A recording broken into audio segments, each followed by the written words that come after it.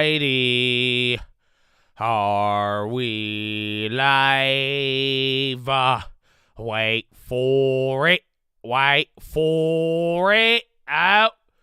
There it is. Good morning, ladies and gentlemen. I hope you're having a wonderful day if you're watching this and it does not say live at the bottom of the screen. Unfortunately, you're watching the recap. The good news is we are live Monday through Friday, 30 minutes before open. Drop your thumbs up on that video. Make sure you're subscribed. You're on mobile. Press hot chat.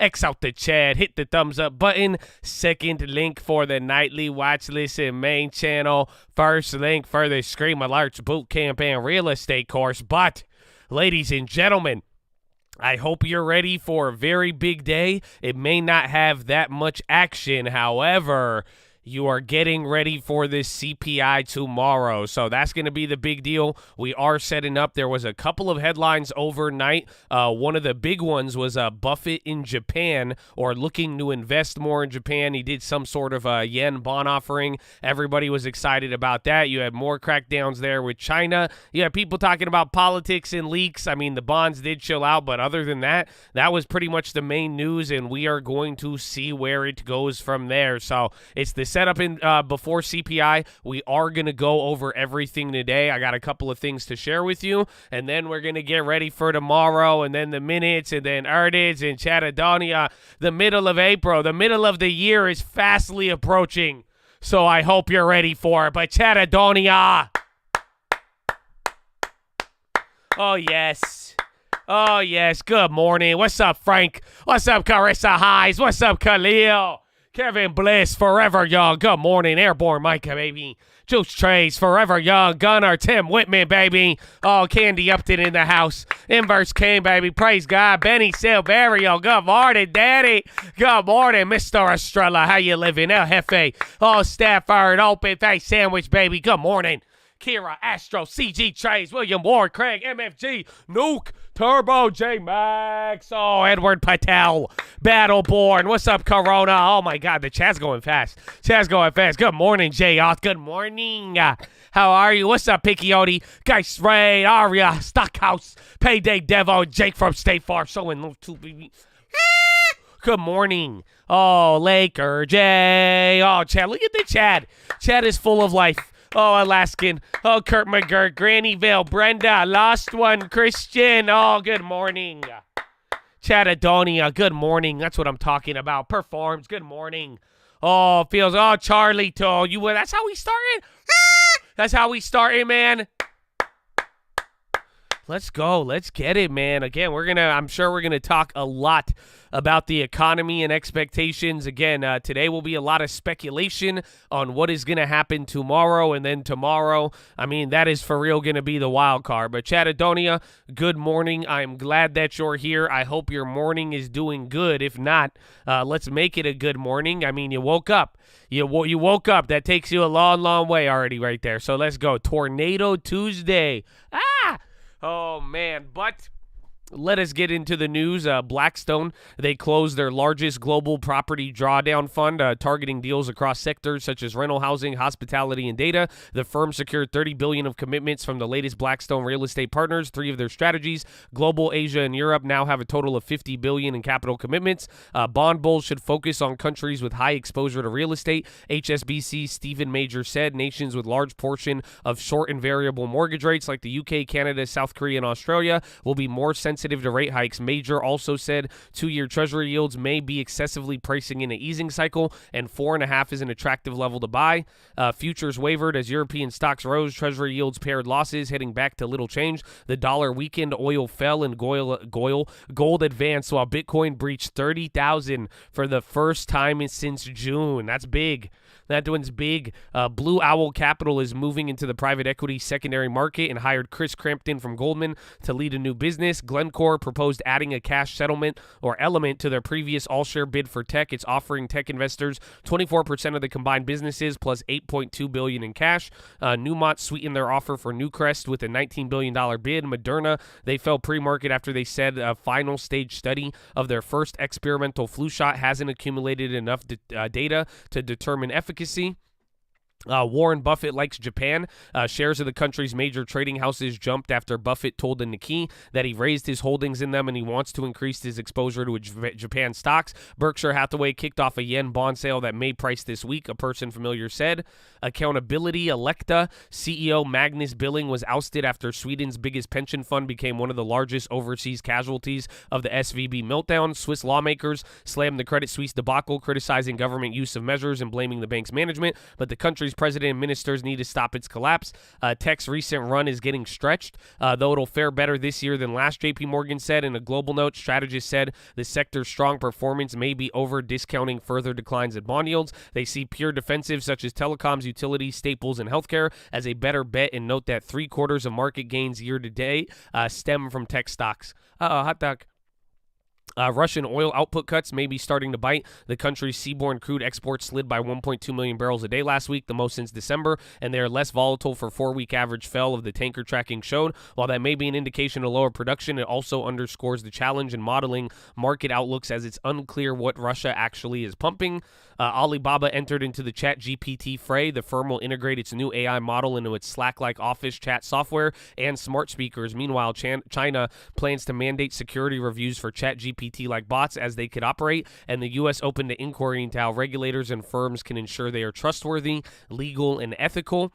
And then Bitcoin's breakout follows a so-called Bollinger Band squeeze that saw historic volatility drop to the lowest since January. Analysts said low liquidity may partially explain the rally, though the bull narrative that the token offers an attractive alternative to traditional finance may also be at play. Whatever the reason, traders may now look at the 30,800 as the next area for Bitcoin.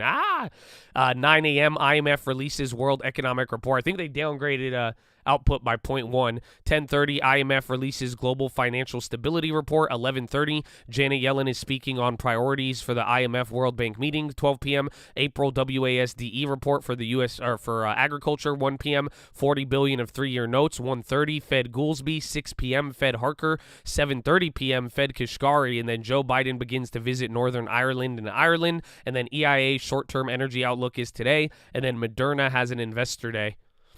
Ba-da-ba-ba-ba.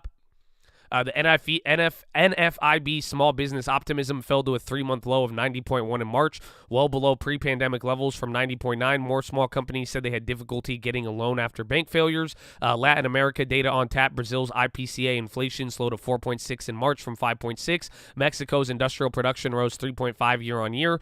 New York Fed Chief John Williams played down the significance of market expectations well off into the future when it comes to policy decision. Investors bet the Fed will increase by 25 in May, but cut later this year, which officials don't see according to their forecast. Abortion pill still on market despite judge ruling to pull it. Fed Williams, we are somewhat restrictive on policy right now. Biden faces awkward talks abroad on as U.S. reels from intelligence breach. UK households cut spending on groceries and dining out in March, according to Barclays. Consumer spending rose 4% from a year ago, less than half the inflation rate, but spending on digital content and subscriptions hit a 5-month high. Russia will expand penalties for draft dodgers, including banning them from leaving the country, getting driving licenses, and buying and selling property and taking loans. Lawmakers will vote on a plan today. The U.S. formally determined the WSJ reporter Evan Gershkovich has been wrongfully detained in Russia, authorizing it to negotiate on his behalf. The Confederation of British Industry fired head Tony Danker and replaced him with former chief economist Rain Newton-Smith. Macron takes pitch for EU power to The Hague as backlash builds. China's credit expanded faster than expected in March as the PBOC unleashed long-term liquidity for banks. Aggregate financing was $784 billion last month, above consensus. China's consumer and producer inflation remained muted in March, suggesting more stimulus may be needed. CPI slowed to 0.7 from 1%, which was also the consensus call. Producer price deflation worsened to 2.5%. In June, core inflation picked up to 0.7 from 0.6.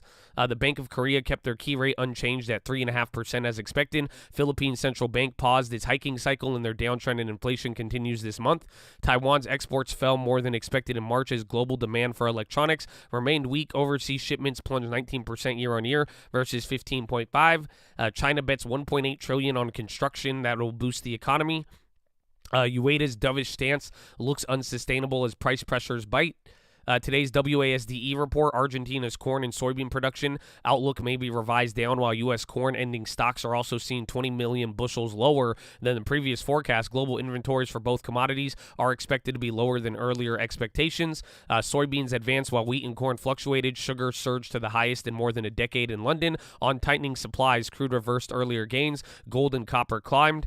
China re-exported record volumes of LNG last quarter. Vessel tracking data showed country shipped 400,000 tons, or 22% of the global total, second only to Spain. Geopolitical uncertainties are reshaping uranium flows. Kazakhstan state-owned miner is preparing reserves for production as demand increases. Russian aluminum now dominates stockpiles in the LME warehouses. Shapur Mysteries SP Group is weighing an asset sale worth $2 billion. Just two companies are looking to sell high-grade primary market debt today. Mitsubishi UFJ announced a 4-part benchmark deal. Consensus estimates a subdued $10 billion week today on the books. KKR will be a 29% stake in WPP-backed advisory and communication group FGS at $1 or 1.430 billion valuation. Ken Griffin, Citadel is cutting ties with Sterling Bay on their new Miami headquarters. Citadel will handle some of the work related to the $1 billion waterfront office tower itself while searching for another partner on the project. UBS's acquisition of Credit Suisse will transform it into a banking juggernaut at a bargain price. JP Morgan said the deal is set to turn UBS into a wealth management powerhouse, one of the most attractive business models in global banking. Tim Cook is scheduled to trip to Apple's first store in India next week, People Familiar said, underscoring his ambitions for the country as a growth market and manufacturing base. Airbus first quarter deliveries dropped 9% year-on-year to 127. CarMax rose pre-market after earnings beat and they reaffirmed targets. Deutsche Bank hired former Lazard and Credit Suisse banker Ken Oliver Fritz as vice chairman. Apple system status page says all services available. China minister, Intel CEO discuss global chip sector in meeting. Visa to pilot Visa Plus for digital person-to-person payments. Boeing targets 2025 for return to pre-crisis 737 production. Walmart to Mexico confirms purchase of fintech. SMFG to develop AI software to facilitate work processor. Disney price target cut to 130 from 140 at Guggenheim. Dow price target raised to 49 from 44 at KeyBank. And Jess Stolley's whining was called out by a judge in the Epstein suit as his efforts to separate J.P. Morgan's case against him from others fell flat. Stolley said he needed more time to prepare his defense, but the judge was unconvinced. None of Stolley's whines remotely warrants either a severance or a change in the joint trial date, he wrote. Elizabeth Holmes lost her bid to remain free on bail as she appeals her fraud conviction. A judge said she must report to prison as scheduled later this month. Legal experts said that the bid was a long shot, though she still is expected to make one more final request from bail from a federal appeals court. Frankly speaking, Charlie Javis, who's charged with defrauding J.P. Morgan in its $175 million acquisition of her college finance site, asked to modify her bail terms so she could talk with the bank account about her mortgage. The Frank founder, who previously agreed to no contact, asked for permission to talk with particular bank workers and to the customer service line. Man, a lot of criminal headlines here. Apple's longtime communication chief, who served as a steward for the brand during Steve Jobs' era and beyond, has died. Katie Cotton crafted their media strategy and helped orchestrate launch events until her retirement in 2014. She also famously protected Jobs through his health decline in online obituary. Her family said she passed peacefully on April 6th. And then on this day in history, the Apple computer, later known as the Apple I, was released in 1976. To finance their creation, designer Steve Wozniak is said to have sold his HP 65 calculator for $500, while Steve Jobs sold a second-hand VW microbus for a few $100. Unlike the Apple II a year later, it was sold as a populated circuit board kit with a processor that a user had to self-assemble. Wow, AP1, that's today. That's today. April 11th, baby. We'll take it. Fed Williams, if inflation comes down, the Fed will need to lower rates. Oh, market. You like that market? Huh? Oh. But Chattadonia, that's your activity here. That's all your news. It felt like a lot of news. I feel like we went over a lot here. So, again, yesterday everything was closed. So, I think with things opening up today, I think we definitely had a lot more activity. But I do have a couple of other plays for you still. So there are a couple of pre-market movers. ADTN, Adtran, shares fall 21% after the communication equipment released preliminary first quarter results and said revenue is expected to fall short. CarMax, they jumped 6% after the company's fourth quarter profit beat average analyst estimate. Moderna fell as much as 9.5% after the vaccine maker suffered a setback on their first experimental flu shot. Murphy Oil, MUR, shares are up 1.3% as Truist upgrades the energy company to buy from hold. Shopify, they are started with a hold rating at Needham, which cites concerns about margin on the e-commerce growth platform. Shares are down 0.1% pre-market. Tupperware gains 8.9% pre-market after the company moved to hire financial advisor to explore options, prompted a record drop of 49% on Monday. Virgin Orbit falls 22% after the satellite launch firm tied to British billionaire Richard Branson received a delisting notice from the NASDAQ. Welltower, WEL, gains 1.6% after Evercore ISI raises the healthcare real estate investment trust to outperform from in line with expectations that they will deliver a strong earnings recovery in 2023 and grow into their multiple. Zero Fox Holdings, ZFox, shares are soaring 68% after the infrastructure company announced that it's partnering with Google Cloud to disrupt phishing campaigns. ZFox, Tesla. Not bad, my friends.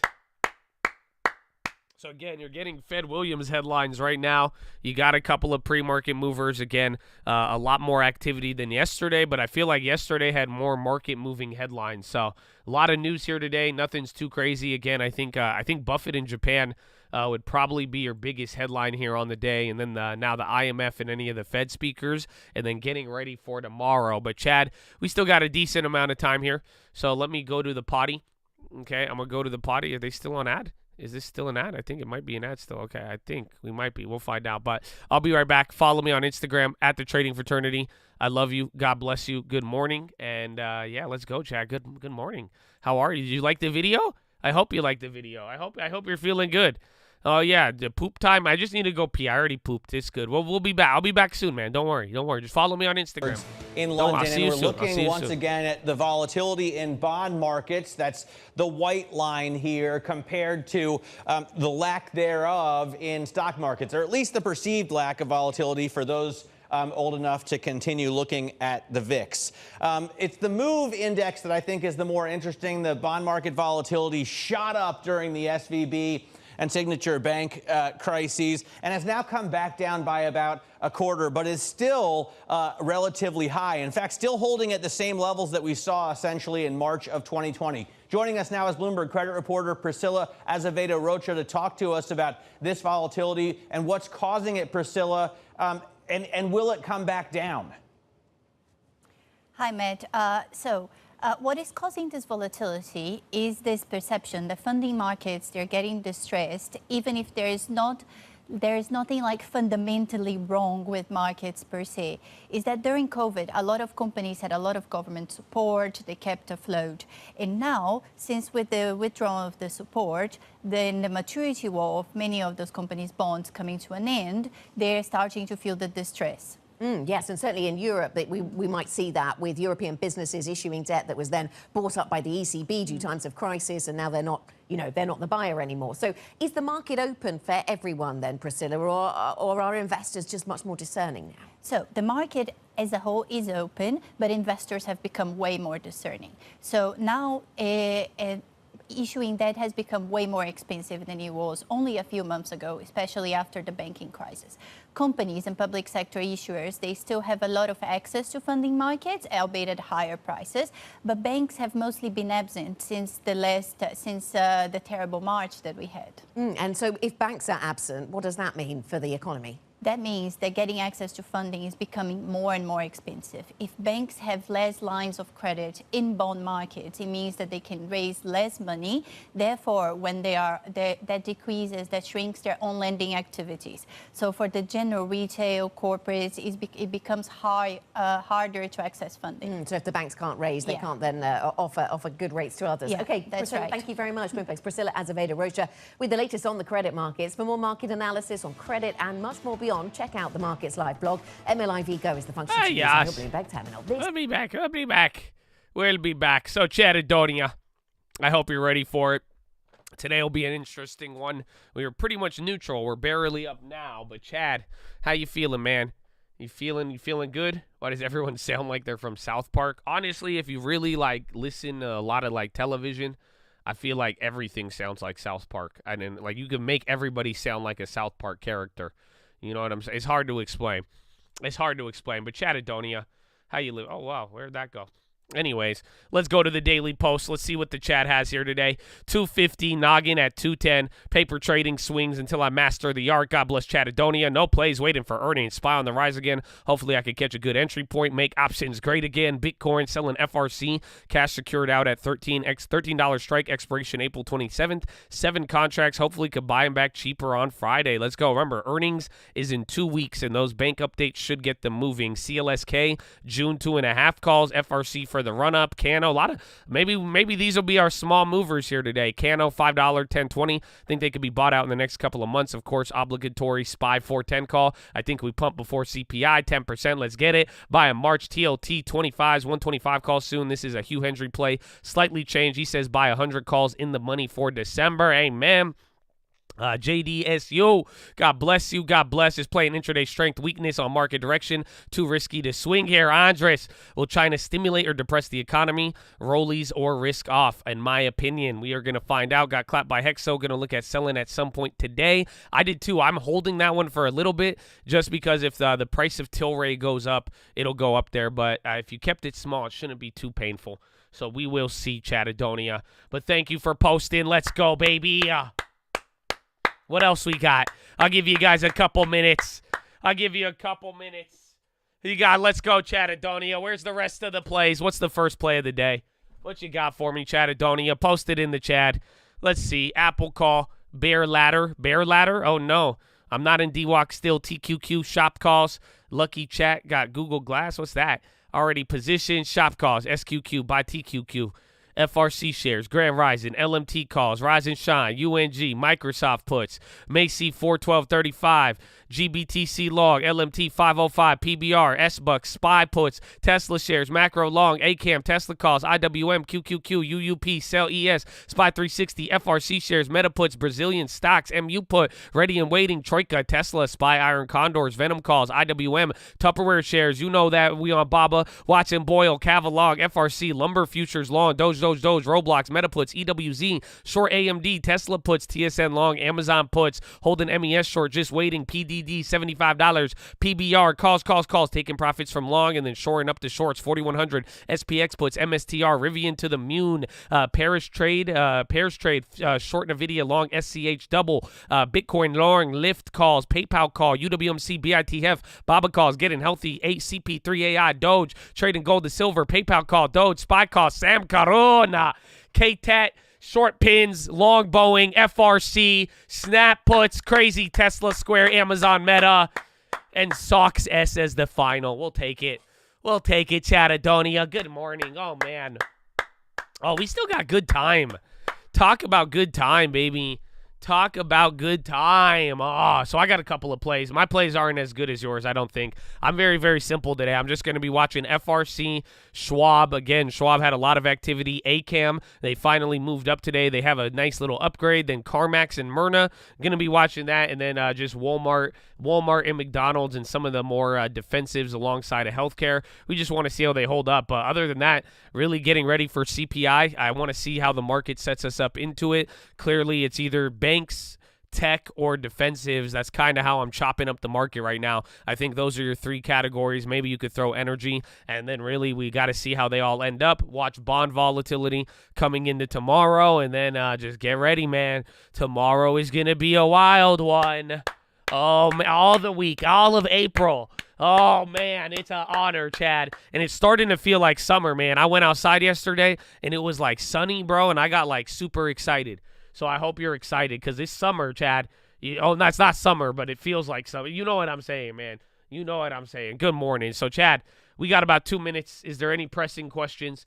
Anything on your heart right now that you need to get off your chest? Do you need any questions about the morning? Anything about the future? I only know so much about the future, you know. Tomorrow never promised tomorrow today. And I heard her say, nothing's ever promised tomorrow today.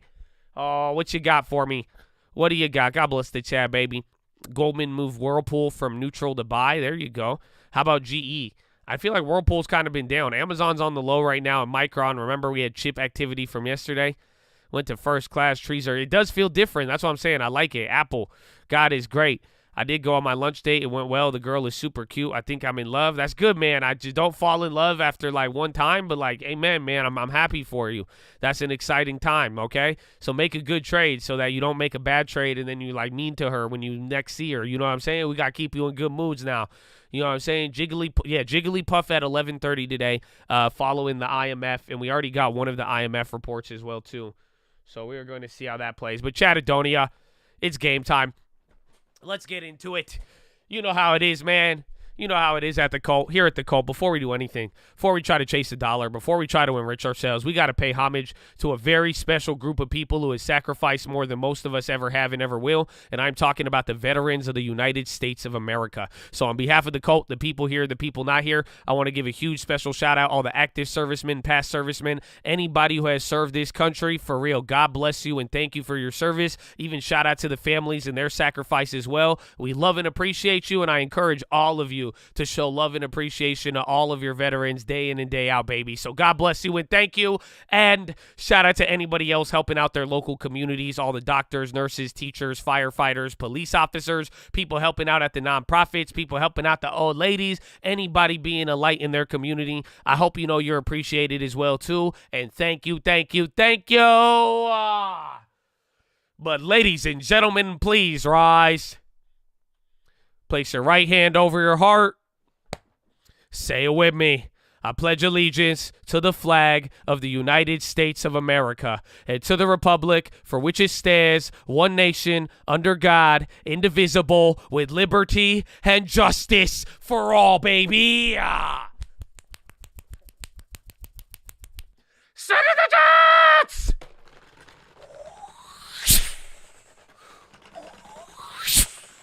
Oh, it's game time, baby. Or nah. Let's go, Chad. Oh, the Jets have been sent. Happy Tuesday. Let's go. Are you kidding me? It's the second week of April, Chad. You're almost halfway done with April. Are you kidding? Oh, man, time flies when you're in a cold. Let's go. Good morning. Wake up. Wake up. Boogers out of the eye. Do some jumping jacks. I'd do some, like, leg bridges or what was it, glute bridges. Just get the body moving right now. Just wake up, man. Actually, I don't want to wake you up too. I don't know how exciting today will be. I'm sorry, actually. Now that I'm, like, getting really, really hyped, and in the back of my mind, I'm like, sir, why are you getting so excited? We need to save the energy for tomorrow. I'm just excited to be here, Chad, so good morning, So we'll see what happens. But we got about a minute. Like the video. Drop the thumbs up, man. Call out any plays. You got any questions, let me know. And just wake up. Just like a normal wake up. You know what I'm saying? I just want to make sure you're present. That's it. Just want to need to make sure you're present. That's all. That's all. Boop. But let's go. Again, it's going to be pretty exciting. Let's see, Japan stocks will be interesting. Watch the yen here as we start off, see if energy is a leader, and then again, I'd break the market into those three sections like I told you, pretty much tech stocks, defensive stocks, and bank stocks, and then maybe oil and energy, and that's pretty much what we want to see. We want to see where all of those fall coming into tomorrow, and then in a couple of hours I'll go over the CPI preview so that we could talk about what is expected tomorrow. That sound good? I think that sounds like good plan, right? I have good preview for you. So it'll be good. We'll go over all the expectations and what we're going to do. You could straddle the FRC play. Just make sure it makes sense on the costs. And just remember, when you start spending money on it, it raises your cost basis. So the more that you spend on the hedge, pretty much the higher we break even or the higher amount that you're risking on the net of the play. But you can. It just depends. I feel like the options are kind of expensive on there. But 10 seconds, Chad. Get ready. Like that video. Call it out. And good morning. Get ready. So there's 3M. There's Tesla. Again, Myrna had some news, and there's like two more other ones. Woo. Round one. Fight. Okay. Let's see. There's FRC. FRC is barely up from when we got it. Citadel's Ken Griffin gives $300 million to Harvard University. Okay, Ken. Young Kenny Griffin, man. Young Kenny Griffin. Tesla's up 0.9. So it looks like NASDAQ is red. Am I tripping out right now? It looks real. I think NASDAQ is red right now. Utilities are in the red. Discretionaries in tech. And it looks like materials, industrials, and energy and financials are in the green. But that'll probably change here. Oh, LMT 495. Let's check Boeing. It's good. Coinbase, yeah, Coinbase is ripping again. Bitcoin above 30,000. That is going to be a big one for everybody. People like this one.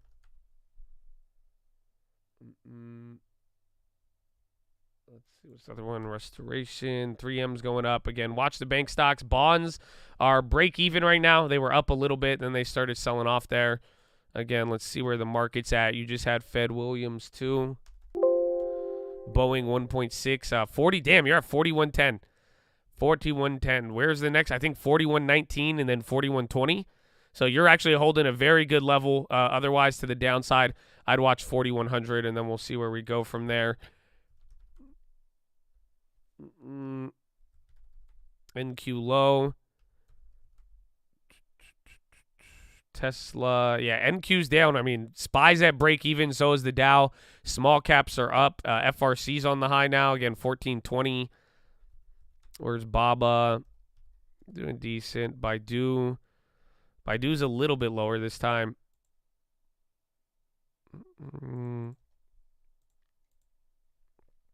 UWMC getting volume. Microsoft. I think UWMC will move with bonds again. Just see what happens with bond yields in those real estate stocks. That trend has been holding for a while. There's FRC up a quarter now. Why is O? O is because it's commercial real estate. So even though rates have been going down, again, the commercial real estate guys, those have been the one really, really paying for everything. 3M's finally up 1%. Let's go. Yalla, Habibi. UWMC, need Raul to show up. Netflix, or no, that's FHI. MSTR is on the high. High ticker is going insane right now still, which is ironic because SPY is going down now. SPY just went red. A couple of names are on the high. There's Netflix. Netflix is up 2%. Apple is down 0.13. Microsoft, NVIDIA. Damn, Microsoft's down 1.8. NVIDIA is actually going down now too. AMD. Let's see. There's Walmart. Good morning. What's up, Mark? How you living? Rise and shine. Dude, there's only 2 industries in the red right now. Discretionaries, utilities, and tech. Materials, industrial, healthcare are number 1. So let's see if you get your first bounce. A very interesting movement on the day. BBAI ripping. The Hugh Hendry interview. Hey, man, make sure you check it out if you haven't. That shit was great. Big Bear is up 12%. Another AI-type move. I mean, we've seen that like every other day, I feel like.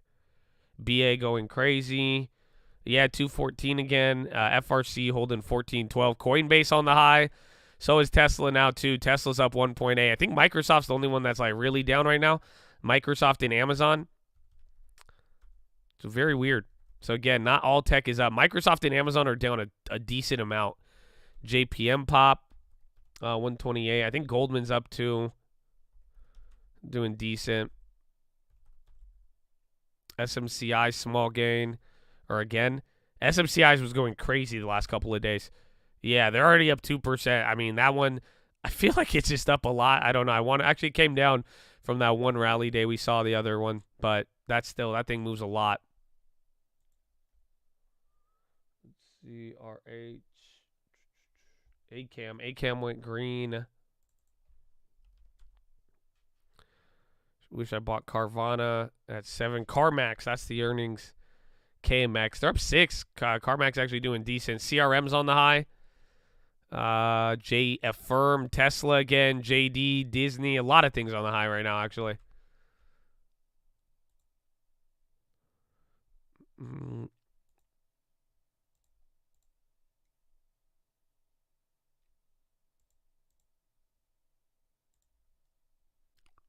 Coinbase, Weight Watchers. All right.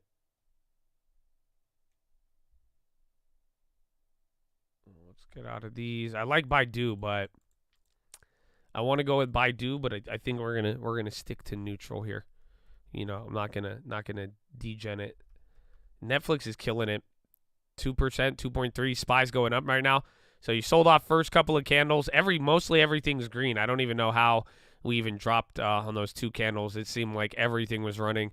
Square is on the high. There's KMX on the high too. Baba's on the low now. Procter Gamble. Baba's kind of flushing.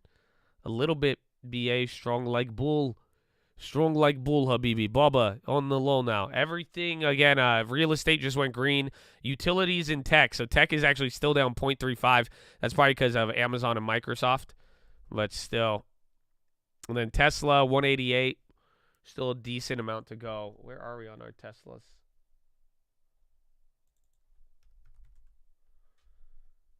Tesla, we still need like $5 more. Not bad.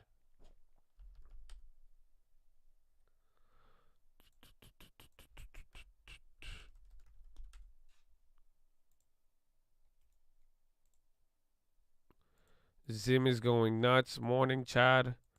Holding that hex. Yeah, for now I am. I mean, again, it'll move with, what's it called?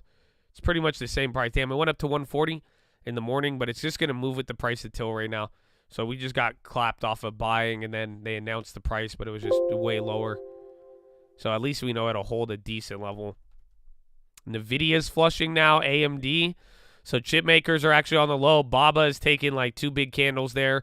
NASDAQ still in the red. SPY, Dow, barely green. And again, only 2 things are in the red, so we'll see how this holds up. Yeah, Baba, NVIDIA, AMD, those are your flushers right now. Meta now on the low ticker. Microsoft's already down a decent amount. I think Google is up. Yeah, Google's actually in the green. And then Tesla's doing good. LMT dropped. There's Baba. Costco's on the high. Boeing taking a candle now.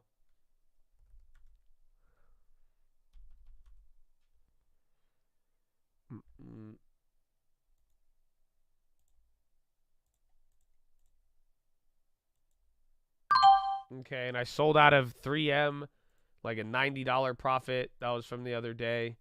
I was following the J&J news. So I just take you now. Thank you, my friend. Apple's on the low. NVIDIA.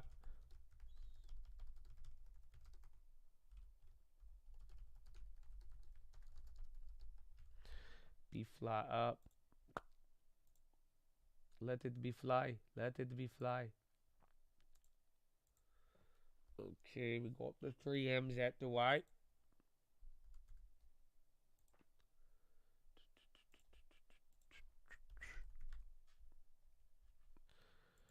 China names flushing. LMT flush. I don't know. I was just talking about Baidu. I wanted to get Baidu, and then it just dumped.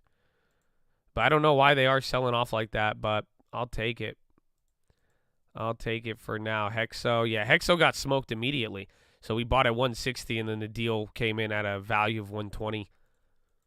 But now it's linked to Tilray shares. So if the price of Tilray goes up, since your shares convert, that's the only way it could get us to the price we were at. Again, China names are just flushing right now. Rumble's on the high. So that one's interesting. I think we're green on that one barely.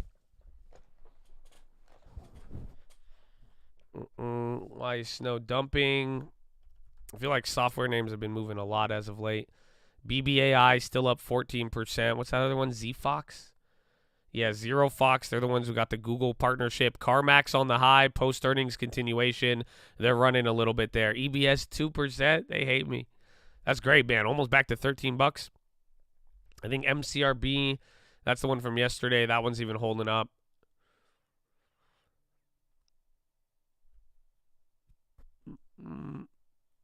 Andrew Tate's first rum appearance, is that today? I don't know though, but Donald Trump rum play didn't really play out. I'm up on it now, but that one, Rumble's kind of it's hard to trade if it doesn't really get the hype. I'm still in it though, but I want to exit that once we get a little bit more action. BA, Apple selling. Again, Microsoft and Amazon, they were the ones really selling. Boeing came down. They were up a lot more. Microsoft still at the low. Apple did just wick into the low, but market's holding VWAP. Yeah, 4112. 4112. The high is 4115 again, 4119, 4124, and then like 4130. Those are going to be your levels. TLT, yeah, bonds went negative again. So again, I think this is the price we got out yesterday. Yeah, give or take, a little lower now.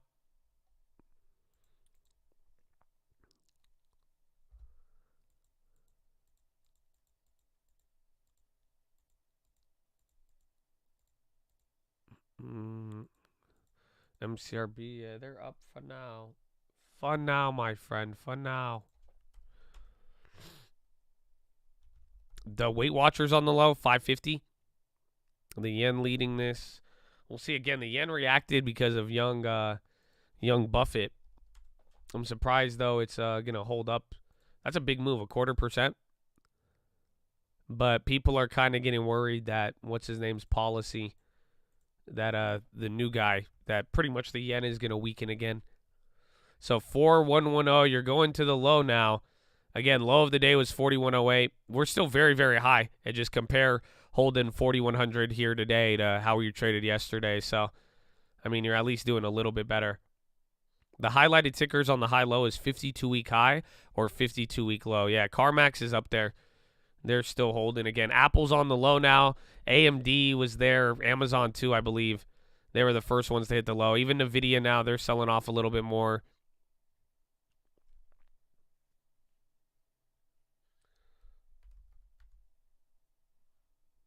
Oxy, oil's not really making any noise. Energy's number 3 on the day. So now communications have went red, discretionaries, real estate, utilities, and tech. Tech is the worst on the day. Again, your big names, tech is down a lot. It's down like 2%.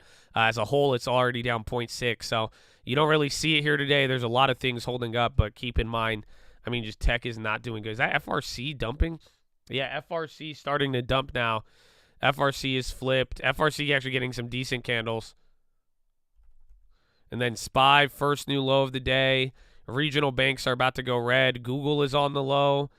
Uber's on the low. Microsoft. And then big banks are still holding. BABA is still dumping again. And then Coin has just been ripping all day.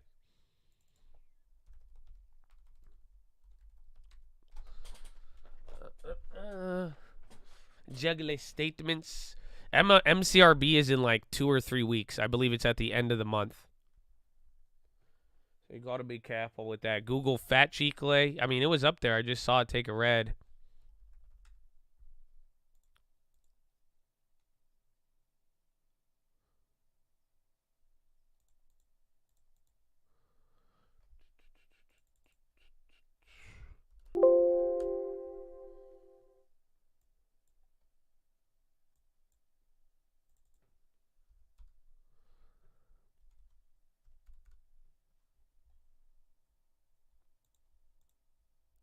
Very early.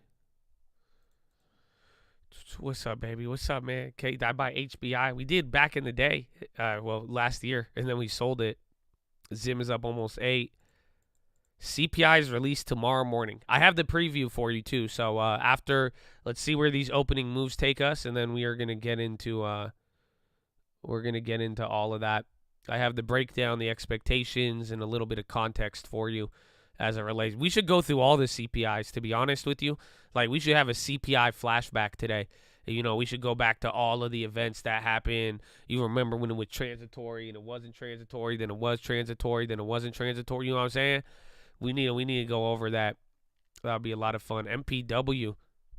But I do have the expectations for tomorrow. I got a breakdown for you. MPW is up 850. That's beautiful. So very, very nice. You look again. There was a underperforming medical REIT that got an upgrade today. So I forgot the one I read in the morning. It was a medical property REIT, and they're trading at a premium, and they got an upgrade. So maybe that could be helping it out. But in general, real estate is negative now, and you've been seeing things like struggle. Bonds keep going higher here too.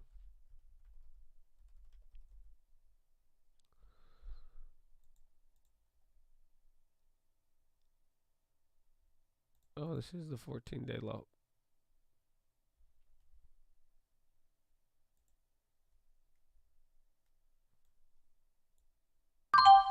I know, I did it. Fuck me. I bought 100 shares of Baidu. Don't trade this. Not a recommendation. 137.40. You will lose money. I'm a degenerate.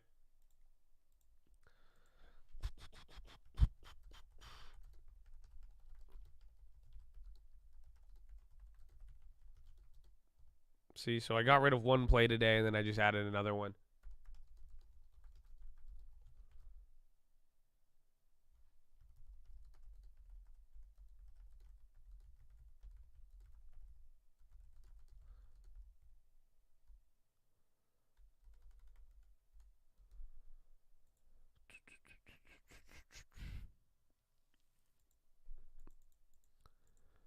That was the bio company.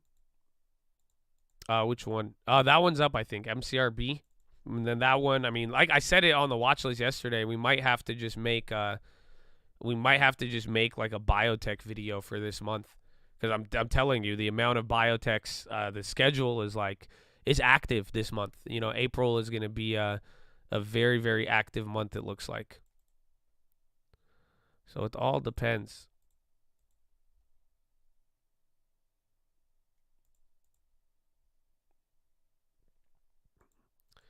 Cat strong like tiger. Like tiger, indeed. There's Baidu. 3M's running up. I sold out of that. We took a profit. GME's on the high. Yeah, there's a lot of biotechs. There's a lot. It's like, it's a whole list. It's like, I think there's like 20 PDUFAs in April. Like PDUFAs, big data releases, all of that. So, I mean, I don't know. We gotta going through every one. It'll take a lot of time. So that's the only downside.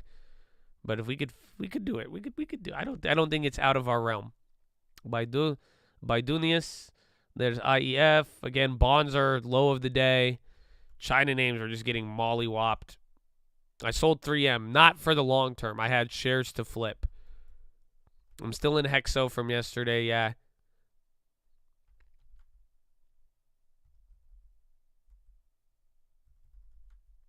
When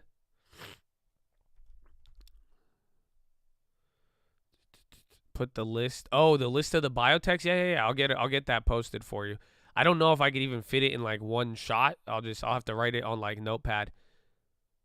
Tesla's popping now, so let's see. Looks like you're getting a couple of green candles. SPY is in the green again. Nasdaq is red, and just tech is the underperformer here on the day. That's what we got to watch out for. Apple eyeing antitrust action against France, eyeing antitrust against Apple.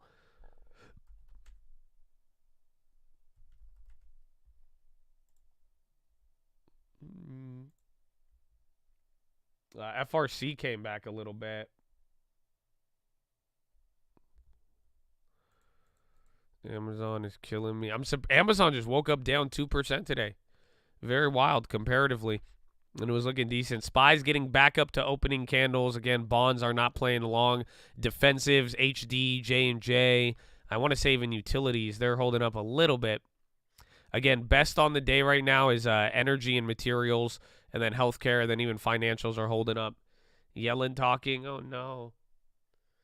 Let's see what she says. And then ACAM. ACAM's ripping. Again, ACAM is... They got a big upgrade today, but we are now positive on those shares. I think almost by $1. Coin, Amazon, Tesla just popped up to the highs too. So did Coinbase. Geez, a lot of things did that on that candle. We saw a lot of green shoots, but some names just like literally went straight up. Apple new low. Yeah, Apple's flushing into the low on that. Yellen. I see IMF Gorinchas. What is it, 11:30? No. Yellen is in like, she's in like 2 hours. So no Yellen right now. You may get like headlines, like her pre-written statement maybe, but she's not supposed to be on until 11:30. Google on the low, Amazon, again, all your big tech is just printing on the lows right now. And even Baba, Baidu, they're taking their candles there. Market hates Yellen. They do. They do. Tesla's still holding up great. Coinbase on the high, though, still, too, though. So hold on. Not everything's getting stopped. That Chicle has already turned green.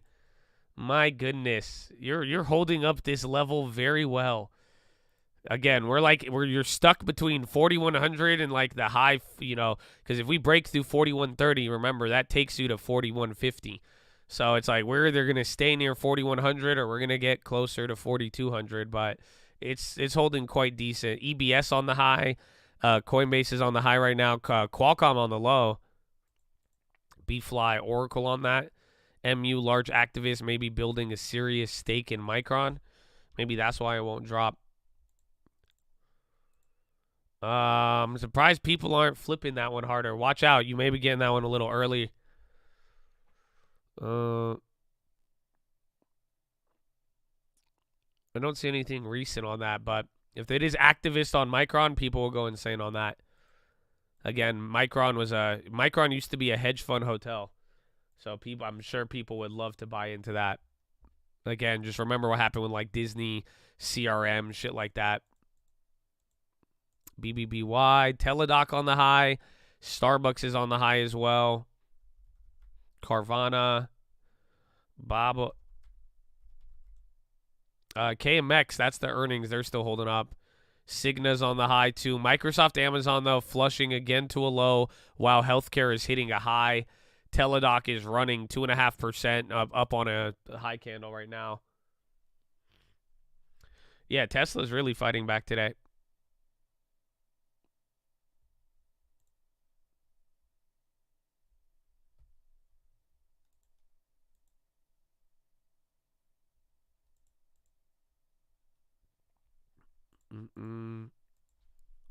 Abivai on the high. Let's see. MU. Where did that MU stake news come, or where did the activist news come from? I'm seeing that'll be the biggest drive. If that holds up and you see that running, you may get something on that. Yeah, it's like Oracle NYSE tweeted it 2 minutes ago.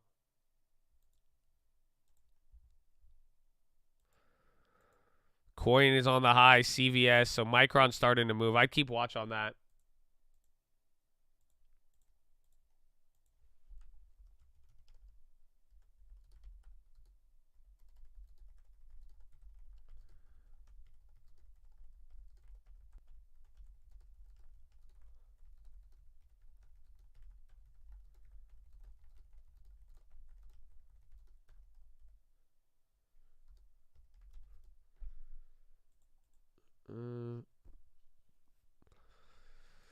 Spy about to flush.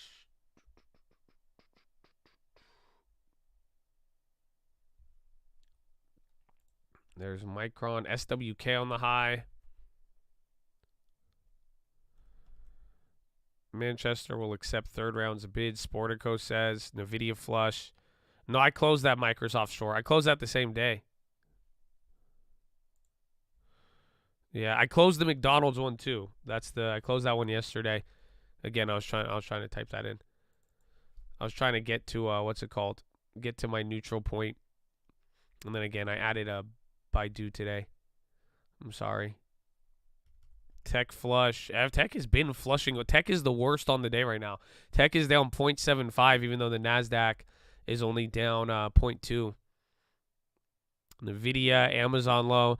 I'd watch till Tesla sells off, and then again if Apple and everything else leads.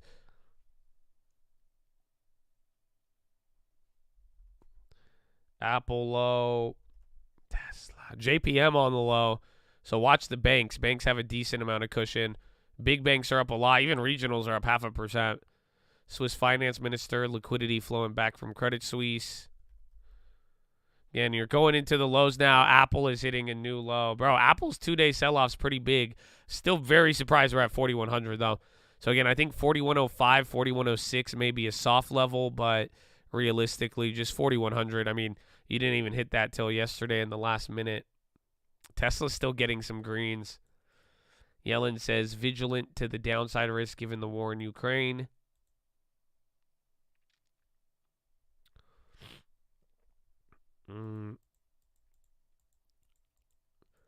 TGTX up 17. Oh, big Coinbase still. Yeah, Coinbase is doing that thing again. Just doing that thing again where it just keep going up like super big and ignores everything. So again, we covered it, then it went back to our price like within $1, and then now just shot right back. That's again another that thing's doing 50% every other day. Every other week it looks like.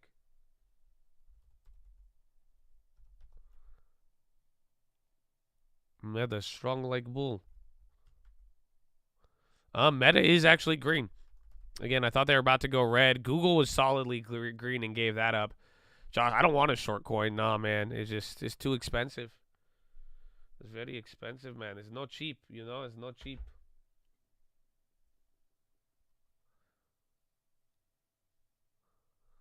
Selling puts on coin has been very lucrative. I could see that. I could see that. BA should have delivered. They gave an update today saying that they were trying to get production to a certain number. Manu, crowd on the high. Riot. Let's see, FRC, come on. Rumble still going up. That's great. The dollar, I haven't even looked at the dollar here. Dollar's down again. Dollar went up a lot too, so that chilled out. That calmed down some of the craziness of yesterday with the dollar.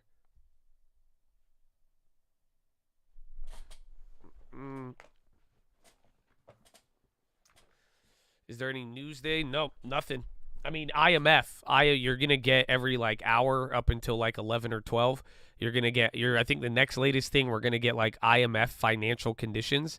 You already had IMF growth report, and then you're going to hear from the IMF and Janet Yellen, and that's really about it. Then we have a couple of Fed speakers, but one of them or two of them are happening after the bell. Is Micron moving? MPW's feeling it. Yeah, Micron's. I wanted to play that, man, but I kind of hesitated.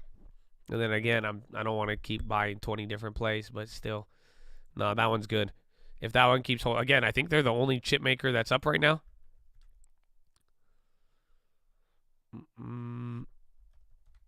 MCRB's breaking out. So again, that's the biotech from yesterday.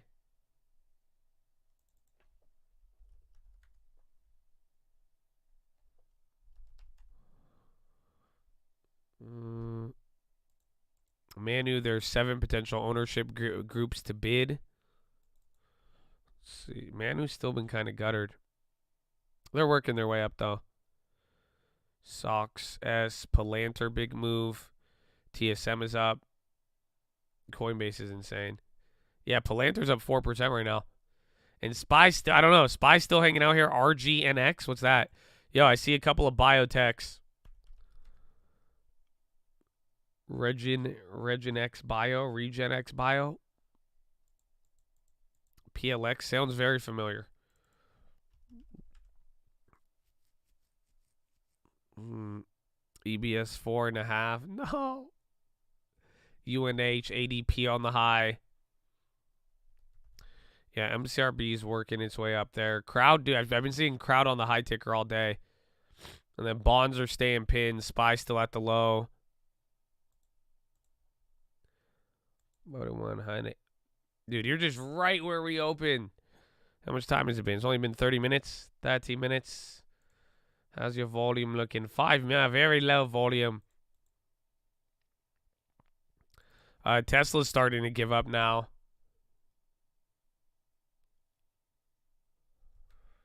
MCRB, I see that on the high ticker twice now.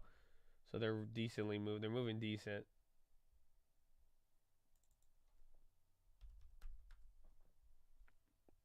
XLE hitting the lows.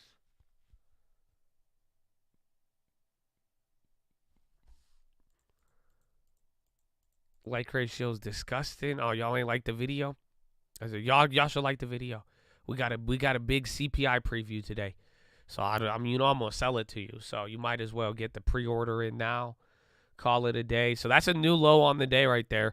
So you've filled the gap. I mean, you filled your gap pretty early. I don't think we filled yesterday's gap, did we? Oh, yes, you did after this move and yesterday. But you're going a little bit lower, but there's still a shit ton of cushion here. How today's going to end up, very hard to say. GFAI on the high again. So again, another AI play is moving. Yeah, MCRB, no idea why it's taking off like that. Let's see, EBS is back up to the high. Is that Silvergate? Silvergate's even moving up. APLM, Opolomics resumes trading up 30%. APLM is still halting now again. I don't know what's going on with that. Then SPY could be wicking here again. You already set your low. Microsoft and Apple had a little bit of a bounce. Microsoft more than Apple, but still near their lows of the day. Goldman finally dropping. Zim up. JP Morgan low. GFAI 17. Dude, this thing is insane. Every other day, Habibi.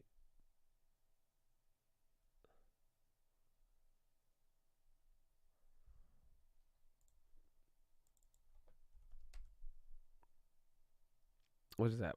Kala? Is that Kala or Kale? DoorDash on the high, 62.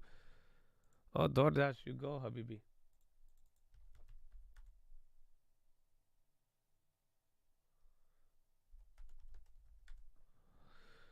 ARDX up 9. Boeing sold everything off. DoorDash is on the high. There's some weird AI names are on the high. Yeah, no, Boeing's still up 0.62 though, but it sold off to 1.7. And VS, MPW still hold. MPW is going to do its little sell off though, and then resume for the rest of the day. No news yet. Again, I think you got a couple of like Yellen headlines, but Yellen in the I think it should be coming out very soon. The IMF thing, or 10:30, 30 minutes IMF Global Financial Stability Report. That's the only other data headline I think we have coming up. Google's sick in the low. How about Meta? Meta's trying to even come down here too. Baba's trying to bounce, but they're still down. Again, even Tesla. Tesla was holding up the best. They got a couple of the candles there at the lows, but they're still holding.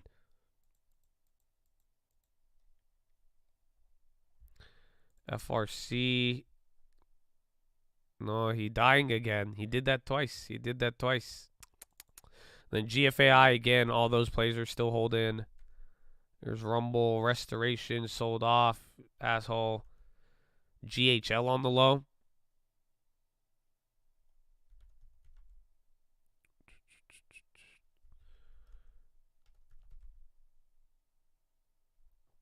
Tesla, TLT. Bonds could hit it. Bonds are not moving a lot, though.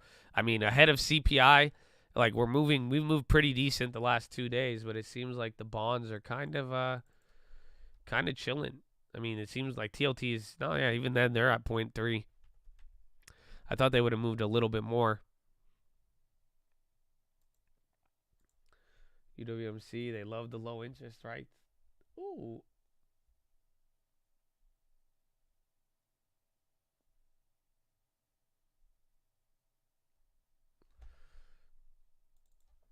See. All right, Baidu's moving a little bit. Futu, couple of China names on the high. There you go. Yeah, Futu's running 5%. Neo's up. Actually, it seems like all the China names are doing very good. That's why I was like, I don't know why Baidu was trailing behind. Domino's on the low.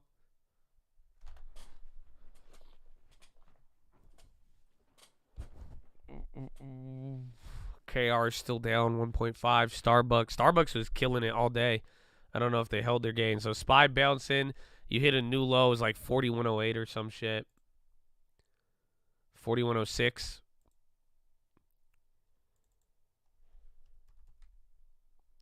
Tesla.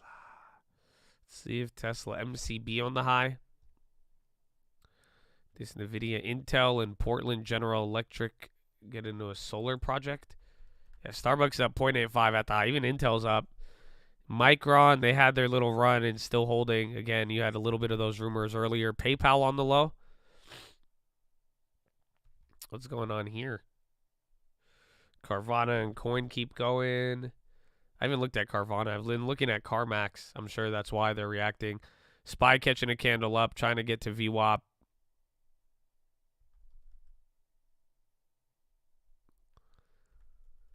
Exxon. All the oil names are bouncing. Again, oil's still oil's only number 4. Best on the day right now is materials and healthcare. Tech is still down 0.6. Utilities are down. Communications, discretionaries, and real estate all in the red. Apple on the low. So Tesla's catching a candle down too. Yeah, even you guys are saying Amazon as well. Apple and Amazon are just getting murdered. Again, they're hitting the low ticker, even though we're trying to. Looks like we're trying to string together a bounce. It's just not working.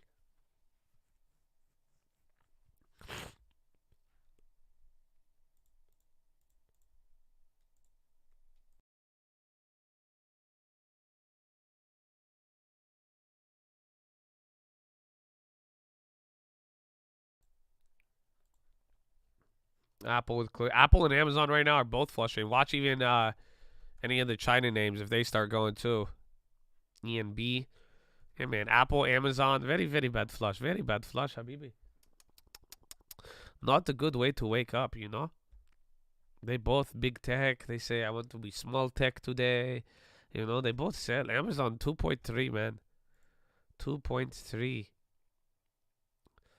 Even Google, too.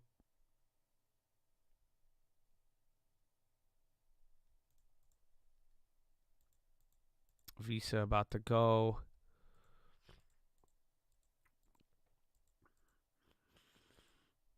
Yeah, Google now is on the low. Again, Google, Amazon, even Microsoft. It seems Apple and Amazon, though, are the ones really, really getting clobbered.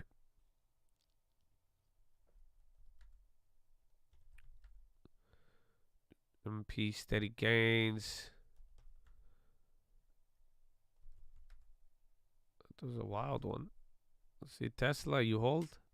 So now you're back to VWAP. Bonds are going lower. Used cars are expensive, but the market is weakening.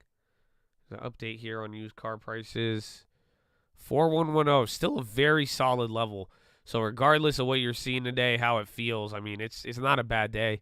I mean, we could sell off a solid 1/3%, maybe even 0.5%, and we wouldn't even look like you would still be at 4,100. I mean, you would still be high up.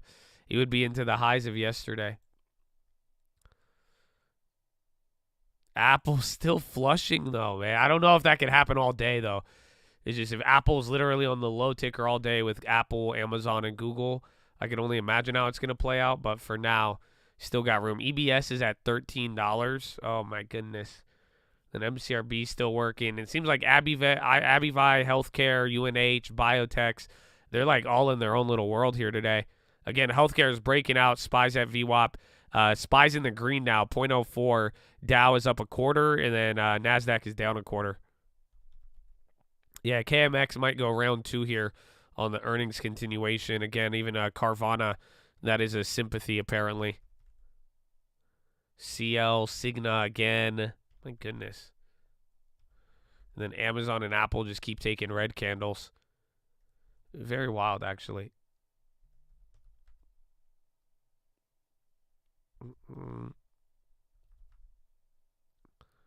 XLV is insane. Healthcare is now number 2 on the day. Number 1 is material, but like if you look on the high ticker, bro, it's just healthcare names and drug names. That's it. That's for the most part, and then you just see Apple hitting the low. Like right now, it literally looks like you're selling Apple and buying XLV. I don't know any other way to explain it than that. A couple names. ACAM's on the high. So we'll take that.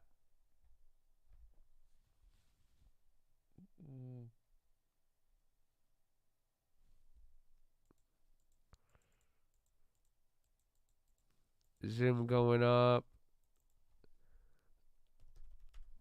Let's see. Just wait till if Apple bounces. I mean, this shit gets crazy. If Apple and Amazon and you see any of those tech names bounce, that's where it gets active. But right now, again, like yesterday, that cat dog is pretty big. I'm green now on MPW. Ooh, is good. I mean, we're not down that much. And then you're going to get your dividend.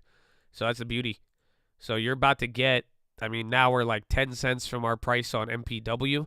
But if this holds up here, I mean, when you get your dividend in a couple of days, I think you're going to get like 3% up front. Or 3 or 4% is the dividend for 1 month. It's a wild concept. So that means if you, because again, I think we bought it at like 15% dividend. So that means like every quarter you're getting like 4.5%, or just under 4%, like 3.9.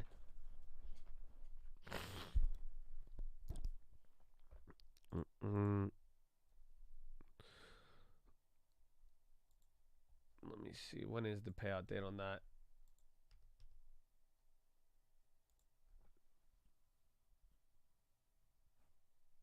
When you say NASDAQ, it's different than when you said it's down 25. I show 4.6. It depends what you're looking at. So are you looking at futures or the index? So what I'm going off of is I don't even know if mine's based off the index. I just have a updated thing here, and I think it's going based off of the NASDAQ index and not the futures. But this is what I'm looking at. Hold on. Please hold while we connect your call. But there will be a gap. Like if you look at the NASDAQ right here, it says 0.26. And then if you go and look at that, this is where I call out the index. But if you go look at the futures, it will be different. So like you see here, futures say 0.46. If you go to /NQ, that's a future contract. If you look at the index itself, it says 0.26. And then the other part I'm trying to show you is that there's also this. So there's also information technology. So these are, all three of these are different. So you got to kind of read between the lines. One is the actual index, which is up here. One is the futures, which is /NQ. And then as an industry, there is information tech. So right now, tech is down 0.69. The futures are down 0.44. And then the NASDAQ is down 0.27. So just, I don't know which one you want to read all the time, but I'm going off of this one. And then when I call out the industries, it's there. I actually don't really call out the future percentage. FRC earnings is in a week or two. I think the 24th.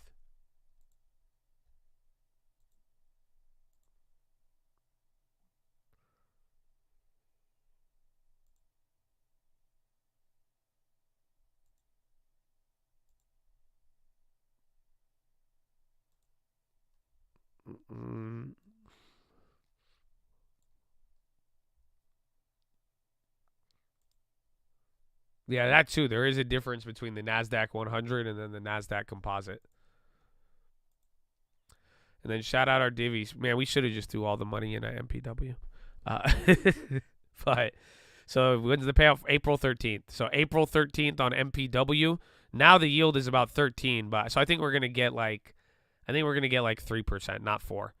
I think you're gonna get about 3% of whatever you invested in MPW. That should pay out because we bought in before ex-dividend. So in 2 days, we also get drip on MPW, and then that'll be good to go. But it's great for the long term for now.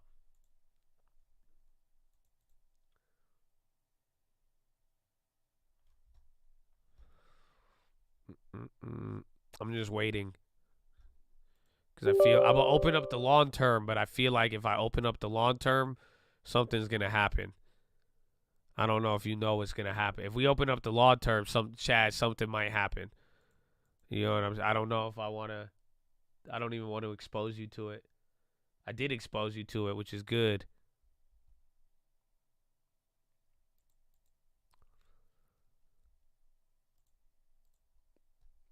I'm going to be inspired. Nah. If I open up the long term, we're going to talk about Bill. I feel like it happens. You know what I'm saying?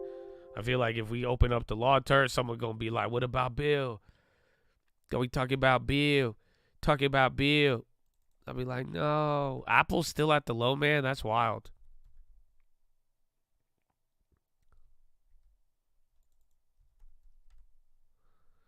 So SPY's still even struggling here at this VWAP. Okay, come on. Oh, what? Oh, we're green on MPW. Fuck me. Yeah, nice. I thought we were, I forgot about the average down. Nice. Well, there you go. Yeah, we're break even. We're green on MPW now. Factoring in break even too. Well, that should help him out. Well, my friend. Do your thing. And then we get our divvies. And where's Bill? Bill up another $14 for us so far after our 40.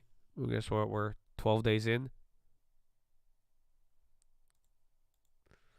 And then our bond has made us $4. Not bad. Not bad.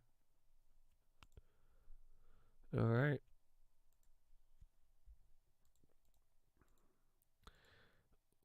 The average down is 860. I guess so.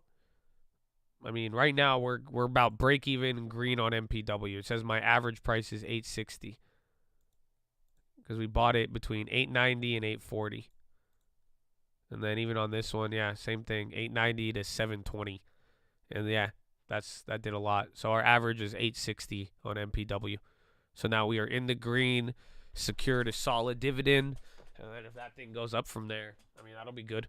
Because that one sucked at first. We lost like 15%. But if that could start turning up there, get our dividend, I mean, that's actually going to be a beauty. So let him do his thing now. The bond market is kind of calm here today. If anything, I mean, you know, what the talk of the town with bonds has been whether or not the market is saying that, you know, we could actually like hold up with higher rates or one more rate hike. That's really kind of the next step here.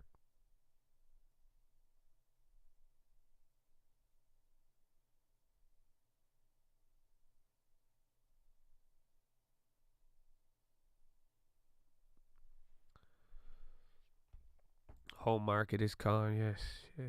Do your thing, 20 bill. Do your thing. What, 20 bill? Should we call him 20 bill? Oh, Rumble, you came down, you asshole. 3M had a little drop and pop too.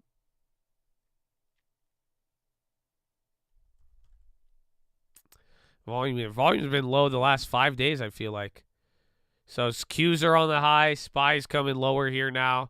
Again, you had a little bit of a bounce. You would have thought we could have kind of got away from it, but no. You're still about to wick into another low.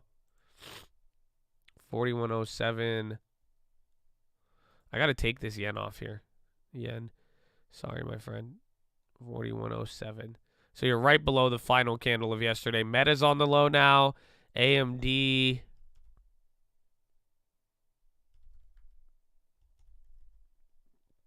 CPB. Yeah, bro. Apple keeps flushing. MPW is going crazy now. So they're up 5. Is UWMC even up like that? I think are all these real estate stocks. UWM is still 2.6.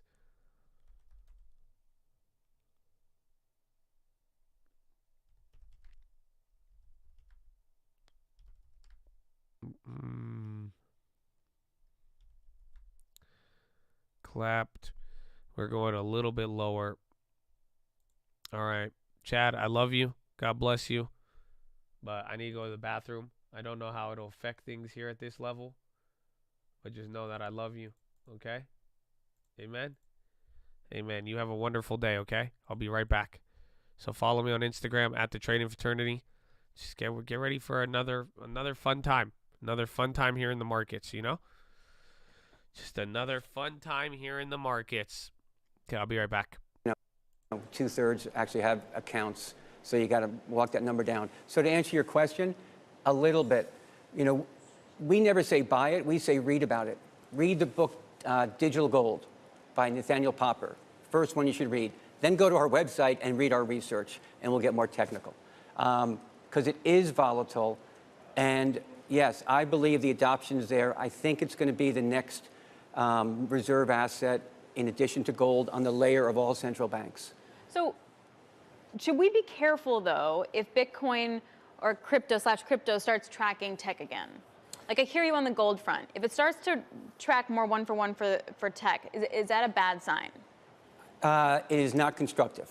Okay. So when we saw that happen for, say, May to November of last year, when it went from 60 to 80, and now it's back down, you know, that was part of its cycle. So let me step back. Bitcoin has followed a cycle of 3 up years and a down year, related to its halvening. Think of its halvening as a reduction in supply. There are only 21 million coins, probably less now because some have been lost, that will ever be out there. Every 4 years, that supply that goes to the miners for monitoring the decentralized network, it goes down. So that's very different than what the Fed is doing, Guy, back to what you alluded to on the Fed and other central banks using dollars to cure every problem, which is not exactly a long-term plan. So that's why Bitcoin's going higher. Think of the race. Mark, what's the relationship between such an asset and money supply? Money supply is cratering right now. I'd be interested to get your take on that and what the implications are. But what does money supply mean for speculative assets? In theory, when there's a lot of money floating around the systems, you get speculative bubbles. We are now getting the reverse. Shouldn't, therefore, we be seeing some of these assets getting hit hard? And it did. So money supply cratered. Well, the largest ever one-year decline last year through November, I think maybe December, 1.7%. That doesn't sound like a lot, but we can't afford it. That's the largest contraction ever. So, Guy, that's in the rearview mirror. When we look at money supply, we're now looking at, in 2023, the money leaving the banking system and going into money markets. It's still there. It's not being fully pulled out of the system. It's still there. So I would say that it's a bit of a red herring to say that money supply has declined. But you're right in that the banking system is declining. So I think when you look at Bitcoin, it's also an alternative to the current banking system, which by any measure is contracting. Yeah. By any measure. Apologies. Oh, Meta. What is that? Yeah, Meta, just 3 straight giant candles there. My goodness. There's Baidu still at that level. Microsoft's into the low, though. Again, bro, the push-pull is unreal today. Like, you're literally, you have, like, the high ticker is gassing, and there's all these different names. Healthcare, I feel like I've been seeing it nonstop. Delta's going up. I mean, they have earnings, but then your big tech and the push and pull right now is wicked. USO, is it running up? Or WTI? I don't even think the oil names, like, they could be up a lot more. They ain't even, like, moving too nutty. Again, Microsoft's at the low right now. Same thing. Watch out for Apple. You had that little bounce up here, though, but we're kind of stair-stepping down from VWAP. I mean, it's only 7:30, so it's been just under an hour here. Shockwave, medical price target raised. FRC. Oh, what was that other one? Young Restoration. How about Home Depot? First ever FANG ETF. Big T. The big tech. Nvidia's still at the low. Netflix had a pop. Like Meta. Apple's at least up. Microsoft's the one that's down. And then MPW. Very good. Very good. Maybe TGTX. You guys called that out when it was up 17%. So now it's up 19. 2 more percent up there. BA. I did not dump my Hex, though. No, not yet. And then bonds have been climbing back up here. Boeing is recovered there from the bottom. They were selling off pretty big earlier. LMT is still down. Tesla hit a low, but again, Tesla looks to be the best performing big tech. City's on the high. Wait a minute. Yo, these big banks are moving.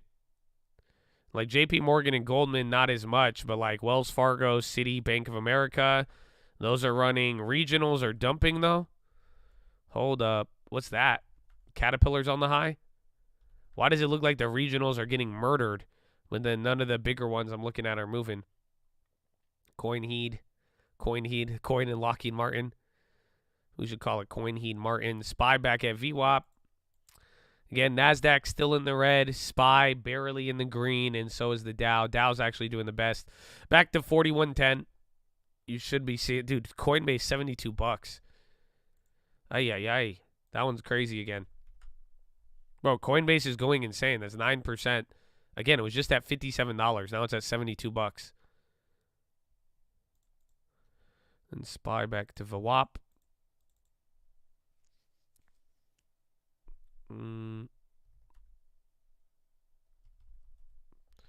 Riot is popping. I'm sure all the crypto names.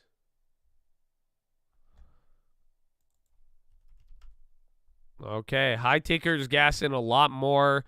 Low tickers calming down. You're getting into VWAP. I mean, you've pretty much sold off for a pretty consistent 1 hour here. It's not even, I don't know if you could call it a sell-off. It's just like you went up, then over the last hour we kind of just slowly drifted down to the lower end, but it's not like you really sold. CPI is going to be tomorrow morning. And then where time is it? 5 minutes, you get IMF. You're going to get an INF financial stability report. Boeing's waking up too. FRC kind of moving up there again, yeah.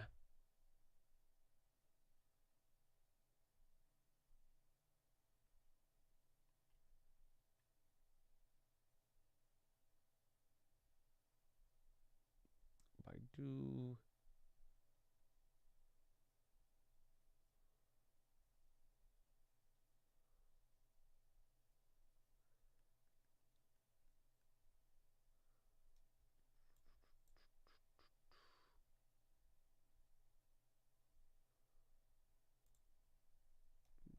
Okay. Boeing breaks from here. I mean, maybe it's been in that 200 to like 220 range for last like 3 months. Will we show the report? I don't know what it's going to come out as. Like, I don't know if we could even, you're probably just going to get headlines. I'll get you the headlines right away. But I don't even know. I don't even know if the financial stability report, if it'll be like a big event. It just all depends. So SPY's moving back up here. Be on the lookout. Coinbase, is that run or rum? Run. Sunrun on the high. Again, I haven't seen Enphase and ENVX. ENVX is continuing from the other day. Putin says we need to reevaluate capital control measures.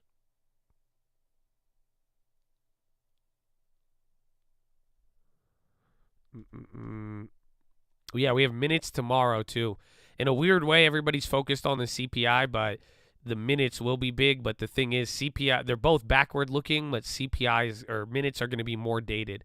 The thing about CPI tomorrow is that it has the ability to change future expectations, as it will be the last CPI ahead of Powell. Granted, there will be a PCE before Powell, but this will be the one that could actually move things. 3M ripping. They're on the high now. So SPY's like right back to the early candles here. You're barely up. NASDAQ's the only thing in the red right now. IMF, 3 minutes. 3 minutes. I don't know. Again, I don't know how big of an event the IMF thing is going to be. You already had IMF growth numbers in the morning already, and we didn't really react to it too crazy. So Apple's off the bottom. If anything, it's just, bro, Apple, Amazon, Microsoft, Amazon is down 2.5% right now. So I think any moves in those names will have a bigger effect than anything.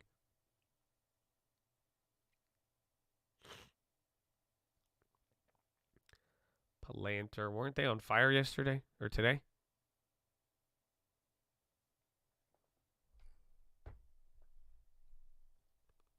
Praise the Lord for our fourth Chadette was born in the world last night. Safe to say I will not be in today. William, congratulations. The fourth one? Orda.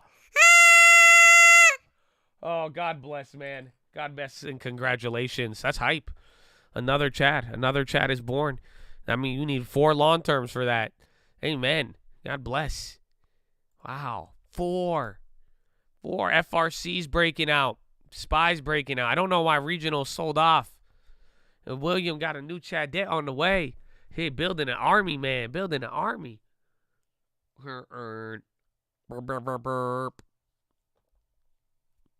Upstart, Neo, Mara. More China names running? Not really. Baba still is hurt. They hurt the Baba. They hurt the Baidu.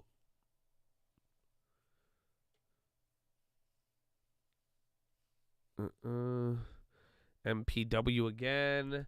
So let's see. 30 seconds. You'll probably get an IMF update. MPW is great. I can't even. I'm glad we made those little baby average downs. I didn't think they'd have that big of an effect, but they did. So I like where we're at with it. I just wish we bought more at 720 then. I think we do this every single time, to be honest with you. So we'll see where it's at. But I think we're still at a 9-year low.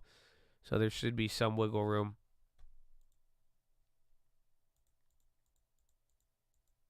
Just had my Chadette join us last week, too. I'm so tired. Yeah, man, y'all having kids, it's a lot of work. Congratulations. We'll pray for y'all, man. Congratulations and good luck. MPW will surprise. Oh, they have earnings coming up? Yeah, but if MPW have bad earnings, we're dead. I'll tell you that. Okay, I'm still an old man.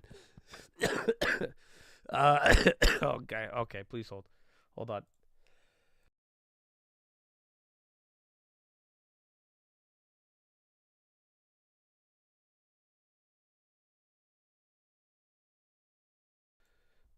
Sorry about that. I had a cough attack. This is being an old man. Oh man, yeah, what's up? What's going on? I'll buy more than MPW. Yeah, they have earnings April 27th. So we'll see. Yeah, I feel like everybody. I've heard so many people with this cough lately. That's the thing. But that's the sickness cough. How many shares of MPW? We have 100 shares on the small account. So for the small account, it's pretty big. It's actually a decent size position for the account. But again, I'm glad that it's a dividend. See, now we got our 1%, but I think it's actually MPW. Okay, it's not. It's like top 5. I guess not including the bonds. 1, 2, 3, 4, 5. Yeah, it's the 5th largest position. It's number 5 in the long term, and it's a dividend payer, which is good. So 2 of the top 5 positions pay dividends.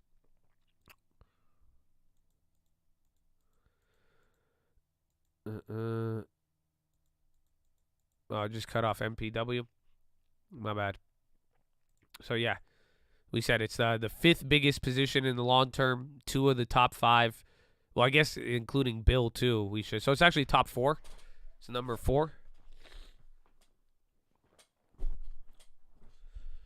You have the IMF Global Financial Stability Briefing is starting live now. We could watch it if you want. I didn't really think about that. Let's see. So this is it. Oh, wow. This looks serious. They all look like weird too. We have seen turmoil in the banking sector in the US and in Switzerland. We'll watch it for a little bit so I can just keep really coughing. That reflects the heightened vulnerabilities that have been building up over years of low interest rates. As interest rates are being raised, vulnerabilities are appearing. We saw that already last October when we met here for the annual meetings, where we saw stress in the non-bank financial sector, in the UK more specifically at that time. And we have seen it in March in the banking sector in the US Take 2 on the and high. Switzerland.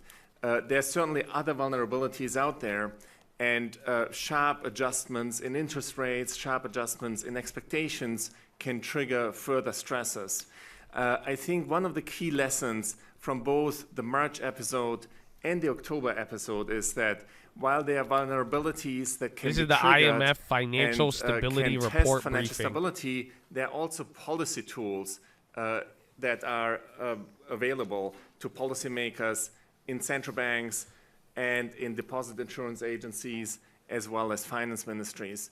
And what we have seen is that these policy tools have been deployed in a very effective manner, so that any threat to financial stability was contained and abated very quickly.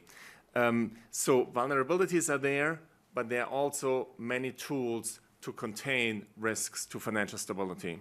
So how can policymakers fight both inflation and contain financial stability risks? Yeah, I think what has happened in the past month is very telling in that respect. Central banks will always try to use tools separately to fight inflation via monetary policy and to ensure financial stability via other tools. Starting with the financial stability angle, for example, in the US case, a systemic risk exemption was being used by the FDIC to make sure that the run of deposits would not spread to other banks. That was very effective, and any turmoil in the banking sector in the U.S. Was mitigated. You're getting some cheek lace here out of nowhere. Yeah, we just started dumping there. I don't know if it's based on any of these anything he's saying. The Federal Reserve, no headlines in order yet. To allow more effective lending to those banks that were under stress. In the case of Switzerland, the government Nvidia's hitting it low. Apple's even coming down banks, again, which again stabilized the financial stability situation. And finally, in the case of the UK, back in October, the Bank of England deployed targeted and time-limited you just whipped into the low off two candles. The LDIs that were under stress. And so in all of these cases, basically, central banks could continue to tighten monetary policy because they had the tools to contain threats to financial stability. The Federal Reserve increased interest rates after the SVB episode. The Swiss National Bank increased interest rates after the Credit Suisse merger. And of course, since October, the Bank of England has hiked interest rates since the LDI episode. So this is really the playbook, that is ideal, where there are financial stability problems, use targeted tools to address those, and continue to use your monetary policy to fight inflation. Inflation remains high, well above target in many countries. What is priced into markets bonds at the moment are even catching a is bit a off of that. relatively optimistic view about inflation going forward. This was a weird one, and now they might start moving inverse. It's priced in by markets to come back down to targets fairly quickly. And while we certainly hope that this is going to be the case, there's certainly risk around this outlook on inflation. Inflation could prove to be more persistent, which could lead to a reassessment of the path of policy for monetary policy. And that could, again, trigger certain financial sector instabilities. So vulnerabilities are certainly elevated both in the banks and in the non-bank financial sector. Thank you, Tobias. Now we turn to your questions. For those watching online, you can submit your questions via the online media briefing center or WebEx. For the WebEx, we kindly ask you to please raise your hand. And I think there might be another one. I'm seeing headlines. IMF warns of hard landing for global economy if inflation persists. Colby, IMF outlook, lowest medium-term forecast in 30 years, a sign of economic uncertainty. Thank you. Colby Smith with the Financial Times. The report closely links the recent Colby. banking turmoil with the You hear her rapid pace of during the monetary Fed. tightening that we've seen in the past year. Were central banks like the Fed and the ECB wrong to front load their interest rate increases and implement these jumbo rate rises? And how concerned are you that what is ultimately required to quell inflation is going to spark some of those risks that were flagged in the report in terms of financial stability? Yeah, that's an excellent question. And, I think there's a question about front loading, certainly. I mean, we have seen some countries starting even earlier than, say, the US or the European Central Bank in terms of tightening monetary policy. Many emerging markets actually preceded the advanced economies in terms of tightening monetary policy. I think the pace of tightening has been appropriate. And we continue to expect that inflation is going to converge back to target. What we have seen is that central banks and deposit insurance companies do have the tools to... Well, I want to see if this is the other one. Of growth. You're going to see a lot of trade flows are going to be disrupted. It's also going to... Okay, because that's the other IMF guy speaking. I wanted to make sure. Of financial stability concerns. Now, having said that, of course, there is an impulse from the change in the market assessment of the cost of capital to the banks. Stock prices of banks have dropped in both the US and the euro area. And that is expected to have an impact on lending. So we provide some estimates of that channel in the Global Financial Stability Report. And we have seen, some degree of contraction in lending in some countries. There's certainly some degree of financial tightening, but that is not in and of itself a financial stability issue. This is more a question about monetary policy transmission. And finally, I would say that, of course, the SVB okay, watch out if we go lower here. Was related to again, if anything, this could be IMF hard landing comments about the future rate path. But we're still not even moving like too to crazy. Inflation early in the year, and that was certainly one of the trigger for a pressure on SVB. But SVB really was an outlier relative to other banks in terms of unrealized losses and the share of deposits, the share of wholesale deposits. And so it was much more vulnerable than, say, your average, regional bank or average bank in general. So at this point, I don't think that monetary policy will be any different due to financial stability Toughest concerns. ever emission rules coming Wednesday. Zayati, The gentleman on the right. climate advisor. Oh.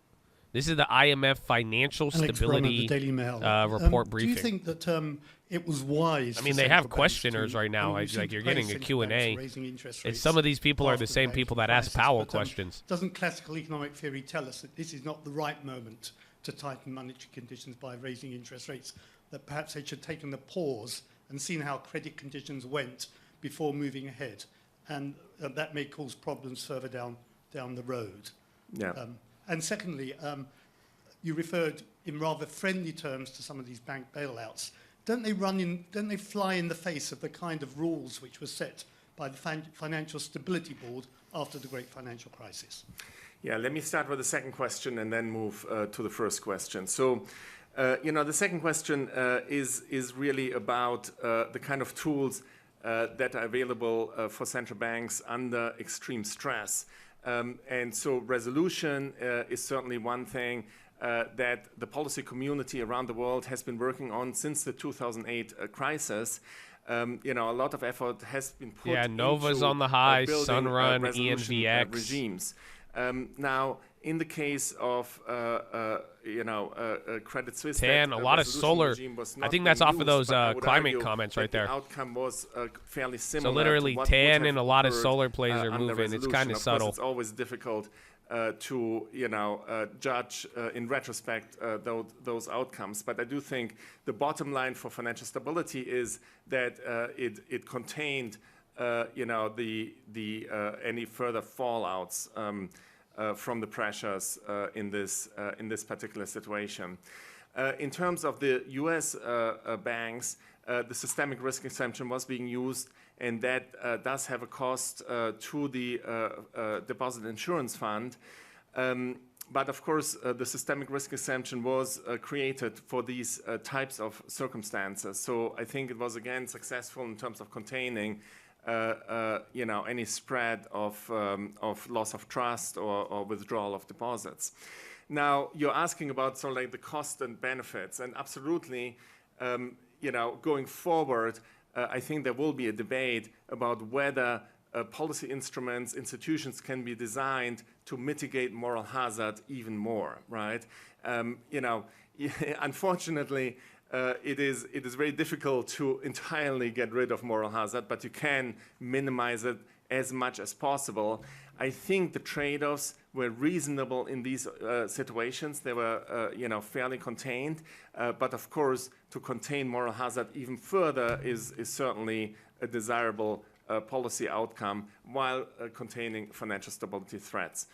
So there's a debate about, what do you do in times of crisis versus what you do in normal times in terms of regulation, policy tools, etc. Yeah, big banks are running. There will be a debate about, regulations and containing risk-taking.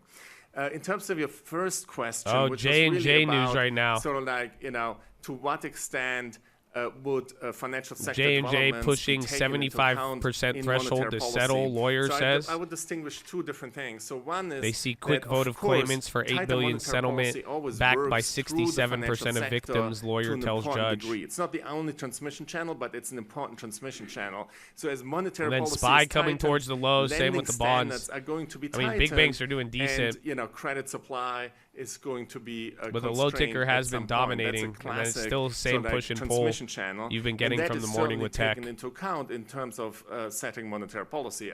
To what extent is your tightening leading to the desired outcome of tightening credit supply? Of course, there's a different question, which is if such tightening. I'm pretty sure it's a new low right now, 4105. Watch for 4100. Or even like 4103 will be a soft level. Triggers sort of like financial crisis. And again, to date, I think central banks have had the tools to contain those crises so that they will certainly take the orderly tightening of credit conditions into account, but they have not had to take into a new low Verizon on the high account in monetary policy, and that is what central banks are aiming to do as much as possible. Yes, I think to the extent that they can separate the two, that is certainly desirable. Of course, there is a point where it becomes very difficult to separate the two. We're discussing that in the Global Financial Stability Report. So, if you really get to a point where, financial sector turbulence is of macro criticality, at that point, it is more difficult to separate. But, so far, there's certainly, monetary policy transmission through bank lending. I mean, I would keep an ear out. Feed into monetary I don't think it's going to be the set-all, be-all of today. But, I mean, there was a couple of headlines. Again, what they're saying about hard landing and what's it called? I think what was the other headline? It was like sounding the alarm too soon. Jeremy Warner, Daily Telegraph. Yeah, the IMF warns too soon to sound all clear. So there has been some news reports and some reaction. As a kind of brief aberration, with rates returning to their pre-pandemic level sometime soon. In fact, the natural again, you're taking another one. I don't see any other headlines off of it though. But again, it seems like everyone's just putting this around. Again, a lot of every 5 minutes you're getting a headline on deteriorating economy. Don't sound the alarm too soon, so on and so forth. Flushing into a low, Qs are on the high now. You are right at 4102. So we worked very hard to get to this level yesterday. Just remember, you even sold off from here anytime we broke 4100. So see if this holds up or not. That's an excellent question, and it's really at the core of monetary policy is this neutral level of interest rates. So this is what is referred to as our star. And what the WIO chapter is doing is to provide estimates new low on the bonds for the whole world and for again, different SPY countries just even wicked into in a new terms low. of where these neutral interest rates are going to go. There's some debate among economists on whether we're going to return to those relatively it's not about low like the levels key words. of I mean, real interest listen to what they're saying. That we saw in the post-crisis era. The whole nature of what they're saying is that this is the first time the IMF has downgraded growth, and they're talking about uncertainty. We do believe that we will return back to relatively low interest rates. How long it's going to take, there's a lot of uncertainty around that. And what the exact level is, of course, there's also some uncertainty. I would add to that, what is done in the WIO chapter is really a kind of, fundamental economic approach. So using modeling and filtering techniques. You can also look at market implied kind of metrics of our stars. So these are sort of like, far in the future forward rates adjusted for risk premium and liquidity premium. And those actually line up fairly well with those more economic theory-based approaches. So the market assessment of our star is actually also pointing towards relatively low neutral rate far in the future. Now, how we are going to get there, how fast we're going to get there, I think there's quite a bit of question. Now, you're asking about the desirability of a low R star.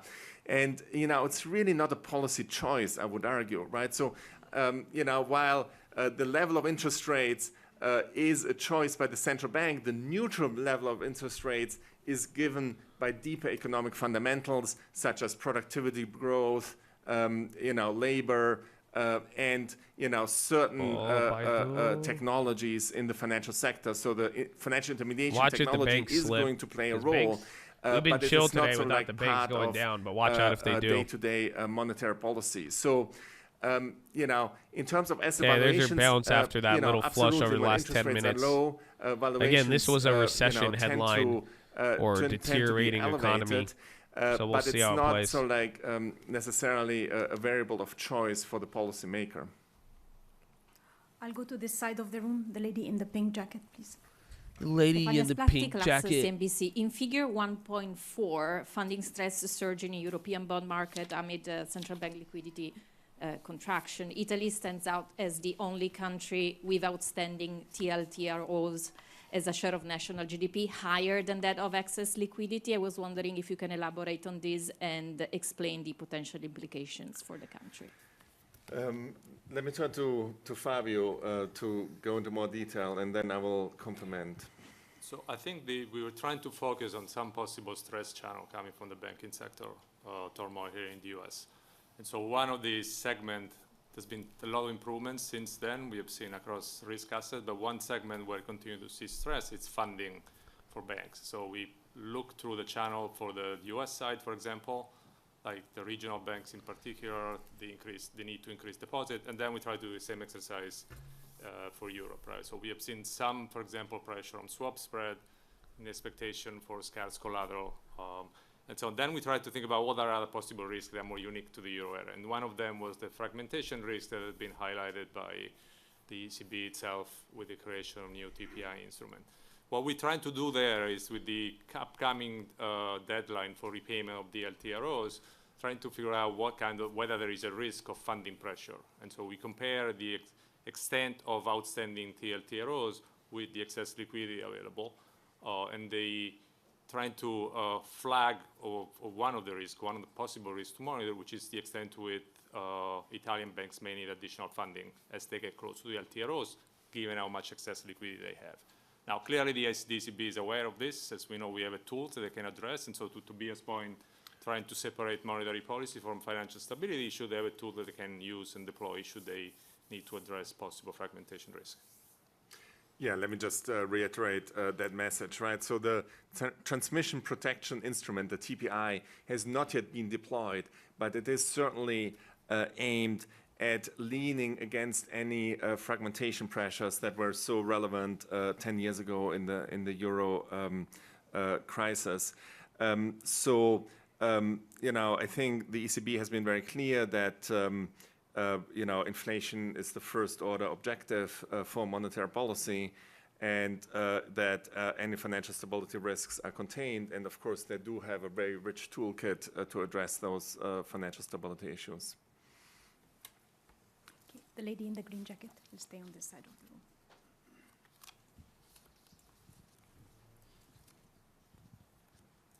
room. Hi, Sophie Xiang from 21st Century Business Herald, China. My question is, the global financial system is highly interconnected, and the SVB incident triggered a turmoil in global financial market. Do you think there could be a greater global risk in the near future? And how is the current global financial system different from that of the 2008 crisis? Considering its global influence, should the Fed take more into account of the spillover effect to emerging markets while pursuing domestic policy goals? Thank you. Yeah, thank you so much for that very important question. So let me start with emerging markets, and perhaps Charles can complement me on the emerging market side as well. You know, we have seen an incredible resilience in emerging markets, the major emerging markets in particular. You know, that has been going on for a number of years. You know, emerging markets were some of the earliest countries that increased monetary policy interest rates in order to fight inflation. When the SVB turmoil hit, you know, there was a sell-off of bank shares in the US and the euro area, but much less in emerging markets. While there's certainly a broad heterogeneity in terms of you know, the banking systems in emerging markets, in general, there is a somewhat smaller share of duration, so securities portfolios that are losing value when interest rates are being raised. and there's a larger share of retail, so stickier deposits relative to the kind of wholesale deposits that we have seen in SVB. So I think that is one source of stability. Now, of course, again, in both in advanced economies and in emerging markets, there is a weak tail of banks, and SVB was one particular example of a bank with high vulnerability. And it's certainly possible that if adverse shocks hit, banks in other countries might also get into distress. But this gets me to the policy toolkit, right? So there are the vulnerabilities, and then there are the policy tools. Of course, capital and liquidity today is much higher than they were in the 2008 crisis. To date, much of the asset side of banks have been impacted by interest rate risk and less so by credit risk, right? So we are expecting that the economy globally is going to slow down, but when you look at metrics of credit risks on banks, those have not deteriorated sharply in most countries. Now, that could change if there is a sharp deterioration of real activity, but to date, we see more of those losses, or either realized or unrealized, related to higher interest rates. Relative to 2008, I think the first order difference is that you had this massive deleveraging cycle that was triggered in the financial sector, right? The housing market declined. Banks and non-bank financial institutions around the world were exposed to housing, and they were forced to delever. And I think there are less of these deleveraging pressures to date because you don't have this common credit shock at the moment. Now, having said that, of course, if we were to enter into a more adverse scenario, the wheel has a baseline, an adverse, and a severely adverse. So if we went to the severely adverse scenario, of course, financial stability would be threatened to a much higher degree. Do you want to elaborate on the emerging markets a little bit? Yeah, thanks, Tobias. Just to complement that, you talk about monetary policy. Many EMs, as we pointed out before, actually acted ahead of AEs in addressing the global inflation shocks that were coming. So that has actually shielded them from some of that. And much of the FX depreciation that we saw last year, much of that is now recovered. And in many cases, conditions are roughly the same as they were prior to the February of last year. Also, it's true that EM banks have seen little sell-off in their equity, and in general, as Tobias mentioned, they're much less exposed to duration risk. It's more about credit risk in emerging markets, where something we continue to monitor because there's more macroeconomic volatility and more chances of higher NPLs and losses in emerging markets if there is another slowdown globally. I would also add to that another area we're focused on in EMs, particularly in the banking sector, is in frontier markets, where, as we note in the Global Financial Stability Report, there's been a growing bank sovereign nexus, that is to say the purchases of local sovereign debt by local banks. And another issue that we're quite focused on, and is related to this question about global tightening of conditions, is the lack of market access for the more vulnerable countries in international sovereign debt markets. And so that's an area that we continue to monitor. Thank you. We move to this side of the room, the lady in the yellow jacket.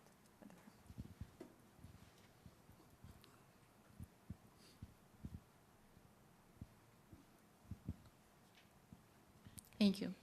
My name is Dua Abdul Munem, Ahram Online from Egypt. I have two quick questions. My first one is Egypt. I was like, why does it sound like my whole family? The U.S. has. Bro, this is an Egyptian accent. How such That's why you gotta like the video, man. Affecting the emerging markets and developing countries, including a developing country like Egypt. Tell them. My second one is on inflation, which is a big deal now for these economies and markets. So how the depreciation of local currencies and more tightening of monetary policy, can contribute to curb the soaring inflation in such markets? Thank you. Yeah, absolutely. So let me start with the second part, which is about inflation. And in general, we tend to think of monetary policy as being the main instrument for fighting inflation. Tighter monetary conditions are certainly the Boeing first quarter deliveries exceed Airbus for the first time since second quarter 2018. Boeing. Now, in many emerging markets, fiscal policy can also play a complementary role to monetary policy. Let's see, Boeing. Tightening of fiscal policy while tightening monetary policy can together be more powerful than just using one instrument at a time. Now, having said that, of course, in many emerging markets, middle-income countries, shares. The population is severely impacted by the rise in food prices and energy prices. So any fiscal action would have to 30. I bought the 22s. Segments of the population. Again, because I can't trade it when I have the shares short. Readjust the so we flipped these last time. I bought the 22s and a half. Don't trade it. Not a recommendation. Watching Boeing out news for right those, now. Don't get that are clapped. Most vulnerable, you will lose in money. terms of food and energy prices in particular. That's expensive though. I kind of overpaid for those. So I want to flip that. In terms of banking development, so we addressed some of those issues already. So there really is quite a bit of heterogeneity across emerging markets and middle-income countries in terms of how strong the banks are, how many credit losses there are, how much of a deposit insurance there is, and what other tools the central bank and the finance ministries have in order to deal with any distress in weaker segments. As I said earlier, any contagion has been very limited to date, but of course, there are possible shocks that could trigger, turbulence in some markets. Thank you. I'll take one question online and then get back to the room. Greg Robb from Markets Watch. Did crypto contribute to the banking stress by taking needed liquidity out of the system? Yeah. So we have seen relatively high correlations between equity markets and crypto valuations. In particular last year, as equity market declines, crypto valuations declined as well. And there were certain pockets of some institutions that were particularly catering to the crypto universe that saw some exposure to crypto. But in general, there has been only a limited spillover from the crypto universe to the financial sector. The crypto universe is fairly distinct at this point from the broader financial sector. So there are some interlinkages, but they remain fairly small. And both the rise in valuations and the bust in valuations. Yeah, Microsoft on the low, chips. I mean, a lot of things are selling, even big tech. That Boeing play down a decent amount, 20% already. You got Boeing delivery numbers, but tech, again, AMD, NVIDIA, Microsoft really dumping here. I would keep listening. Again, it seems like the market is kind of listening to this as well, too. Crypto, but to date, very little from the crypto sector to the traditional financial sector, with the exception of some institutions that were in distress. Okay, go back to the room. The gentleman.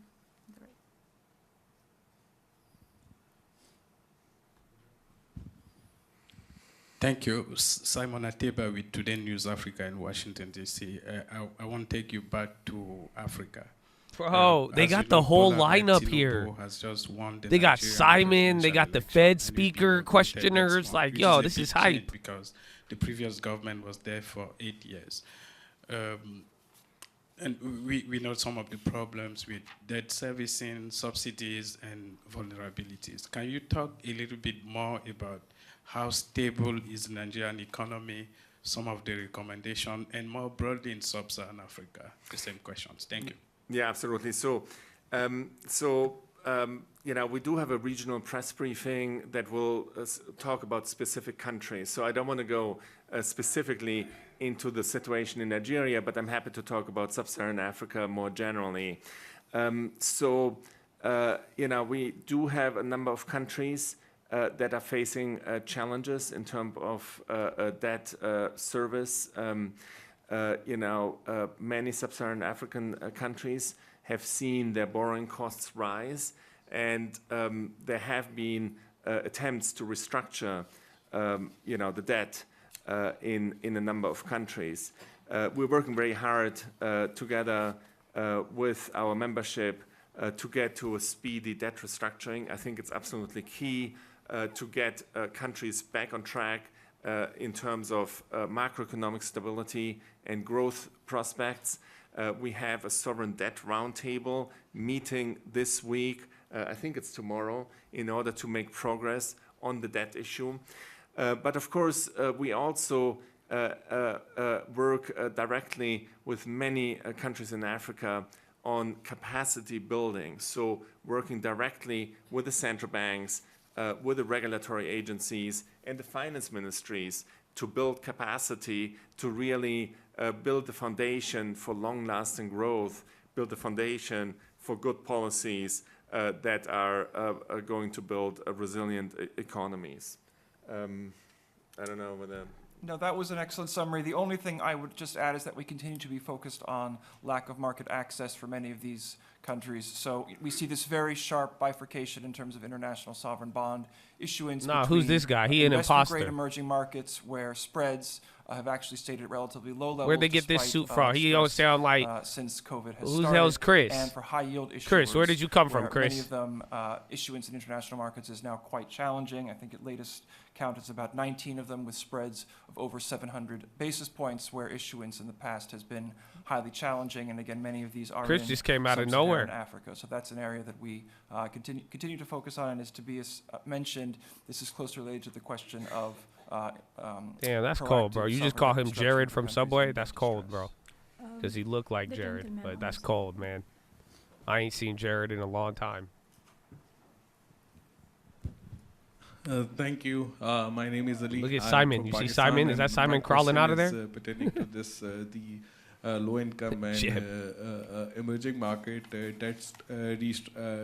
distress situation. I mean, so you talked about the targeting in the developed world where certain banks are there and you're dealing with while keeping the monetary policy tight to control the inflation in those economies where that distresses there high concentration of sovereign debt, and that's being where the challenges of the debt restructuring as well. So and because of those the interest rate high, global high, there's a currency pressure and then inflation and high interest rate and again that's where in country like Pakistan we're very high sovereign debt holding by local commercial banks and that's stressing the whole domestic financial system. Tesla breaking out a little bit if it could get above here. Is there going to be any targeted approach on in economies like this? Where you have a unique problem, the private credit is being contracting while the sovereign debt is growing because of those issues of the high rates and in excess of the global financial markets. So and again, this is connecting to the sovereign debt restructuring talk and its impact to the rising, poverty with inflation approaching the hyperinflation, and the poverty is rising in those economies. So it's a very important socio-economic issues to deal with it. So how you're going to target in such economies? Thank you. Yeah, absolutely. So this is really the bread and butter of our work in fund programs. is to get back to a path of stability.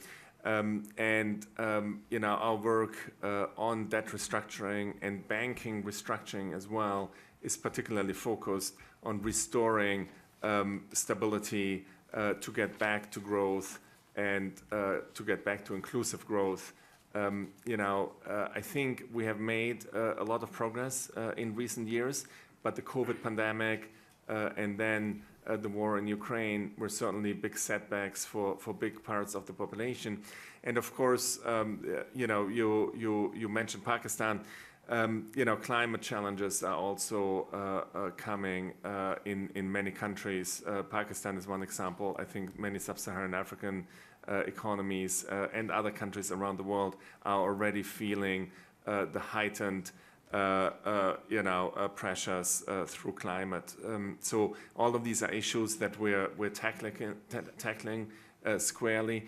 I do also want to point that in the Global Financial Stability Report last year, we had a specific chapter on the sovereign banking nexus and the financial stability issues around that. So it's certainly something that we have looked at in detail. And fixing debt and fixing banks. That's the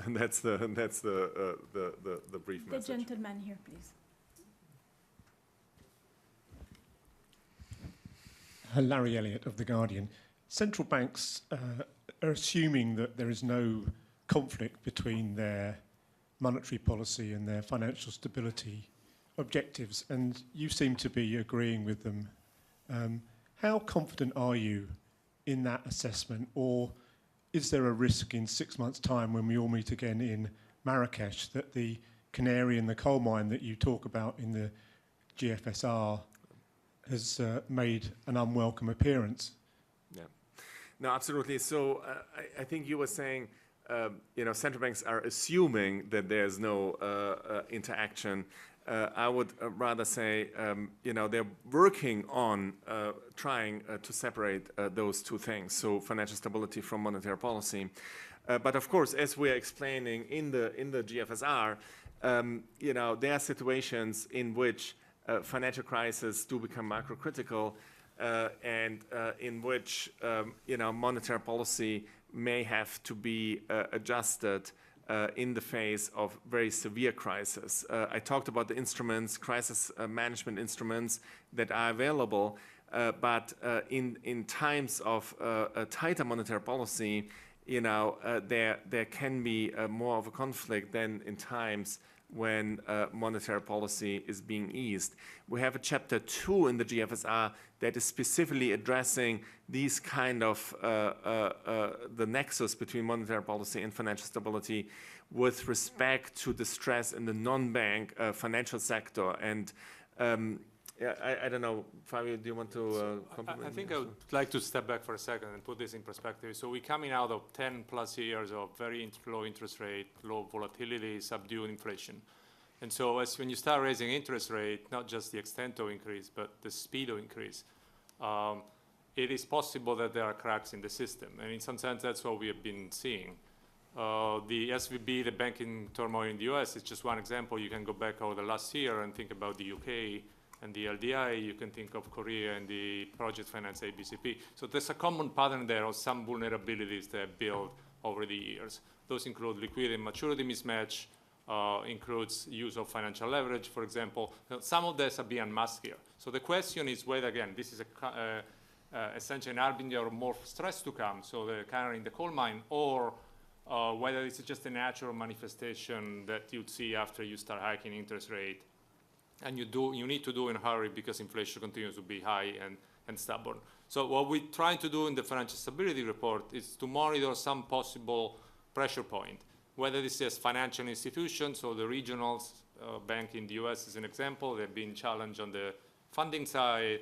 They may be an issue in terms of liquidity, interest rate risk on the asset side, or whether this is other non-bank financial institution in other jurisdiction, or sectors, right? So sectors like the venture capital is just one example, and technology, or commercial real estate. I think we spent quite a bit of time on the commercial real estate.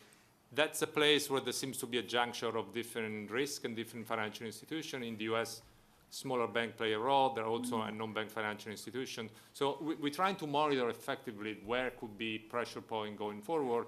Also being mindful, though, that inflation continues to be really high, and it's important to address inflationary pressure to avoid that force feeds into wages and more in inflation expectations. Okay, we'll take one more question because we have less than a minute. Please, the gentleman, he's raised his hand a lot. So. Barry Wood, RTHK in Hong Kong. Does increasing use of the renminbi promote global financial stability?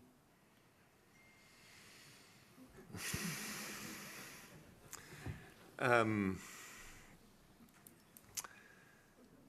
bro, he just ended it with the BRICS question. That's a very good question. So very good question. For the moment, the renminbi has that's hype. Still that's hype. Limited convertibility, and we do expect that over time convertibility will be increased, and that the renminbi is going to be used this is the Chinese currency, often, the yuan, and might be more predominant in international transactions. I would distinguish in between payments and capital markets, right? Usage for payments in and of itself would not in general represent any implications for financial stability. But of course, we would also expect that capital markets around renminbi issued securities would develop over time. At the moment, of course, the US dollar is the dominant currency, not just for trade, but also for capital markets. And I think on the capital market side, this is where the financial stability question occurs. And that really goes back to the regulation and supervision of financial institutions that would provide the basis for capital markets around renminbi. So, of course, Chinese authorities are committed to the international standards for banking supervision and of course capital they are. Markets, of course they are. CPMI, IOSCO principles, and I think that can really provide the foundation of deep and liquid capital markets around the renminbi that is addressing financial stability risks appropriately. So it is about the regulation and the plumbing of the financial system once convertibility is broadened. So, lastly, I would mention, the PBOC also has a number of swap lines with foreign central banks, and that's a quite extensive network that could, in principle, also serve as a backstop for any, liquidity squeezes or so.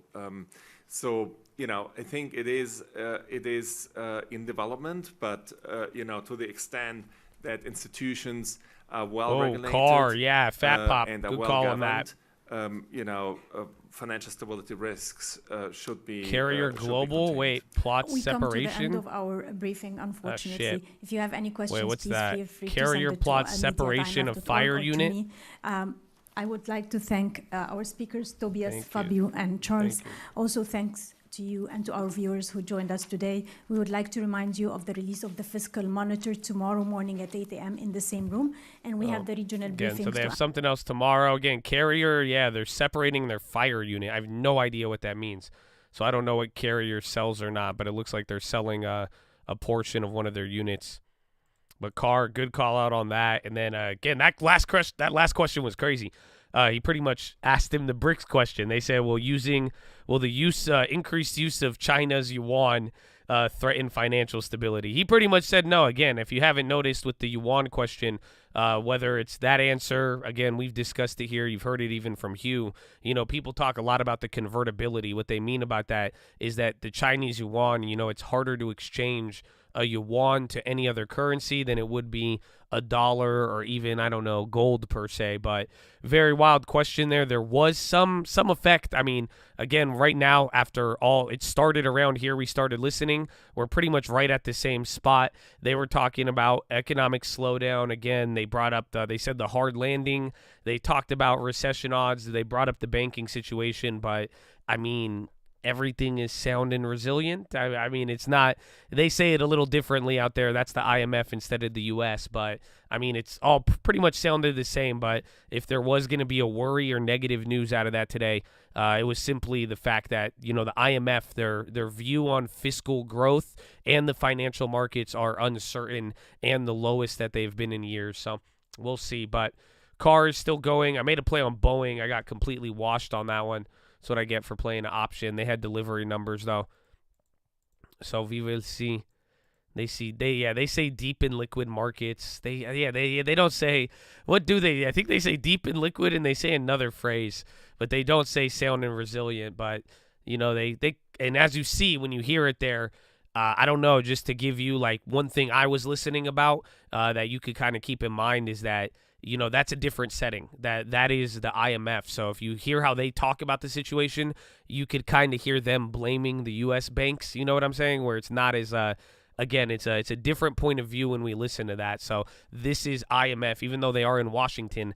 This is the International Monetary Fund. So, you know, their view on the situation is global, and it's supposed to be different than a domestic view or United States institution kind of giving an outlook. So keep that in mind. Sideways until CPI. Well, sometimes we've gotten I actually think it's like 60-40. So it's like sometimes we'll move up or down in the CPI. So maybe we should go over the CPI preview. But I believe, you know, maybe we could start right there. Let me throw up the SPY on this one. Again, car is running there. That's another 2% from the call out there. Plays I made today, I don't know. I think Baidu was the only one and then took profits on 3M. And then I made that Boeing play right there. And then that's it. And we're moving back up. There's a decent amount. So what I want to, let's start with that. I mean, honestly, for CPI, what better way to, again, I have the S&P intraday right here. And then I have the daily here because I'm going to go through it. Yeah, Euro close in 9 minutes. CPI is tomorrow morning. So 5:30 a.m. tomorrow. We will be here. I will be live early as well, too, because we love you. So let me just take you through the last one. So the last CPI, again, here's intraday. This is where we are right now. Car in the bottom right. That thing's still running. But last CPI was March 14th. So March 14th of the morning, that day. So this is the day before CPI last time. We actually moved a ton. The market moved between 390 and 379 that day. So day before CPI, big move. The next CPI was Valentine's Day on February 14th. That day, too, we actually moved a decent amount. You moved from 408 all the way to 412, which is about where we're at right now. So so we're really at the February CPI, and that time it was what? It was expected to come in at 6.2, and it came in at 6.4, and that's where we started dropping. That was before banking crisis, though. And then January 12th, that was the other CPI this year. And the day before, we actually moved 392 to 396.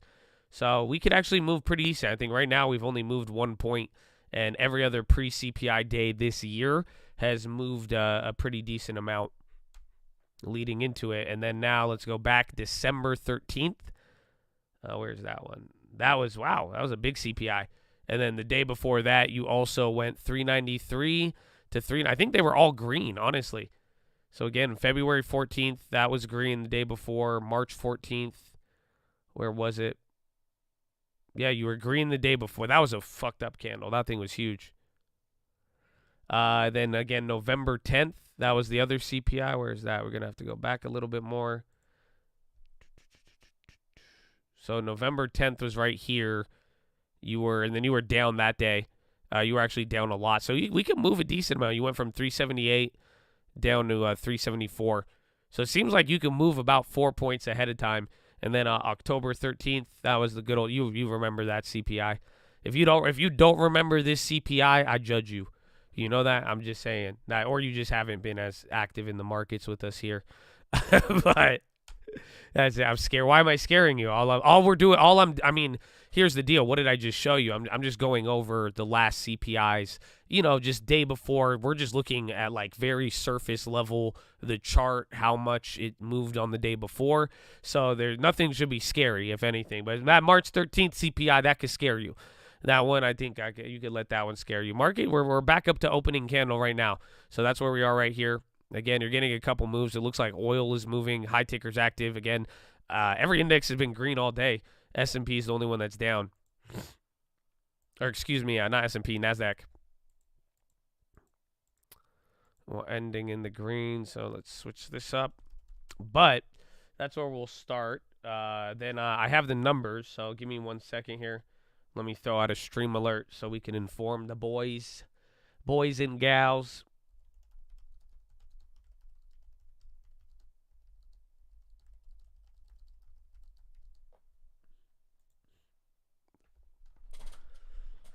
That abysmal that somehow caused. I think that's the March 13th one. I think you remember that one. I don't know. March 13th. I feel like you had to be there, and if you were there, I mean, it was it was a sight.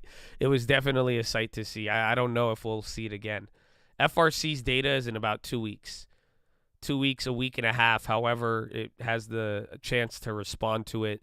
The bank earnings here on Friday. Friday we get Morgan Stanley or Citi and JP Morgan. If you know, so is good CPI bad or good? I mean, I think good is good, bad is bad, is what it seems like. I mean, it's opposite in this case. If CPI goes lower, that's good, and people will like that. If it comes in hotter, I mean, I think people will tweak out a little bit. It'll fuck with a lot of narratives, honestly, or just you might hear the word stagflation more. I wouldn't be surprised, but I think you need a low. It should be lower. So coming into tomorrow, CPI should be lower, but we should, it needs to be good. It should come in lower, but if it has to be lower. It's I don't know how to describe it other than that.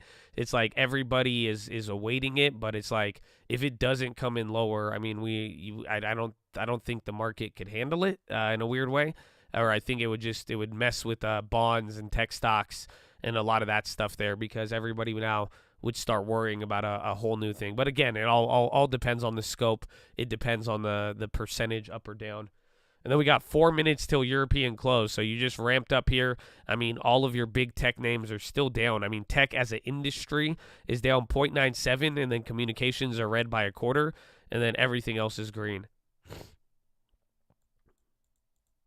Yeah, CPI analysis. Making sure I don't want people to miss it. I mean, we'll probably recap this on the watch list as well, but the beauty is, I mean, we do this live. If you have any questions, it's easier, and you'll be ahead of the game here, at least knowing what to expect.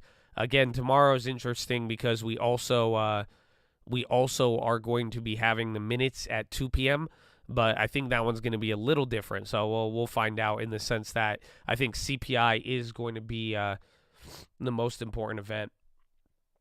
So let's see here. Good tech now bounce. If tech bounces by the end of the day, I mean, that'll ease up. But it's not like today's a bad day, but it's not like it's a big day. So again, somebody was just saying how it's day before CPI, we're not supposed to move, but all this year we've moved about 4 points intraday. Today we've moved 1. And then the other, like November, we really sold off coming into that. Yeah, we're going to stream the CPI live.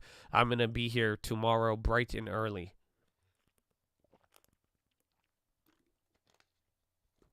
So we'll be here 1 hour before the bell.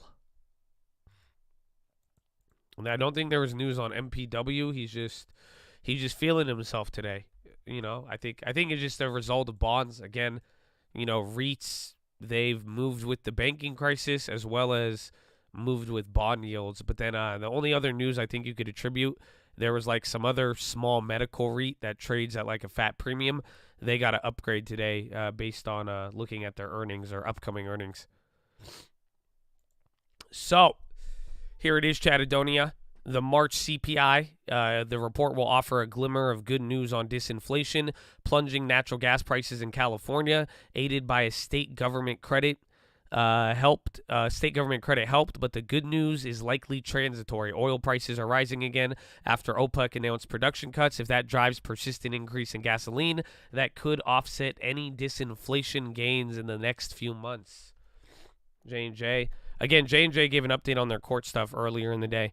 So here's what is expected for the April 12th release. The month-on-month change in CPI has likely decelerated to 0.2% in March versus 0.4% in February. In year-over-year terms, it has slowed to 5.1% in March versus 6% in February.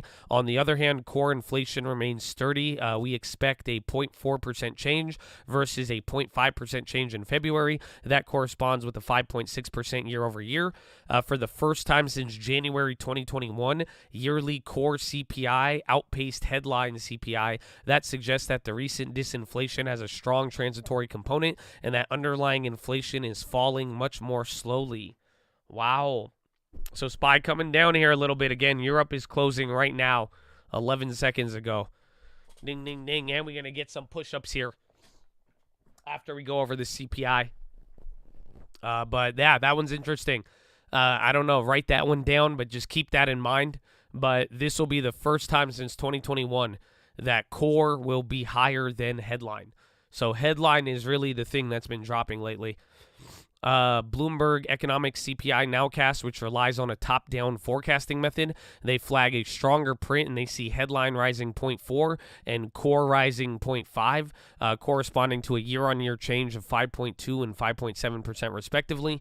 Lower energy prices will be 30 basis point drag on the monthly print, driving the soft headline. Gasoline prices likely fell 4.8% on a seasonally adjusted basis versus 1%. Oh, wish 1 for 30 reverse stock split? Oh, no.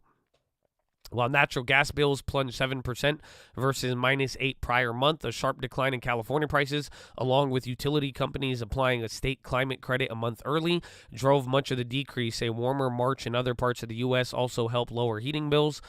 Core goods prices likely ticked up in March with price of furnishing, apparel, and other goods normalizing after months of negative growth. The exception is used cars, which we expect to decline for a 9th straight month. The used car CPI index is down 12% since its peak in mid-2022, even though prices are 32% higher than before the pandemic.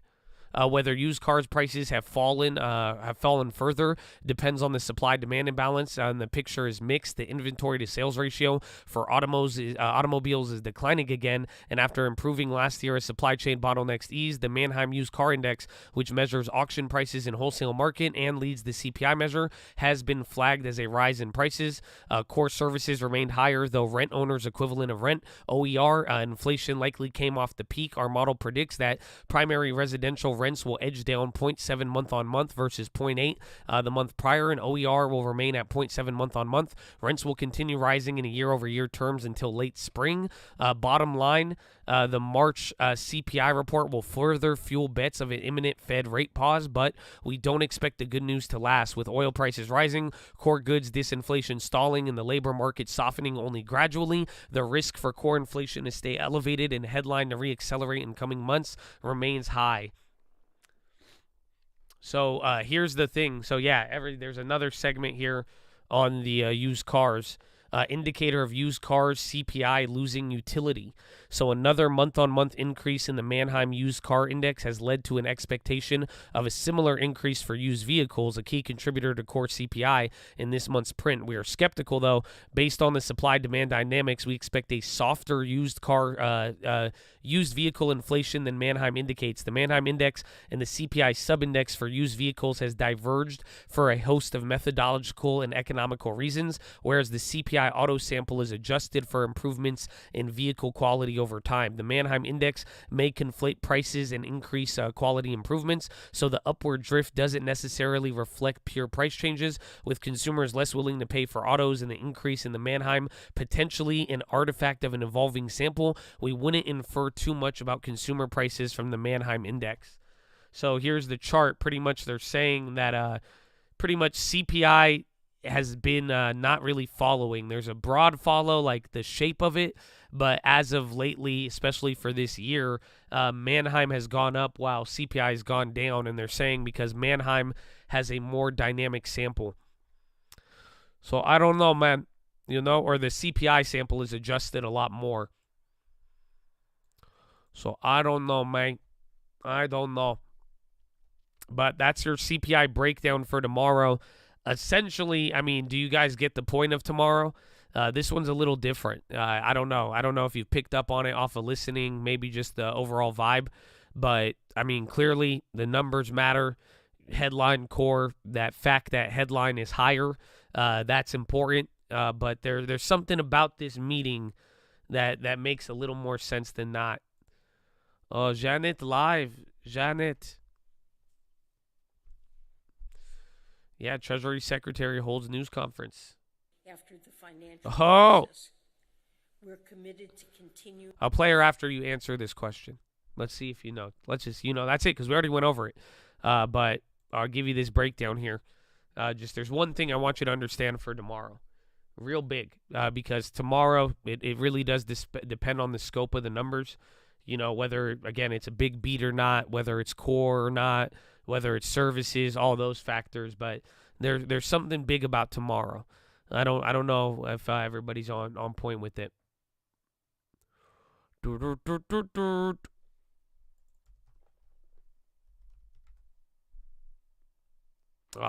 that one washed me. Bad news is bad, good news is bad. Well, not really. I think it's kind of easier to read than that in a weird way. There's something about tomorrow. It's May. Again, the Fed meeting is in May. This is April, the last one. Yeah, the minutes will be there, but this will be more important than the minutes. But you gotta really think about it. There's something attached to it. SPY's coming down now. So it's been what? It's been 6 minutes since zero close. That took us 6 minutes to go through.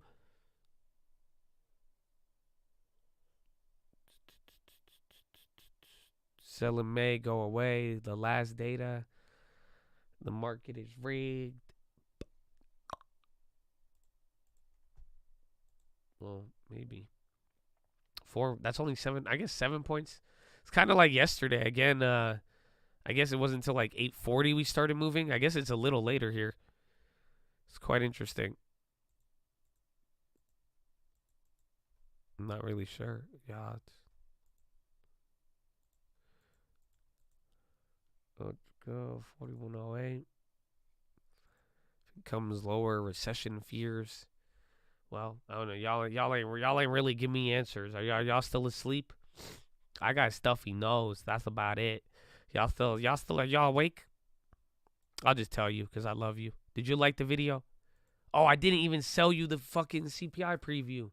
I forgot. Oh, I forgot. I forgot to sell it to y'all. Damn it. Oh, this is mad awkward now. I didn't ask a question. I did ask. I said, after reading that CPI thing, what's the thing that what's unique about tomorrow? There's something about tomorrow's report that really is the main point of all of it. But you should like the video. I told her I didn't even sell it, man. I messed up. Man, my boss is going to get so mad now. I'm not going to meet my like quota. If I told him, I'm going to tell him I lost a lot of like inventory. If they find out I gave the CP, y'all like the video so I don't get in trouble. I'll tell you the answer to the trivia question. I'll tell you the answer to the trivia, not higher unemployment. It's not the dot plot. That's a good guess, but obviously, dot plot's a Fed event, and that will be key. But you're getting close. Core not the problem. Yellen tanking them. She could be low key. I was gonna play her until we get this something about core.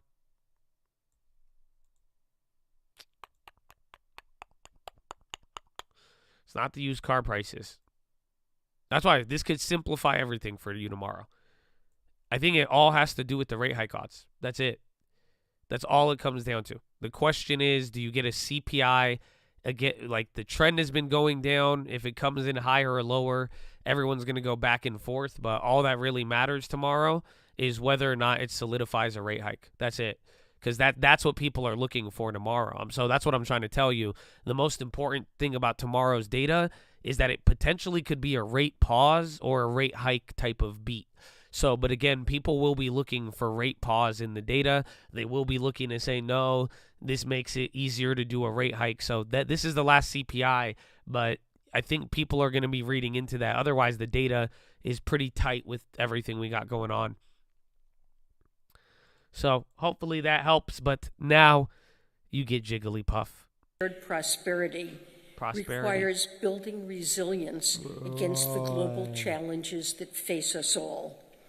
These include climate change, pandemics, and fragility and conflict. Wow. I'm encouraged by the progress that we've made with a growing coalition of shareholders since my call to action last fall.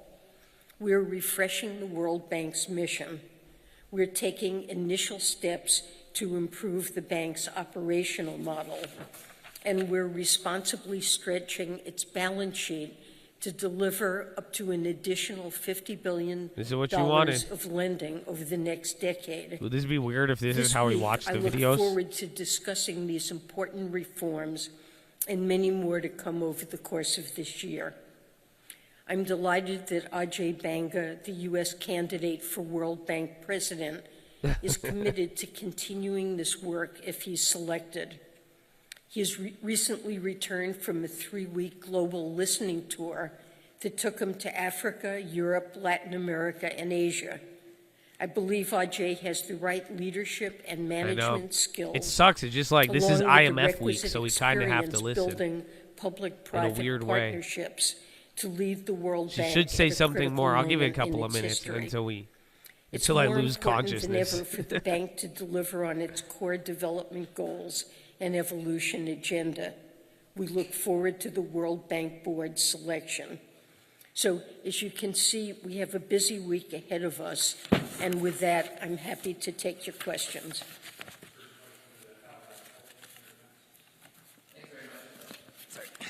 Thank you. Thanks, Secretary Yellen, for taking my question. On the economy, there are increasing reports and surveys around the U.S. that oil lending and energy is going up right tighter now. Following the recent banking stress. Are you seeing evidence of that in the data, and do you agree with the IMF's assessment that a credit crunch increases the likelihood of a hard landing, whether in the U.S. or globally? So I've not really seen evidence at this stage suggesting a contraction in credit, although that is a possibility. I believe our banking system remains strong and resilient. Yeah, it has strong and resilient. Solid capital and liquidity. And the U.S. economy is obviously performing exceptionally well with continued solid job creation, inflation gradually moving down, robust consumer spending. So I'm not anticipating a downturn in the economy, although, of course, that remains a risk.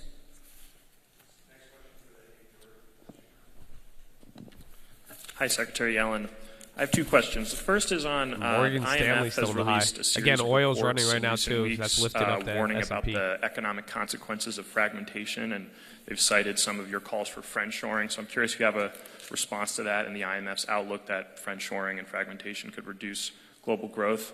My second question is on, there's a Wall Street Journal reporter, Evan Gershkovich, who's been detained in Russia, and I'm wondering if that's something that you plan to bring up with your counterparts this week, and if Treasury is considering any sanctions or steps to address his detainment and the detainment of other Americans abroad. Thanks. So let me start with friendshoring.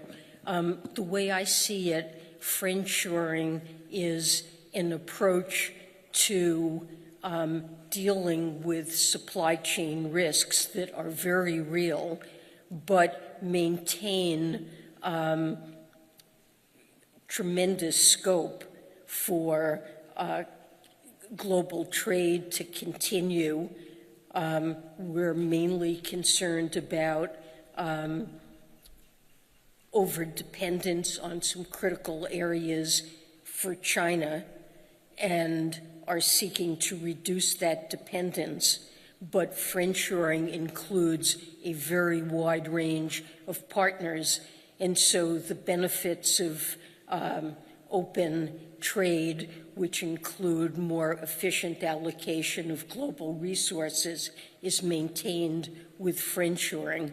So I think the argument again, that Microsoft got a cloud downgrade cause today too. Huge fragmentation and The loss video of is the not slowed benefits down. of trade is really not valid. But I definitely do think we've seen this in connection Damn, with Tesla's the coming off the high pandemic. too.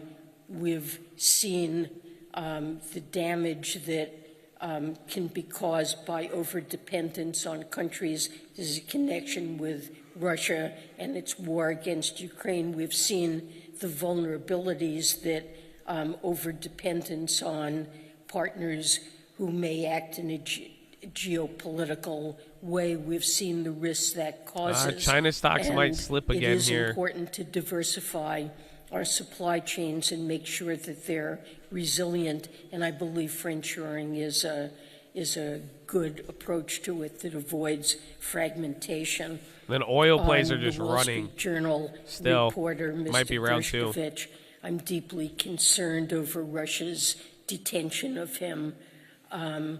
This is something the President, the Secretary of State have condemned, and I certainly want to join with them in condemning in the strongest possible terms his wrongful detention. More generally targeting American citizens, Russia's continued attempts to intimidate, repress, and punish independent journalists and civil society voices is a matter of great concern. My own thoughts are with Mr. Dershkovich's family, friends, and his colleagues at the Wall Street Journal and other news outlets that are bravely working to report the truth about Russia's barbaric war. And we are thinking, and the country is thinking of him and hoping for his release very soon.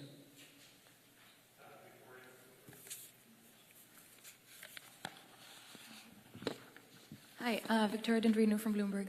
I had a question about debt. You said you were going to talk about the issue of debt overhang this week. I was just wondering, first of all, how optimistic you are that there is going to be meaningful progress in these discussions this week, and more broadly, disagreements with China have been a big issue in making headway in debt relief for these countries. Are you having any discussions with Chinese officials this week, and how important is it for you to intensify your dialogue with Bank of America, yeah, they're still running. More broadly, Tesla sold off again. Bonds are at the low too. We will have high-low ticker is kind of even. You're getting a weird push and pull. Level Goldman on the high now too. Sovereign debt roundtable, and China will be, I'm sure, an active participant in that. I've been encouraged by China's willingness to AXSM selling off specific assurances with respect to Sri Lanka.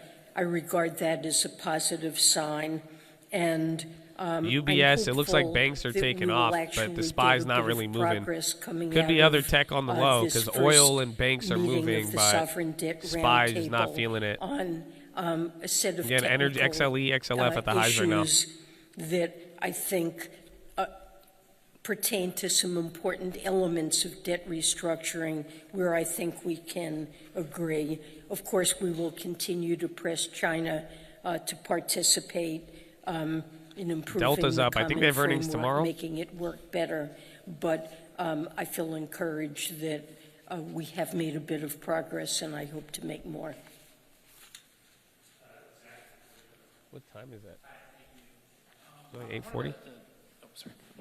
Hi, I wanted to follow up on Alan's question.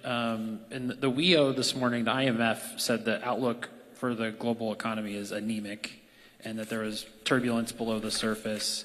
But it sounds like you're more optimistic. I mean, could you get into more detail about what you're seeing that the IMF may not be seeing and highlighting in terms of the outlook? FRC, regionals, So again, I big do banks are think, running right now. Everything just got a candle there, even tech. outlook It's led by is banks and energy right reasonable. here. It's certainly No headlines. Stronger, brighter than the last time we had the annual meetings in October.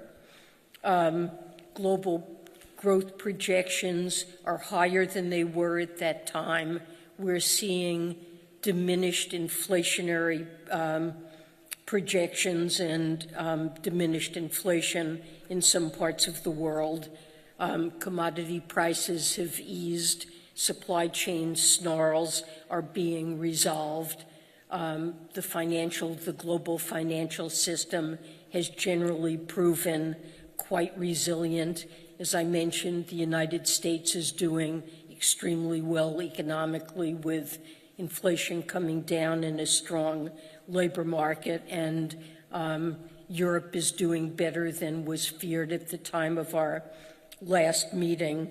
So CarMax on the high, won't that's earnings overdo the continuation. negativism about the global economy. I think countries have proven resilient. A number of emerging market, lower income countries continue to show resilient growth.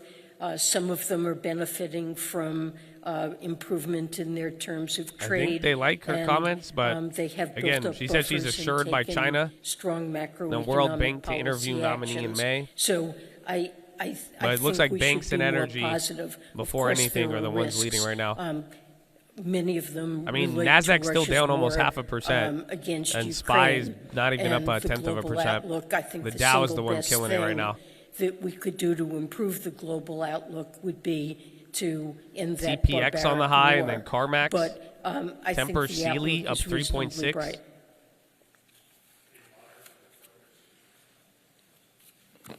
Hi, thank you, Secretary.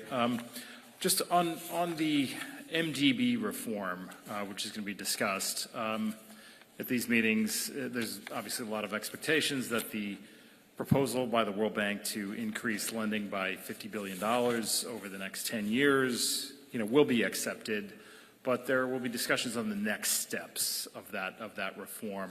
I'm wondering if you can give us a sense of what specific actions you expect to be taken, and what's the timing for that? Will we see some movements beyond that initial $50 billion by the time of the annual meetings in October? So I see this as an initial set of reforms, but there is definitely more to be done. And what I'm hoping for is Okay, high ticker's going a nuts right now. phase-in of, It's weird. Indexes aren't moving as additional much, but actions over all the you see is green remainder on the of high this ticker. year.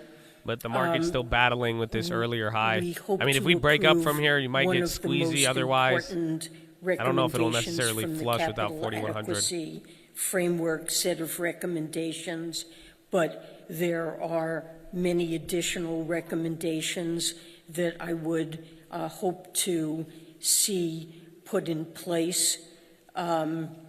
We need to continue to work with the World Bank and other multilateral I bought another development MES. banks I had that other one from like 3 days ago. rationalize I just their added use to of it. concessional funding pools. MES to the long side, hopefully to flip out of it.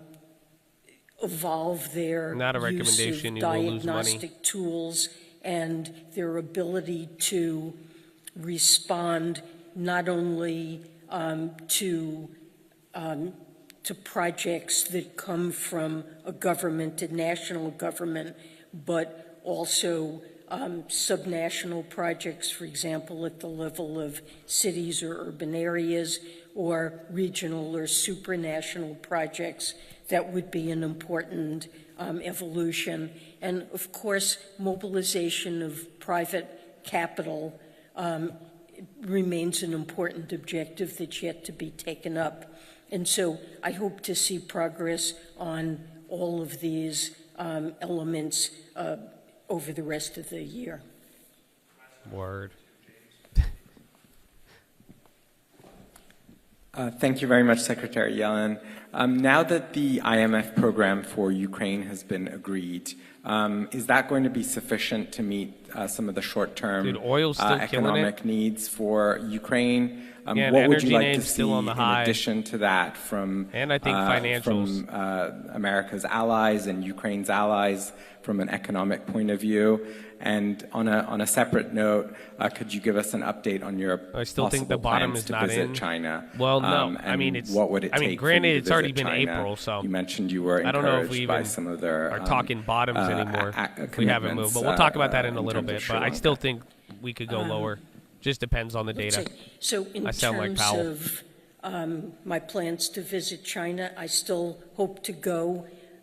President Biden has emphasized the importance of opening up and maintaining channels of communication, and I hope to go with the appropriate time. And just remind me, the first part was about Ukraine. So look, we have indicated that we intend to stand behind Ukraine for as long as it takes. We're very pleased by the adoption of the IMF package.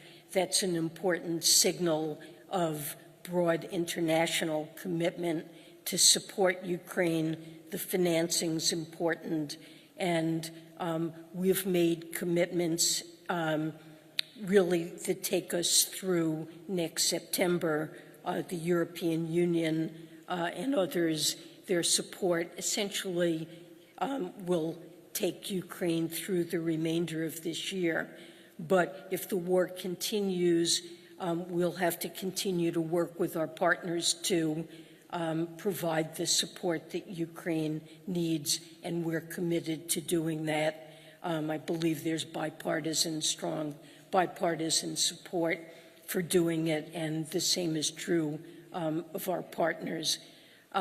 So we will also have to focus on longer-term reconstruction needs in Ukraine. We've set up a multi-donor platform that will serve to coordinate financing of all of the different parties that will be contributing to long-term reconstruction of Ukraine. We're getting that platform up and running, and it provides a way to develop a longer-term plan. In addition, we've allocated money for some immediate short-term reconstruction that Ukraine will prioritize, probably, for example, to its electric grid, that will make sure its economy is able to function and get back to normal soon. So we'll be discussing financing needs for Ukraine and emphasizing our continued commitment to meeting Ukraine's needs.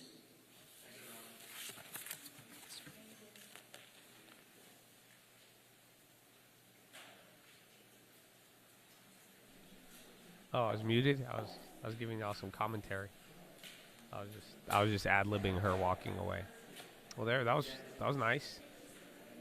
That was so uneventful. Even like nobody's even talking there, and then they all just like a lot of big cameras though. But anyways, a couple of things happen. I mean, I guess her phrases. She said some stuff. I mean, you had headlines, but I think the market's just moving naturally. Again, we're only off like 20 minutes from Euro close. We just went over the CPI. We're holding right where we started on the day. The bonds keep going lower, but now oil and bank stocks. So that's kind of been the development here. Oil is hitting a high. It's above $81. And then the regionals, and then especially like big banks, Bank of America, Wells Fargo, they started moving up pretty decent. They were all sleeping. So dead. So dead. Yellen. Janet Yellen. Again, this is the IMF, so like all of these global leaders are in Washington now. That's why there's all these reporters. That's why everybody's asking all these questions. But, I mean, you're getting a lot of different headlines, but I think it's all boiling down to the data. So somebody even asked me, do I still think it's the bottom? I mean, I want to even ask you, like, are we even still talking about, like, the bottom? like what I'm trying to say is like I feel like everybody was so fixated on the bottom, you know, when it was moving up fast because we thought it was going to like keep going up. But like, you know, I guess are we still talking about here being the bottom and like the bottom of the century, or like what are we discussing with it? Like, because what I'm trying to say is that I feel like now we're like at the same high level, but it's been like 4 months. So it's not even like, and I think some things are up, some things are down. It's not like not every growth name is up with the market. So like there's some names that are lower and are at bottom. Some names are slightly higher. So I don't know. I feel like it's again, we're almost 5 months in. It's 4.5 months. So I do think that there's a risk of markets going lower, but you know, I think for the long term, I never said it was the bottom, but I said pretty much in the beginning of the year when people were asking me, I said like right around here, I said you didn't miss the bottom because I really didn't believe that. Again, we even came right back to it, but I still think it depends on the data. I mean, the difference between a Fed pause or a Fed cut or whatever happens with the Fed, again, if inflation is stickier, I mean, a lot of things could still happen from here. God forbid, even the banks too, but I think there's a lot of things that can make us go down, but if nothing materializes, then yeah, maybe that was the bottom for, I guess, the next couple of years. But for the most part, I mean, I'm still acutely aware that we could go just as low or even lower.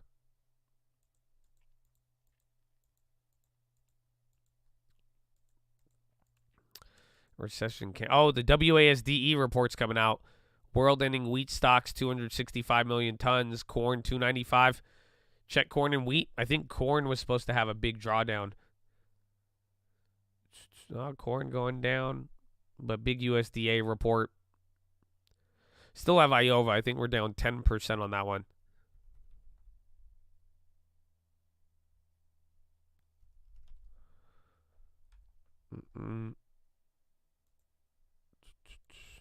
Bonds low, dollar high, stocks high.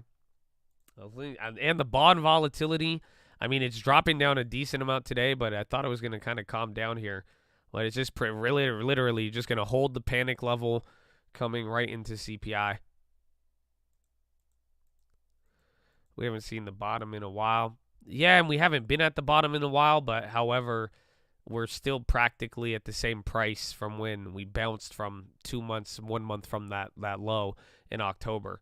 So, I mean, we're still climbing up. I don't like the time frame. I mean, at one point, though, we have to start asking ourselves, I mean, is this what we were looking for momentum-wise in the beginning? Because, I mean, it's almost 5 months now.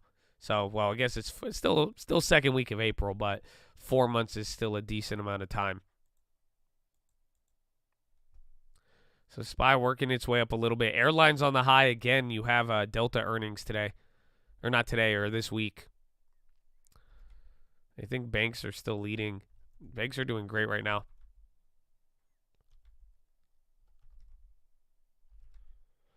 Is that a new high? You might. So again, we were talking about it. That's why I kind of wanted to go with the little MES. I forgot I had the other one.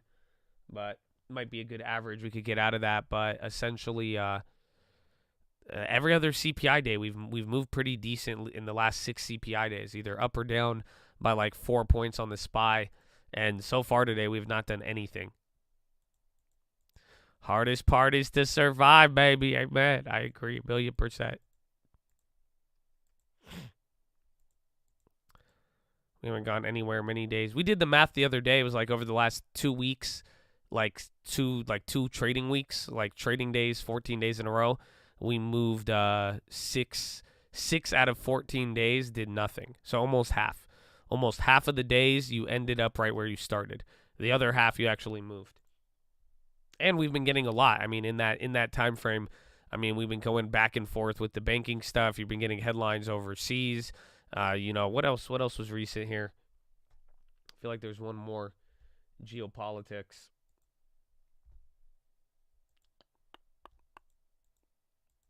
You can now use your NFT as collateral to borrow Ethereum. Oh, wow. Are we bringing those back, bro? You bring them back. You let me know, man. You let me know.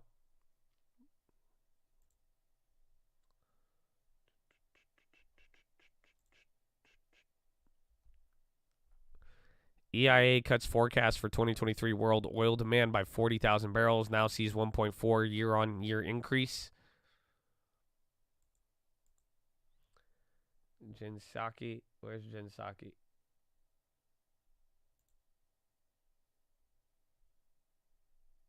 Yeah, I think so. I don't know.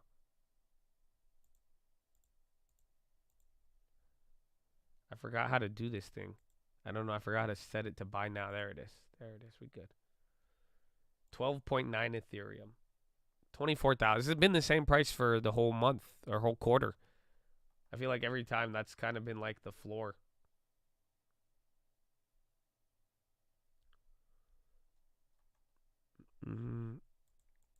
NFTs are back. The bottom isn't his. I saw someone say Jen Psaki for president. How much would it be worth if she was? I don't know if Jen Psaki would be president, but I mean, I don't know how much that NFT would go for. I think it'd be good vibes though. Good vibes, not for the country, but for the NFT. What happened to Kanye? I feel like we haven't heard Kanye in a while, man. I don't know if that's good or bad. So that's up to you, man. That's up to you.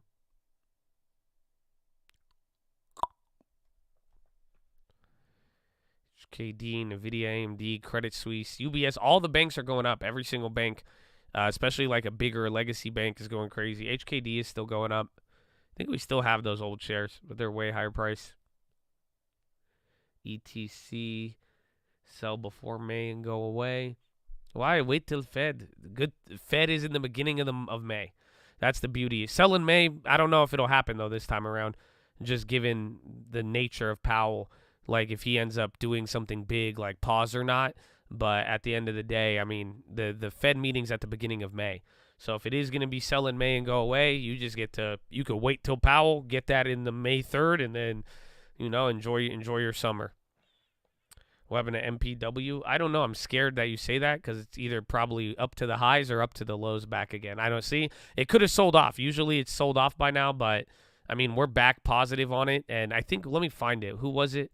It was some medical REIT that got an upgrade this morning. I don't know if I'm going to find it. Does anybody know what I'm talking about? It was a medical REIT that got an upgrade.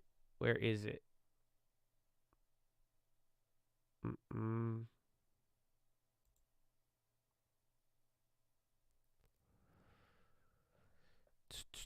Was it Regen? No, there was something to it. I forgot. It wasn't MPW. It was like it was an MPW peer, but they were higher valued. But they reported today, or they got an upgrade today, and then that's what brought it up. Let me see. I can find it. Shouldn't be too. It's still early. You guys know it's only 9 o'clock, man. It's, I guess, 12 Eastern, still noon.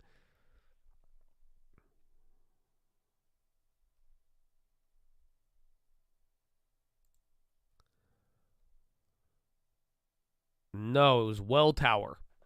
That's who it is. WELL. So Well Tower, this is a medical REIT. I don't know what their yield is. They're yielding 3.29. So they're the ones they have premium on. I'm pretty sure it's a medical REIT. But JP Morgan, or I think it was JP Morgan did. Yeah, they have senior housing, acute providers, and health systems, healthcare infrastructure to facilitate better treatment. So yeah, they got an upgrade this morning, and then that's why I think MPW's up. Not to mention just the overall trend with bond rates as of recently. Latin America Explorer Frontera is said to consider sale. Frontera, are they publicly traded here? Do they have a stock?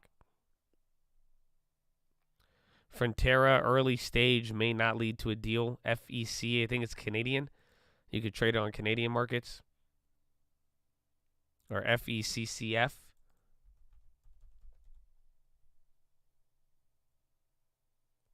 Yeah. 8.2% on that. I've never traded this thing in my life. FRC's catching a candle up here too. Frontera UAL on the high. I always see though.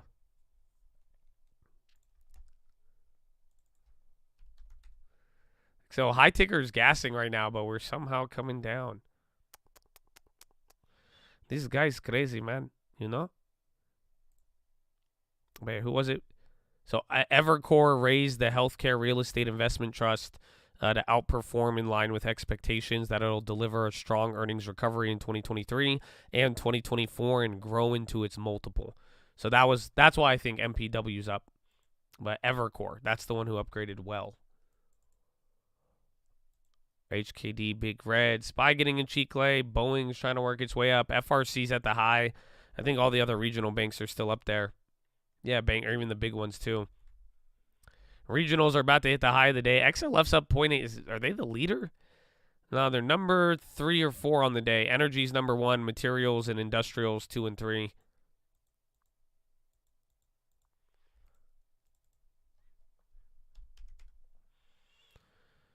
And then NPW, I don't know, 4%. Gosh. We grabbed a little bit more at 725, but we should have just threw all the bill money into there, Chad. I knew I should have done it. We have till earnings. April 27th is their earnings. End phase. There was something on like climate regulations and like TAN and all the other ones were moving earlier. TAN and Sunrun and all that. I bought the 222s for Boeing. They got fucking worked. I'm going to try to get rid of them. Again, I might just sell out of those if there's a little pop.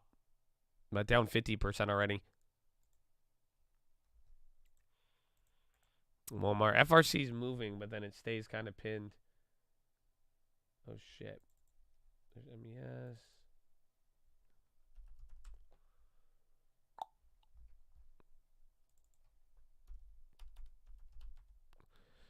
BA. That was off delivery numbers. No, they had good delivery numbers. Again, I just lately every single Boeing like headline has made it go crazy. So I was just like, all right, I'm down. But that one was a little bit too expensive. Potty mouth, I'm sorry. I didn't mean, I'm sorry for the potty mouth. I hope you're having a good day. SPY going up, 410.24. I mean, you've been in there. How does it feel, man? We've been in this range all day. We've been traveling slow. It's beautiful. 4115. Actually, it's the high of the day. So this is literally the high of the day. You have not gone any higher than where we've just been at. 4115.30.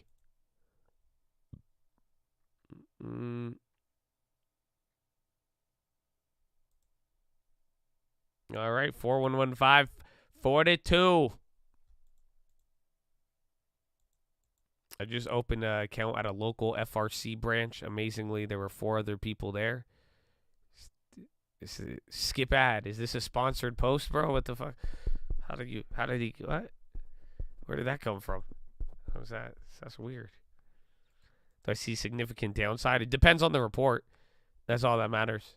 It's just depending on the report tomorrow. I mean, if inflation comes in hotter, I mean, we're going to have a really fucked up time. But also, too, you know, whatever happens tomorrow, everybody is going to digest it through a lens of will this make the Fed pivot, not pivot, you know, so on and so forth. All right, new high on the day. You're actually kind of ripping here. Let's see.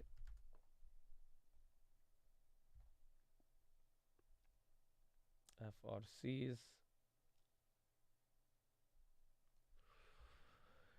Disgusting move. We haven't even moved today. That's, again, NASDAQ is still down.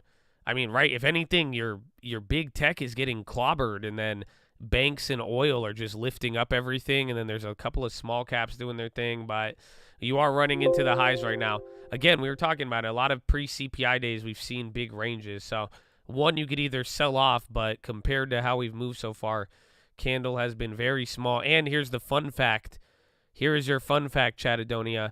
Your last CPI, this is where you were in February. So on the day of February CPI, you started just under where we are at today, and you ended at 412. So pretty much other CPI was down here, but you're at the same exact spot where we were at 2 CPIs ago. FRC new high again. Watch if any of the big banks break out. Bonds are still selling off. Again, another 0.25% down. Apple's moving its way up. Tesla's been holding all day. It was a lot higher earlier. But again, this one's banks and energy leading us up.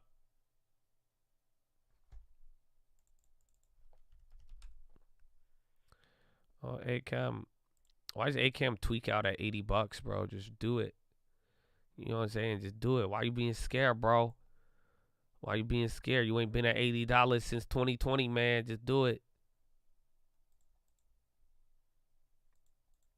Wall on the high, so is FRC. SPY just hit a high. I mean, watch out, though, because, again, it's either this will be a smooth ride or it's going to hit the high, sell off, come near the high, and just do this and then buy you another damn hour and a half. It's only 9:13, though. It's still super early, but volume does seem pretty low. 19 million by hour number 3 almost. I feel like every day at least one Chad says the move is disgusting.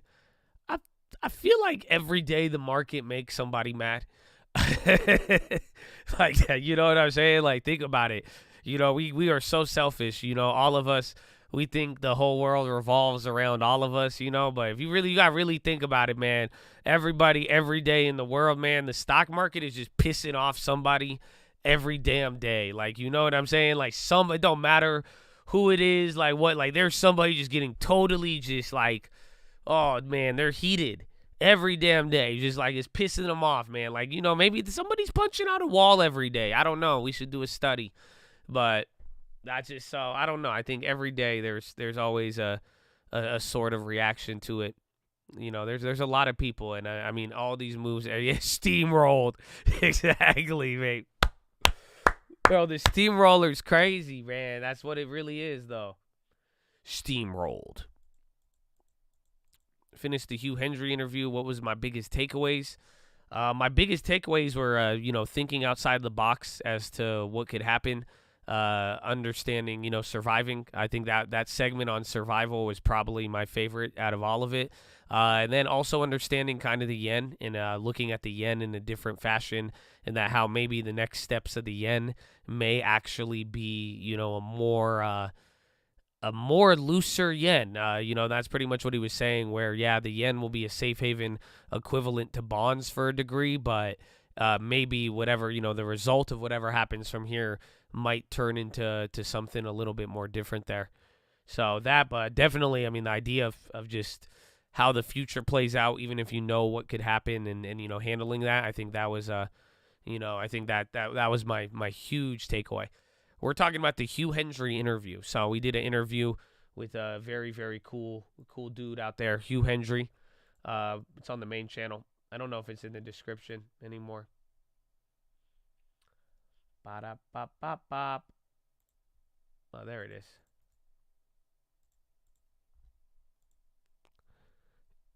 You like the bonsai plant? Yeah.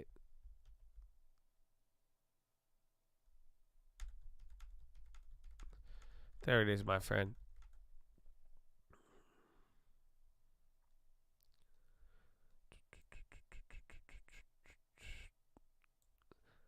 And then, okay, so hit the high, came down. Same thing with regionals. Again, high ticker is still very active, though. So there's a lot of different names. Even ACAM's finally starting to move. But big tech is still struggling. Maybe oil finally came down.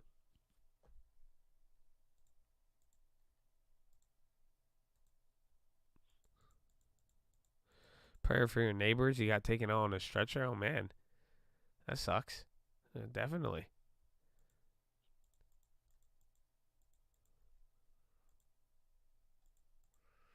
Do you think it's okay to hold bank shares before earnings? I mean, what do you want? Like, what do you see? What are you searching in this life? Like, do you want a thrill? Do you want, like, volatility? Like, do you want safety? Are you scared of the steamroller?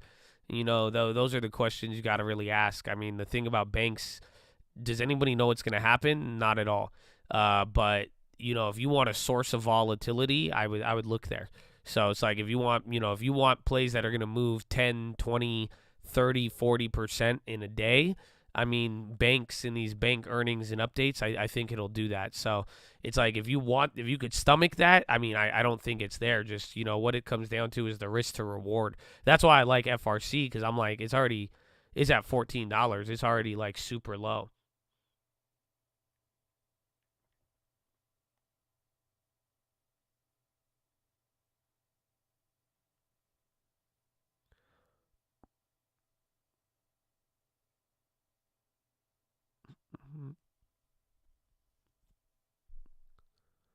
All in on FRC. Well, you can still, again, you can still lose 50%.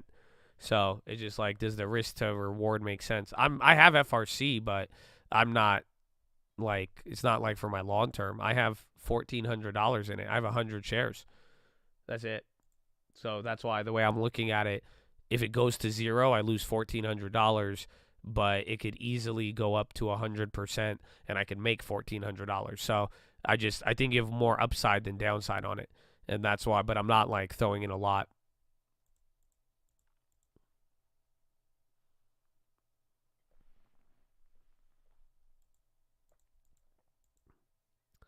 Thought you were doing options. Nah, I have shares. I only have 100 shares on FRC.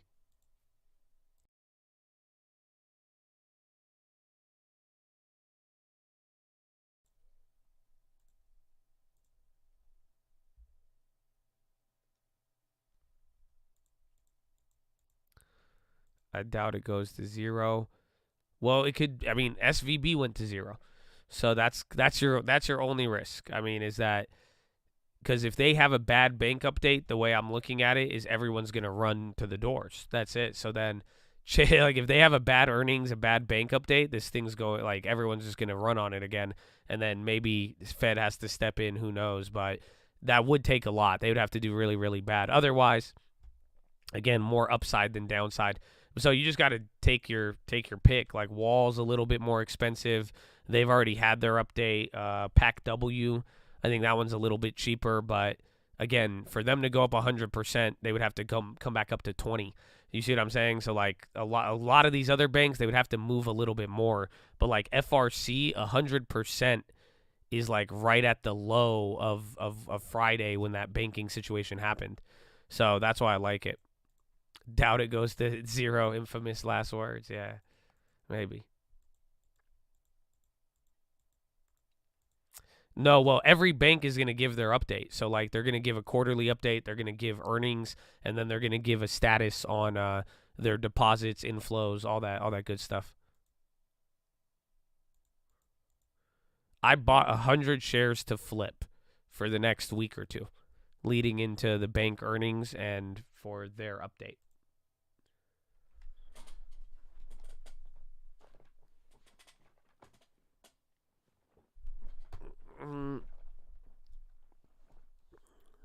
It's on the 24th or the 27th, I believe.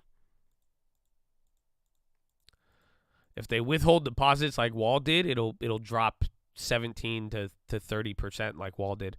I'm just literally, I think it's going to trade exactly like Wall. So I think you have but just at a bigger range. So if they don't, but I think they learned from Wall. You have to be a dickhead to not, excuse me, you gotta be an asshole, man. If they release it without putting in the deposits again, like Wall, just like, do you really want everybody to panic?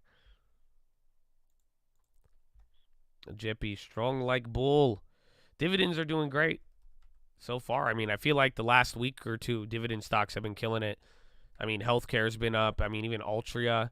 Like, what the hell? Like, why is Altria at $45? Like, come on, man. I guess it was a little high. I want it a little cheaper, though, man. Even Walgreens bounced.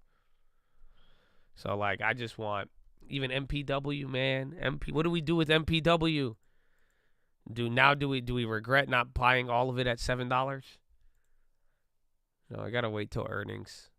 Oh, that's the thing, too. Look. TD Ameritrade updated. So, this is a cool feature. It's not really that cool unless you like dividends. Oh, my shit's loading. I'm going to hold MPW, but again, remember I told you I had a scenario. I had a long-term scenario where I said we just dump all of the bill money into MPW, and then we're set on dividends for the next, like, year. And then just go home and then collect 16.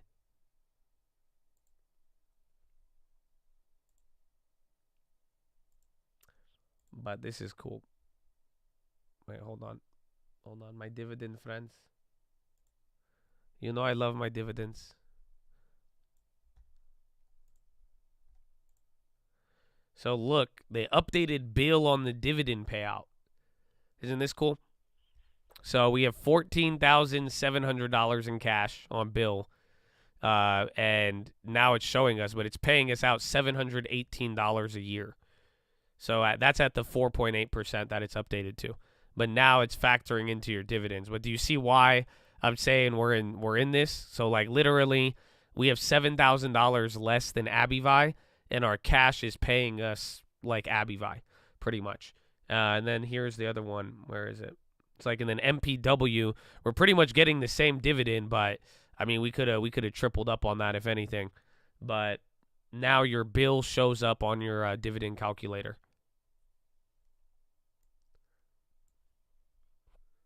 So that's why $780, $718 a year. Love it. Until we have something to buy. But we'll find out. Maybe after earnings. Again, it is April here. China in talks for compromise on poor country debt. China and other creditors on multilateral development bankroll and poor country debt relief. I think Yellen commented on that too. MPW.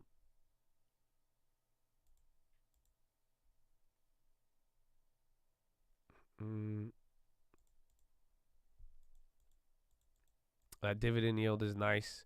It is. I mean, if it recovers, it's going to be golden because that's it. If it just recovers back and goes back down to like a 7 or 8, it'll still be higher. But just, again, REITs, they have to pay a little bit because of the banking issues.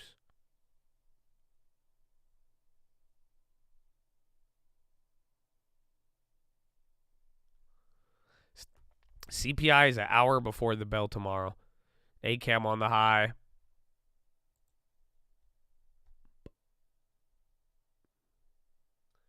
MCRB. You know what I just noticed? MCRB, the ticker, is McRib. It's kind of cool. I didn't even think about that. Go long to save my... I bought a MES over here. So, I mean, I kind of did. I don't know if that was good enough for you or not.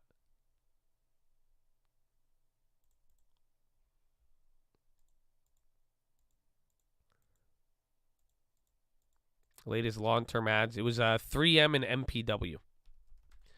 These were our latest long-term ads, and then that's it. That's all we bought this year. And then 3M we're down on. MPW we're up on barely, like by 1% now. And then, yeah, 3M we had at like 108. I said I'm open to buying more 3M. So, but again, like I just showed you with the dividend calculator, I'm getting paid as much as Abivi on less cash just to sit there. So it's not like our money is unproductive in the account. So it's just like worst case scenario, we're going to get an extra $1,000 for free this year if we end up buying nothing, but not too bad. And then again, though, now even if we end up getting the full yearly dividend on that, but we're around like almost $4,000 a year in dividends on the big account, which is great. I mean, it's a decent amount, but that's now just stocks being added. Actually, we're getting a free deposit, almost a free 2 deposits every year, just off divvies. But it's slow. We have to keep building. It's very early process for now, so don't worry. It will be a lot more work and effort. Ukraine March inflation was lower than central bank estimated. We went over the CPI preview about an hour ago, I believe.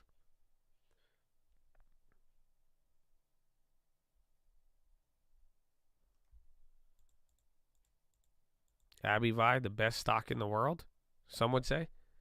I don't know. It's arguable. Just depends who you ask. Up 15, I know. If you grabbed that average down hooked us up. I'm just mad I didn't take all that cash and fucking buy it all.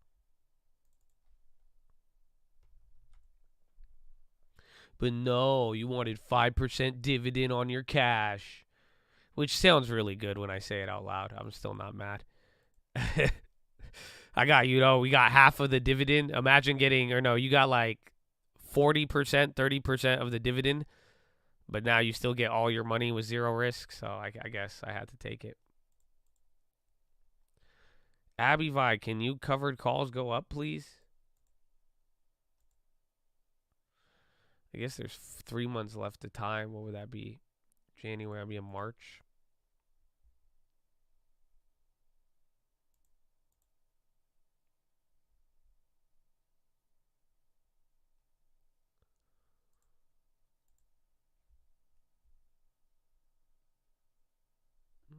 No, we'll wait. Abivi's had a nice bounce, though. Didn't really realize that. Love the way you say Abivi. Yeah, it's fun.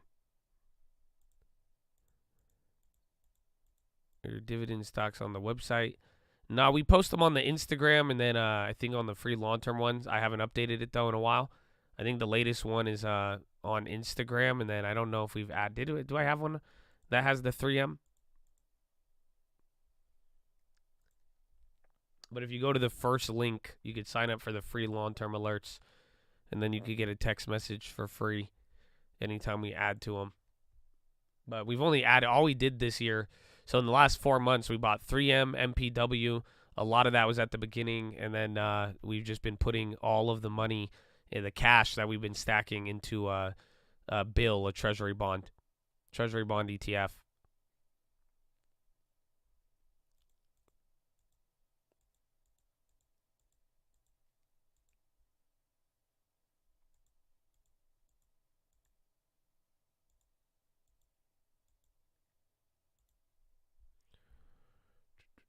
DoorDash on the high. Yum.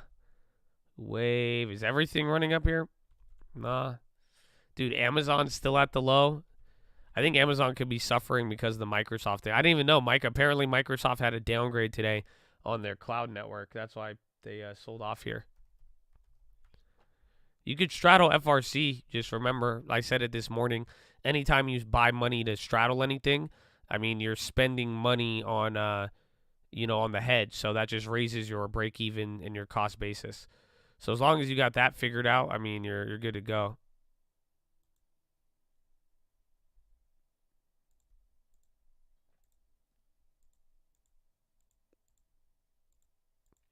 I already made the FRC play yesterday. We made it yesterday.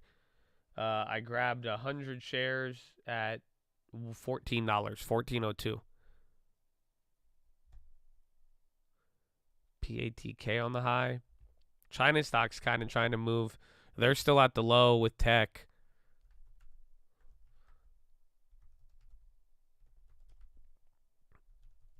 UAL on the high. SKX or no Sky.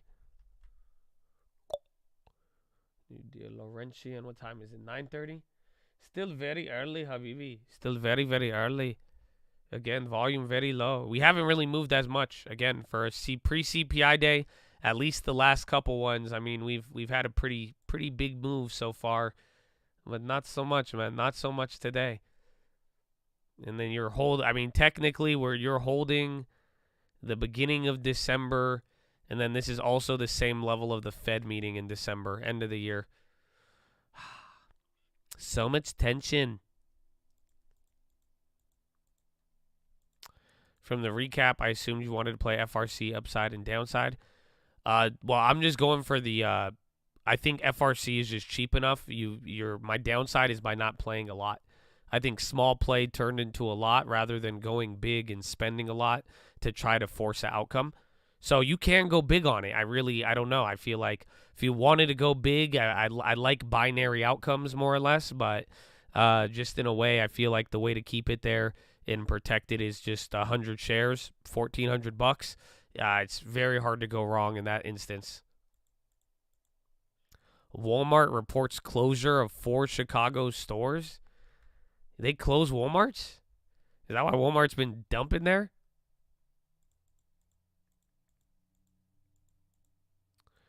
Why not play binary options? Because I have running water in a shower. What do skip ad? What is this? You try to get me on fucking binary options? No, man. Be careful. Be careful.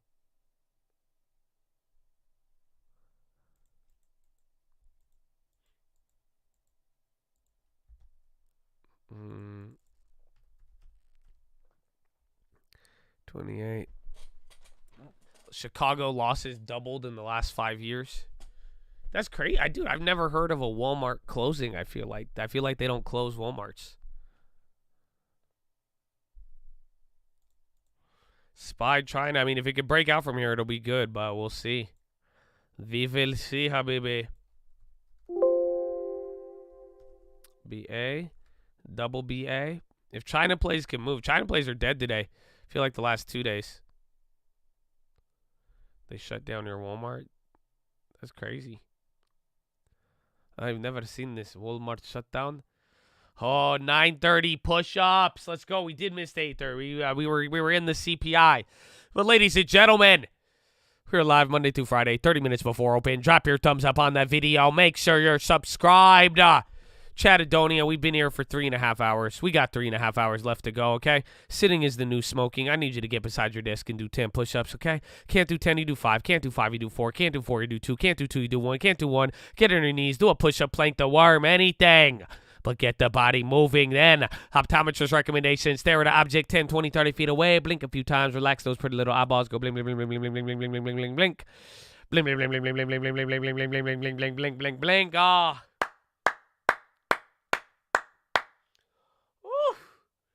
That feels good. It feels good. You relax the eyeballs. There you go. Now chest to the sun. Flex the core. Tuck the hips in. Relax those shoulders, man. Nobody's attacking you. Okay, you look good today, man. You look good with that chest to the sun, man. Relax a little bit. I know the market may move a lot today. Maybe it doesn't. Maybe we end up right where we started, man. But, you know, all that matters is tomorrow will be a shit show with CPI. You know what I'm saying? You know what I'm saying? That's all you got to do. That's all you got to do, man. That's it. You know what I'm saying? So let's go, man. Let's go. Let's go. Just run it up. Run it up and just relax the shoulders. That's all. I'm just trying to tell you to relax, at least till tomorrow. That's all, okay? And then now relax the jaw. Go. And breathe in really deep. Go. Oh, I have such a stuffy nose. You sure? That's why I drag it. I go.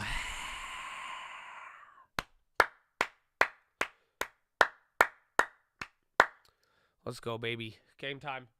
Spy coming in. Oh, wait, I don't have VWAP up here. VWAP. Where's my VWAP?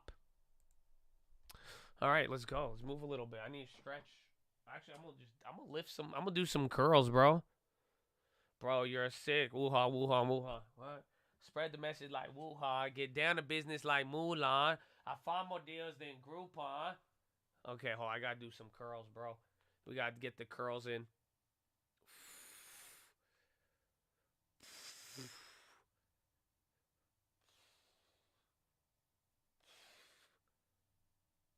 Get some sun. It's really nice. I told you, bro. It was so nice. I went outside yesterday, and I was just driving with the windows down, and like it felt sunny. And now the stock market got 3 big red candles. So hold up here. I'm switching arms, but watch out. So again, we did that little hit a high, sell off, go back near the high. I think it's just gonna buy time for the next 30 to 45 minutes. So we'll see.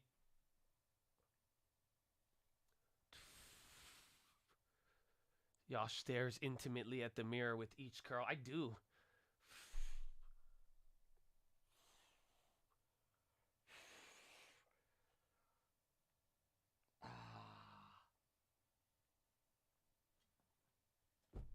Whew. There you go, curling the silver. Nah, bro, I got the weights on. I got a 30-pound dumbbell on deck, man. I might do another set, man. Now you got me. I worked out yesterday, even though I'm sick. So, you know, shout out the home gym, but I actually got a workout in yesterday, so I feel good, but I'm still kind of tired. The VIX, those are probably your biggest down candles all day today. Oh shit, do you guys hear me? Did I just fuck everything up?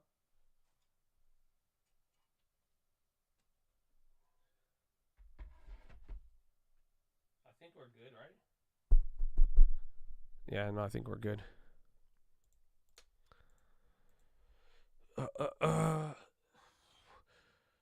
Oof. Josh knows the 25. Nah, it's good, man. It's good. Do I miss the Urus? Nah, not really. I don't really miss, my cars are cool and shit, but, I mean, shit, I don't even miss people sometimes, so nah. You know, it just all depends, but I don't think... I'm actually really excited. I was really happy about that, and any real estate investment that followed ended up being a lot better. I do have a car that I want, but I'm kind of done with the cars. But then again, I said I'm trying to go neutral, and you see what happens. That's like sometimes me with other shit I shouldn't buy.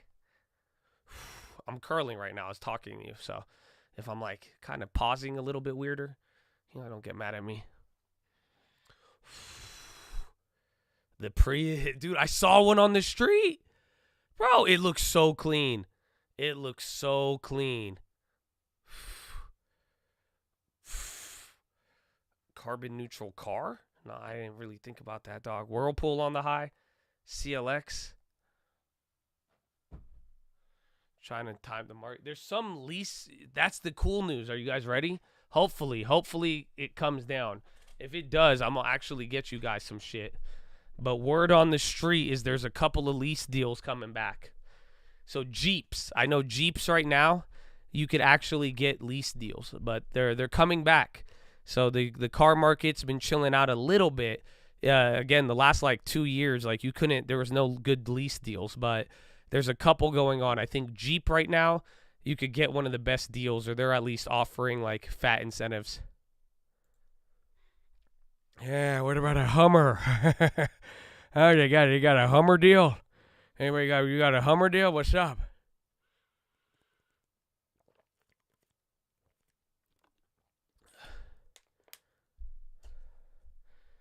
Three Azeri soldiers killed in border clash with Armenia. When are you doing another gold digger video? I don't know. I don't think I asked my girlfriend, I was like, would you help me film another one? And then she was like, why would you even film that? She was like, that's so 2016. She literally sounded like a Clueless character. She literally just looked at me like a popular girl and was just like, why would you even want to do that? It's so 2016. And then I was like, and then she didn't talk to me for the rest of the day. And I was like, that's crazy.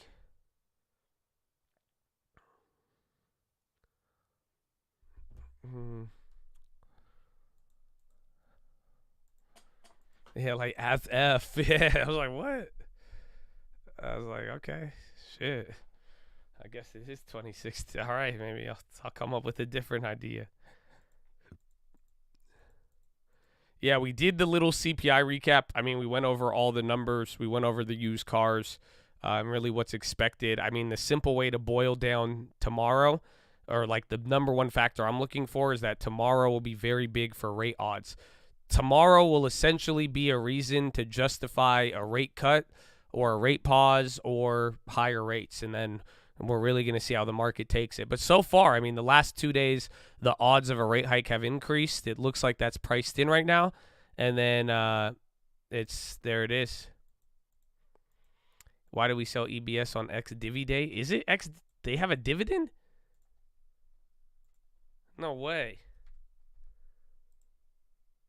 What the fuck are you saying? Oh, you scared? No. Asshole. I thought you got me. I was like, what? They had a dividend?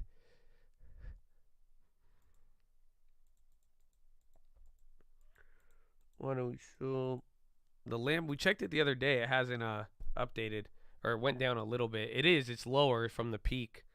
I think the peak was the peak Lambo index was like 550, but then again, like the number on Car Gurus is weird. But then again, they've came down a lot. Like most Lambos are, I would say they're like 10 to 15% cheaper than when they were about the same time last year, and then even from 2 years ago. But the prices have definitely came down.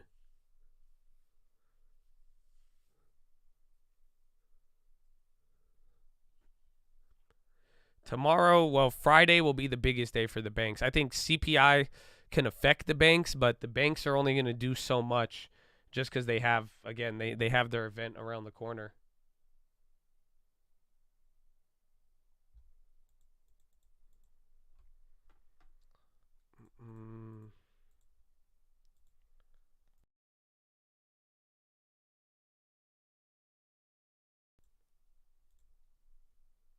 It's 9:42. Yeah, I might get a carbo early. You might have to go early carbo, Chad.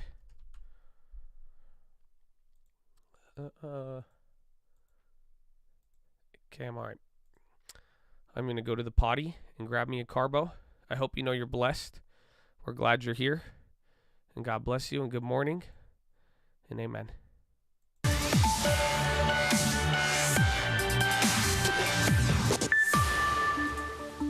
continue to talk about cybersecurity. The space, of course, booming over the last few years. Just think about the focus that we had during the pandemic. Just think about today's news flow as we worry that maybe the leaked documents that pose a serious national security threat to the United States, according to the Pentagon, is that in some way related to a hack or cyber attack?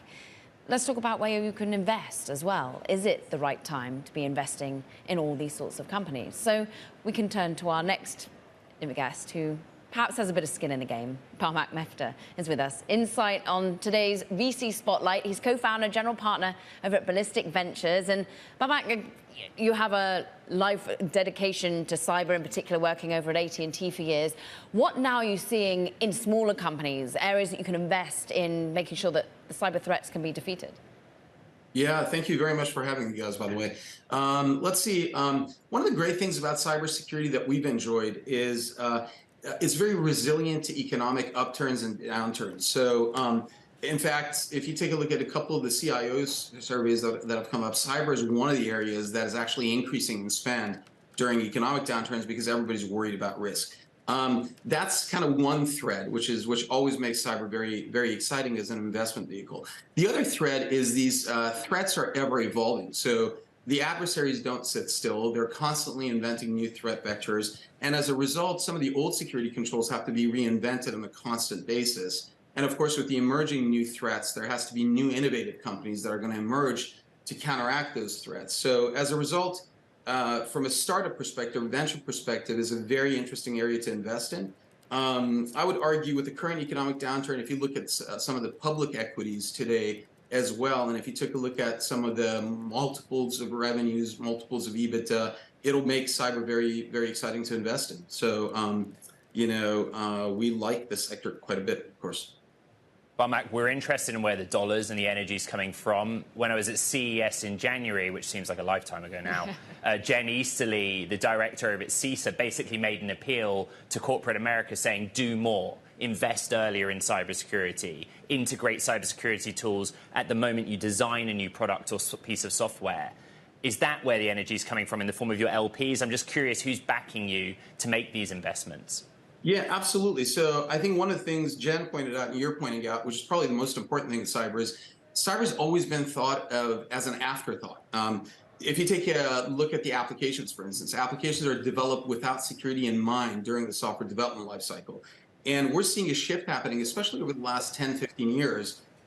There's an area called shift left you probably have heard, which is equipping software developers so they can build security into the fabric of the application during the assembly process of the application. Yeah. It's one of the only... They're talking cybersecurity. It's kind of, I think it's the weird, boring middle of the day. It's not late. It's like getting late, but it's still early. I mean, we still got 3 hours.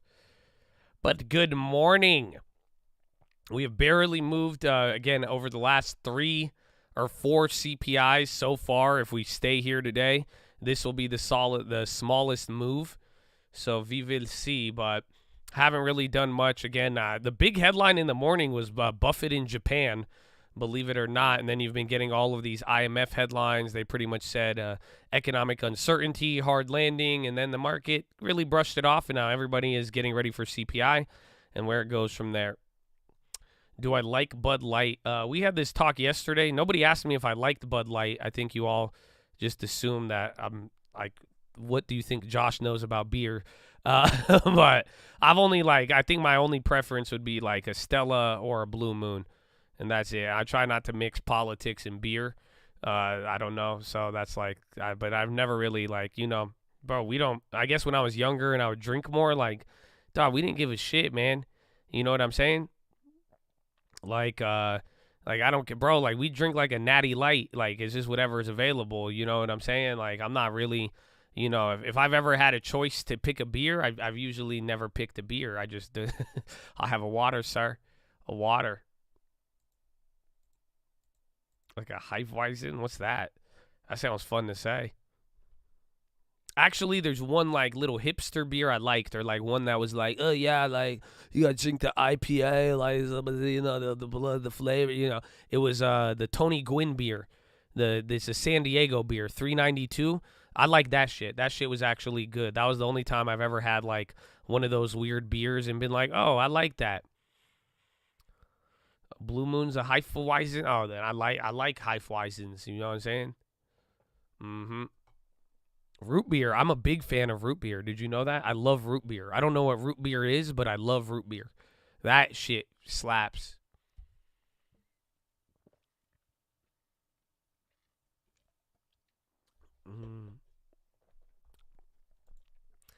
What about bourbon? Nah. I don't like like any of those like manly drinks, bro. You ain't going, nah. Like you'll never see me like just sipping like a small glass of whiskey or some shit. Like I don't know how people do that without vomiting. I've never understood that in my life. Like I lift weights too. I'm pretty like, you know what I'm saying? Like I could look pretty intimidating in like an intimidating lizard, but it's like it's wild that like I can never sit there and just drink like a whiskey and just like I'm not Clint Eastwood, bro. I can't do that. I can't do that.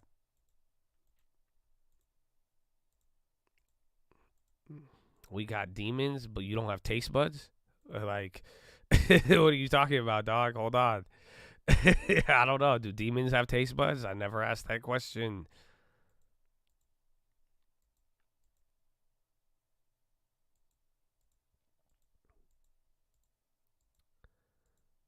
You say intimidating lizard? I might have.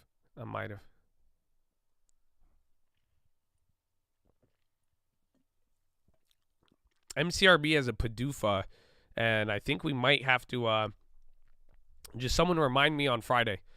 Remind me on Friday to make you a weekend video with all the biotechs.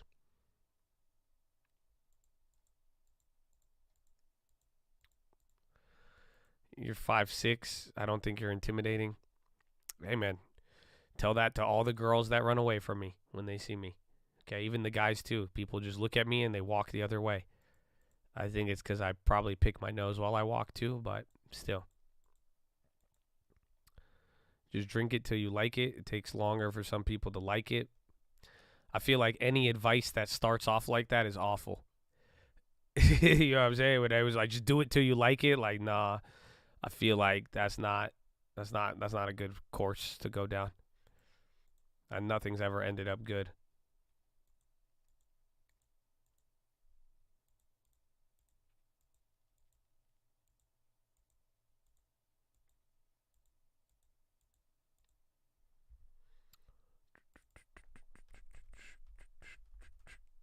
And then Bond's first bounce of the day. An acquired taste. I'm cool.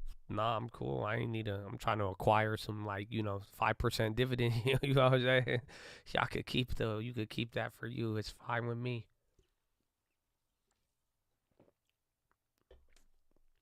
You need to try. I think I've tried it 3 times. I said, nah, this ain't for me, man.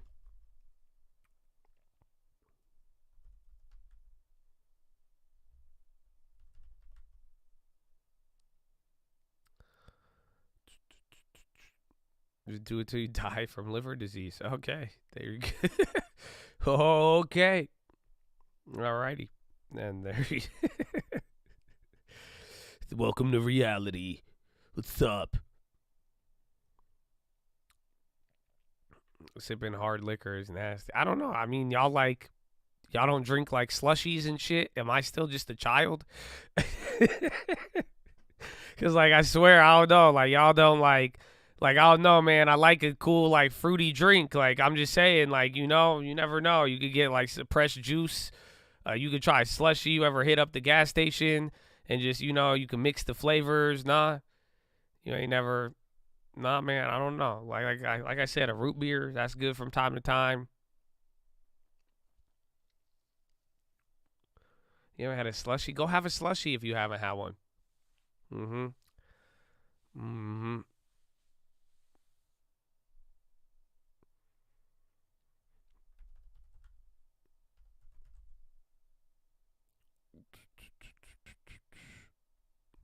All right, SPY working its way up again. I think it's been exactly 30 minutes. Remember we said it, so from here to here, I think it was about 40 minutes. So he said you hit the high, came down, went just under the high, sold off, and now you're working your way back up here. So I bought you some time. But if it could break out from here, it might be able to really go. I'm just thinking that simply because the range is so tight today. We haven't moved at all. So, you haven't made the move of the day. NSC 205. NSC is really cheap compared to when we shorted it after the train thing. Oh, NSC popping. Big candle on NSC.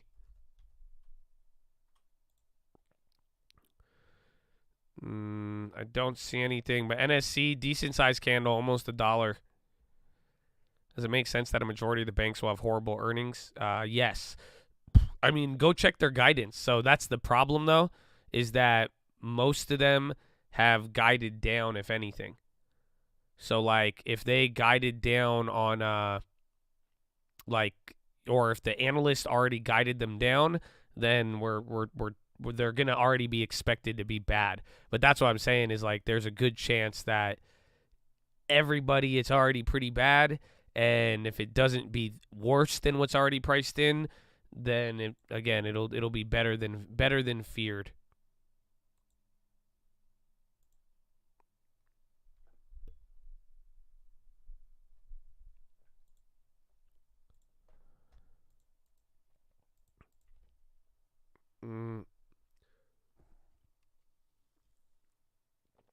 Dollar climb in.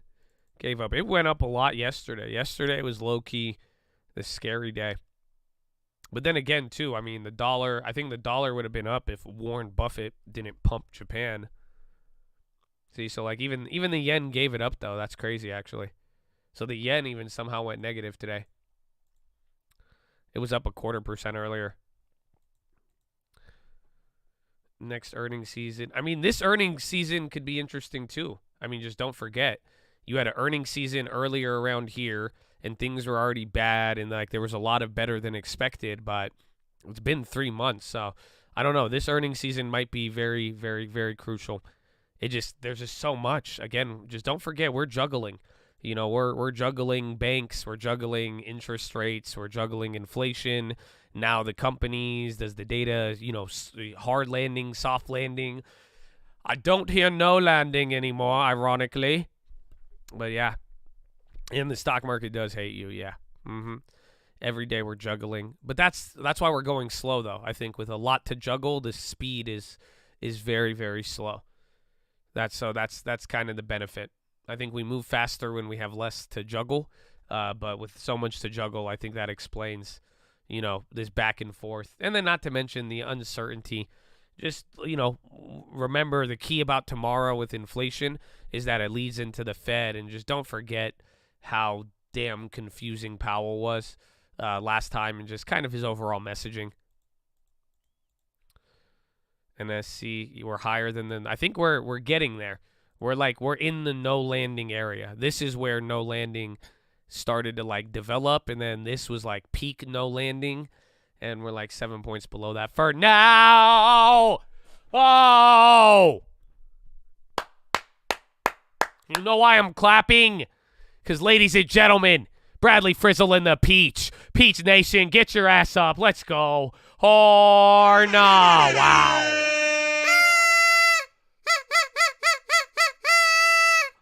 Holy shit.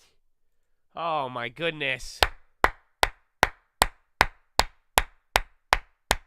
This late. Well, there's no such thing as late when it comes to the peach. More like this perfect.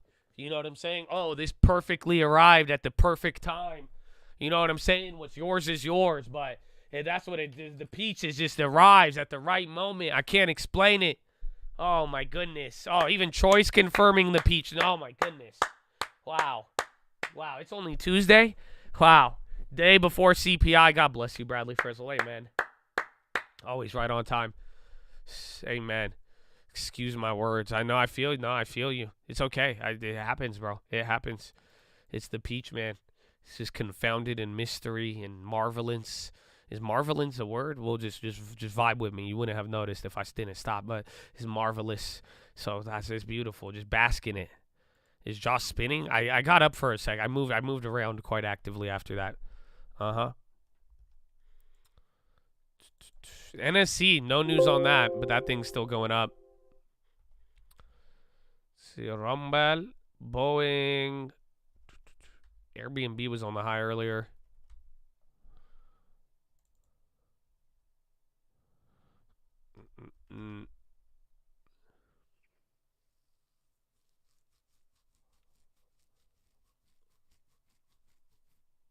Marvelous day.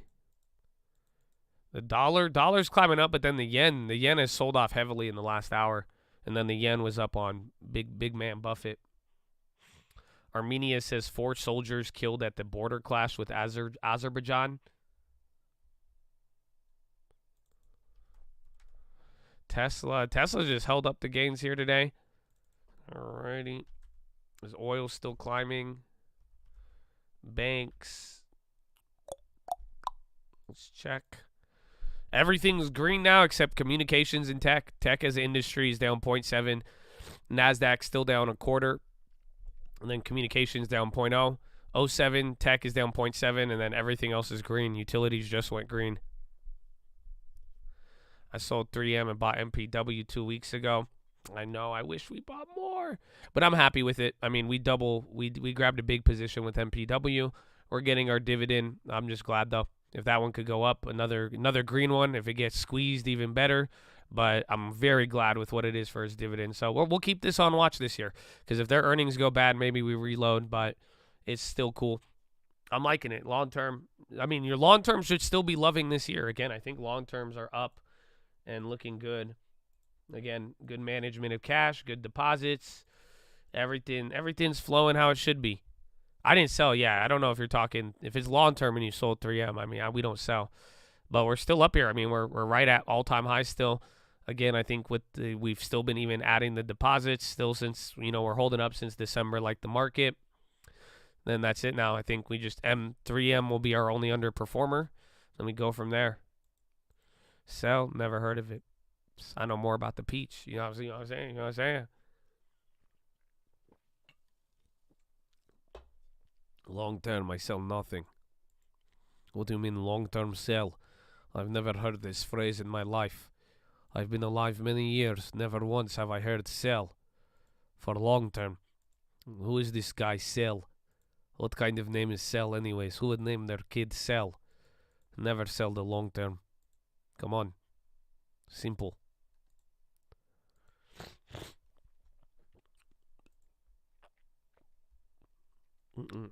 It's like a prison cell. That make a lot of sense. That's why you don't sell unless you want to go to prison cell. Okay, hold on. I'm about to have a snot attack.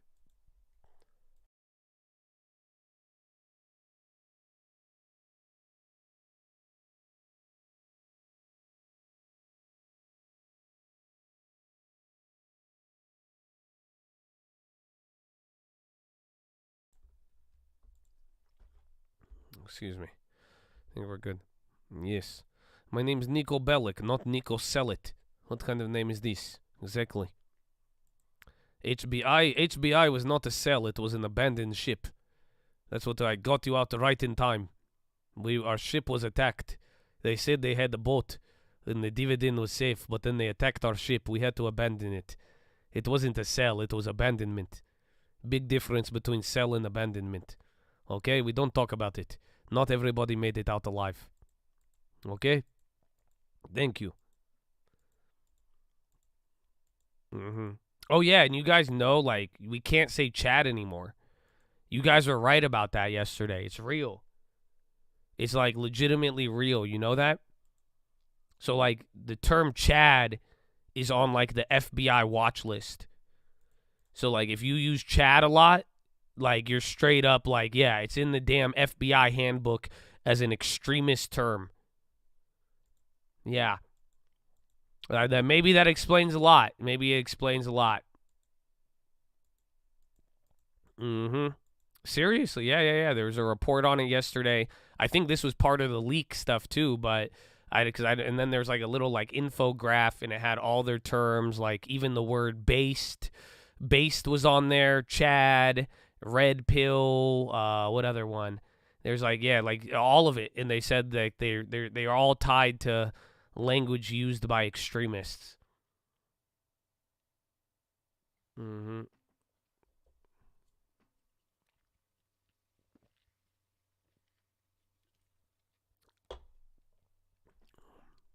US 3-year draws 3.8, matches pre-sale when issued.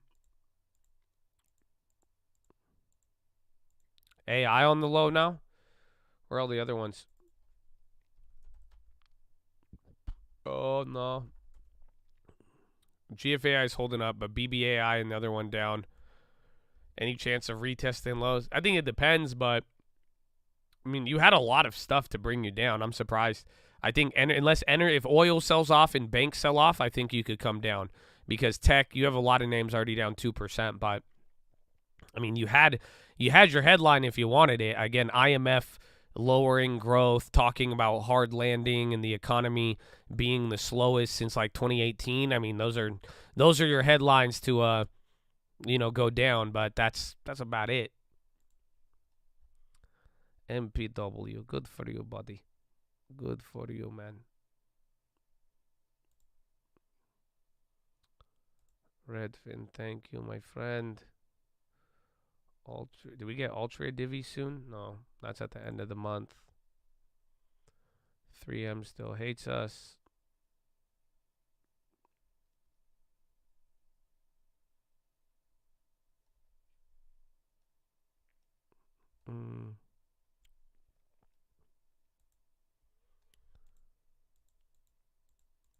Estimates for bank earnings. I think it depends on each one.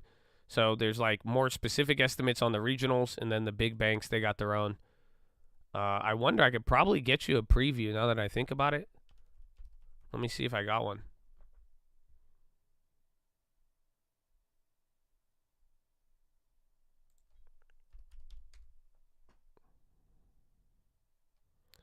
Got my bill divvy. Yay. Nah, I don't have it yet. I think previews will come out more closer to the earnings. You could like look it up individually. But just look overall, like the best thing you could do if you really want to check, go over the banks and just see what the consensus is for their EPS. See what the FactSet consensus is or whatever the general consensus is for earnings, revenue, and then any of the other segments.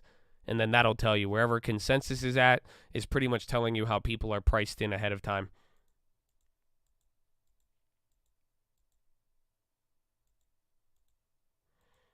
Got my TLT divvy. Ooh. If 3M cuts their divvy, they're going to shoot up. I hope they don't cut their divvy. I think all 3M needs to do is do good on the lawsuit stuff. That'll be great. And then MPW, if MPW has good earnings, I mean, and their earnings is in 2 weeks, then we get back up to the $10. That'll be nice. Again, this thing very, very low. 10-year low, Habibi. 10-year low.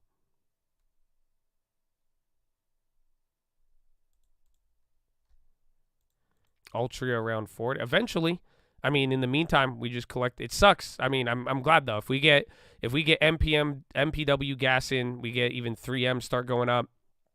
I mean, we're just going to be waiting here. I mean, but overall, our setup is very, very good. So just take it slow and steady. Enjoy the stability and the slight gains. So it's beautiful. See the tweet about Hugh's play. I saw your post on it, and we went over the Hugh tweet or the Hugh play that he said yesterday, that TLT one. I think it's interesting. I think pretty much towards CPI, towards Powell. I want to look to the bonds to see if we can make a play on that, but I'm just going to hold the futures. I don't know if I'm going to do an option play as of late.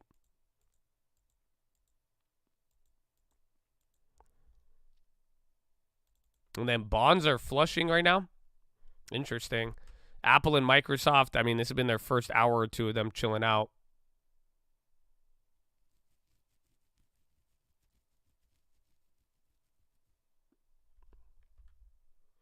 And then the SPY is at the high. Wow.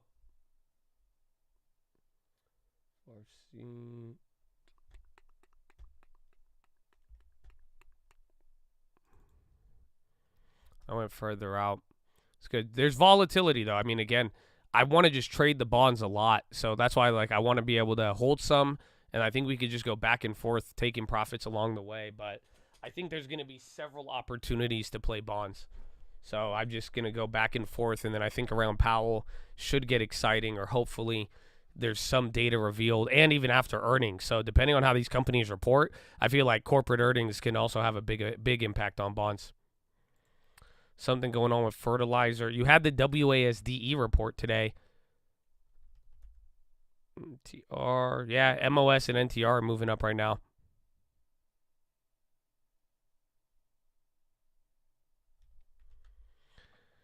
ACAM at the high.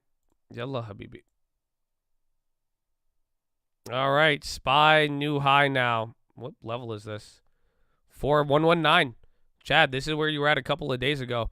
So remember, this is where you started off Monday and Tuesday last week. This is where we broke down from.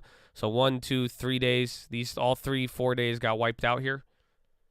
And again, this is where you had a lot of dancing here. 419 leads to 4124, and then 4133, and then 4133. You go to 4150. So again, it's a fat range here on the day if this actually holds. And bonds are hitting a low. Where are real estate stocks? They're kind of in the middle. Only thing red right now, communications and tech. So NASDAQ's still red by a quarter. But unfortunately, SPY's doing it again. Let's see if this holds or not. You're doing the hit a high. So watch if we do this little dance. But if it could keep going, it'll be decent. Trudeau asks about U.S. intel leak on cyber attacks. Says no physical damage to any energy infrastructure.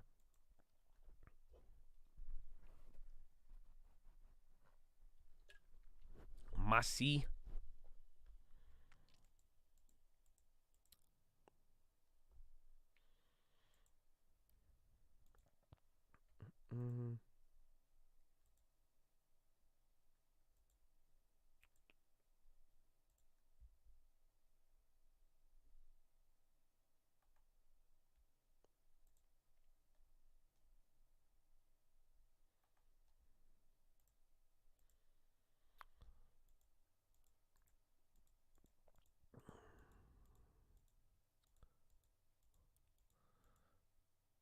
Why is the Dow? I think McDonald's.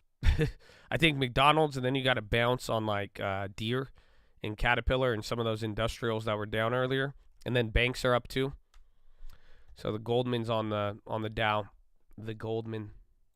But let's see. There's only 88 names down on the S&P. 22 names are up on the Dow. 8 are down. Again, Caterpillar, UNH, HD, Goldman, Boeing, and Energy, Chevron, and even 3M is doing good today. So everything on the Dow is up except for Microsoft, CRM, Apple, Cisco, IBM, Walmart, Coca-Cola, and Intel. So all the tech on the Dow is down, or any tech exposure.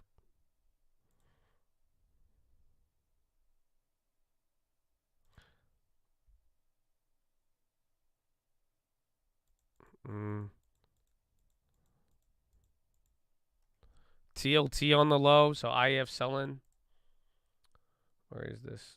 Yeah. Now we go lower. Let's see what the bond land ends up doing. And then now you're getting a couple of reds.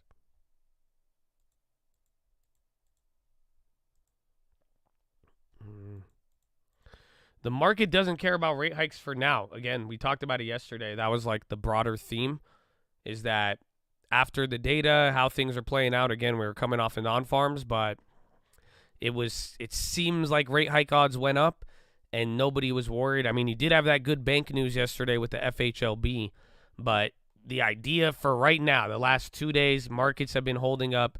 Rate hike odds have been guaranteeing, or they're at a majority saying that we're going to have 25 basis points. So all depends. All depends.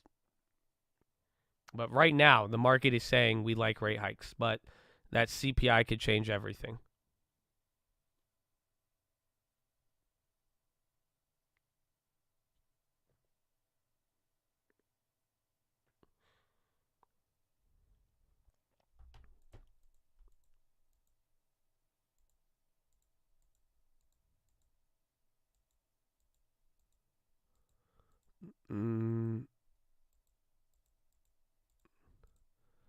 As the rest of the future, one more move. I mean, most people are under the idea of one more and pause would be the max. That's what the bond market's saying now.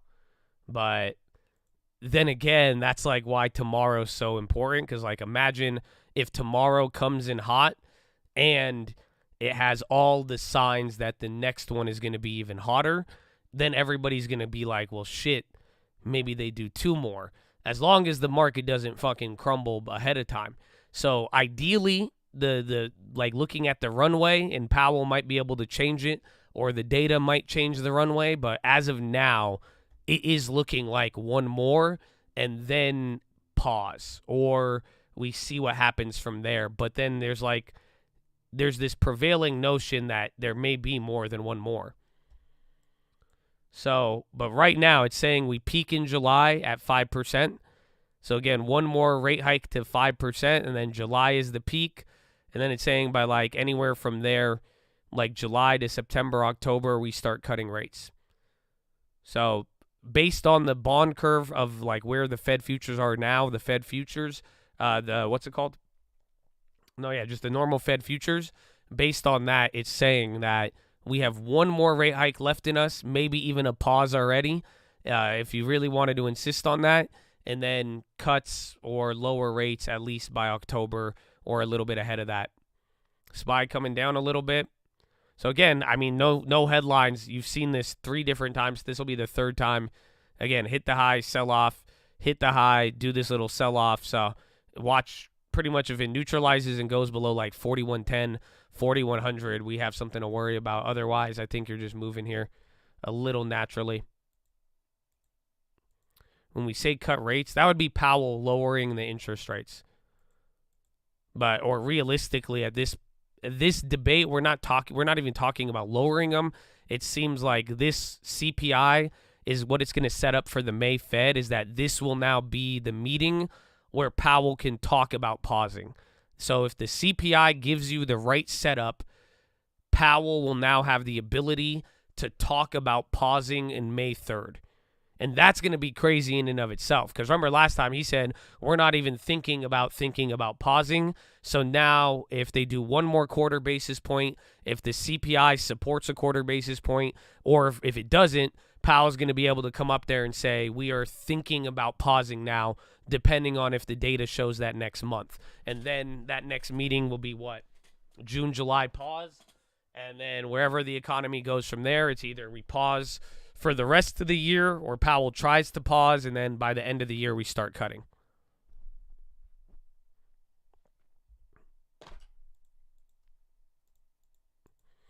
I don't think he will. They said over and over, inflation, another one. They'd rather break something before stopping.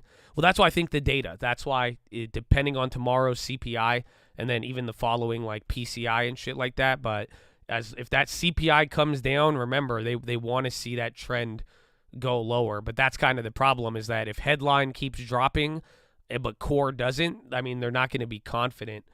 But, you know, inflation, I mean, we're at 5%.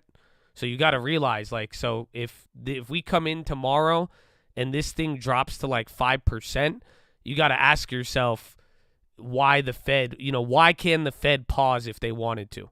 You got to really think about it. So tomorrow's headline is 5.1, and then CPI excluding food and energy core is at 5.6. If you wanted to make any argument to say that the Fed could pause, what would it be? Assuming tomorrow's CPI comes in at these numbers or lower. There's something about where we're at now. Let's see. Anybody know?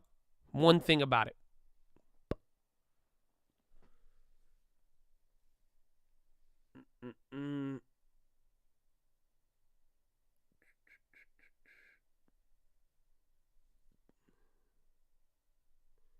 There you go. There you go. Yeah. If CPI comes in at 5.1 and they raise at the next meeting, the interest rate's going to be 5 to 5.25. So now, if assuming CPI doesn't stay hot and it comes down as expected here tomorrow, you will now have a period nominally, not real, but your nominal rates will be higher than nominal CPI. Or they will be equivalent. Not core CPI, and that's the problem. That's why we need core to come down. But then again, what can you argue? If that's the case, then you could argue 2 more rate hikes. Hike next time, and then the time after that, because then the rates will be 5 to 5.7, and then that will nominally be higher than core and headline. But think about it. If headline comes down to 5.1, they raise rates. Now rates will be higher than headline CPI, and then if the next CPI comes in lower at 4.7, you've now spent like 45 days, 2 months almost, with your rates being higher than CPI is trading at. But again, core needs to come down, and if core doesn't come down, you can maybe justify one more. So with this whole idea of this is where the Fed's going to start being able to talk about pausing, because again, in general now, your interest rates are higher than your headline CPI. Now, granted, it's a shit show, and inflation I still think is high, and again, that's 5% year over year. It was 8% the year before that, and then 4% the year before that. You see what I'm saying? So it's like, does that 5% for 1 month really do anything? I'll leave that for you to decide. But in general, if Powell wanted to try to justify it, I think that may come up in the topic that somebody's watched. On the Fed meeting, somebody's going to ask that. Because at first we were saying, wow, real interest rates are going to be higher now, but now both real interest rates and nominal will be higher than inflation.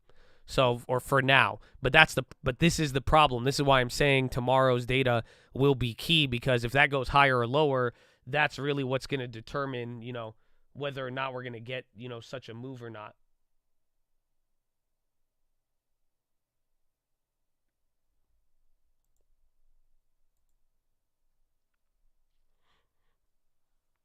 If core, yeah. So that's what I'm saying. Core would be the only way where you could argue. You could argue another rate hike if you really wanted to. So like you could even argue and say we need 2 more then to get that above there. But if core drops noticeably, so if core drops more than expected, then there you go. Then it's a different story. But I agree. But that's also the problem right now that people are saying, because they're like, well, it doesn't matter. Because again, this is what we went over here for tomorrow. The problem is that tomorrow, if headline goes below core, that'll be the first time since 2021. But that means inflation is fucked. Like, do you guys understand what that's like? So imagine now headline drops to 4.7 tomorrow, and then core jumps up to 5.9. What would happen?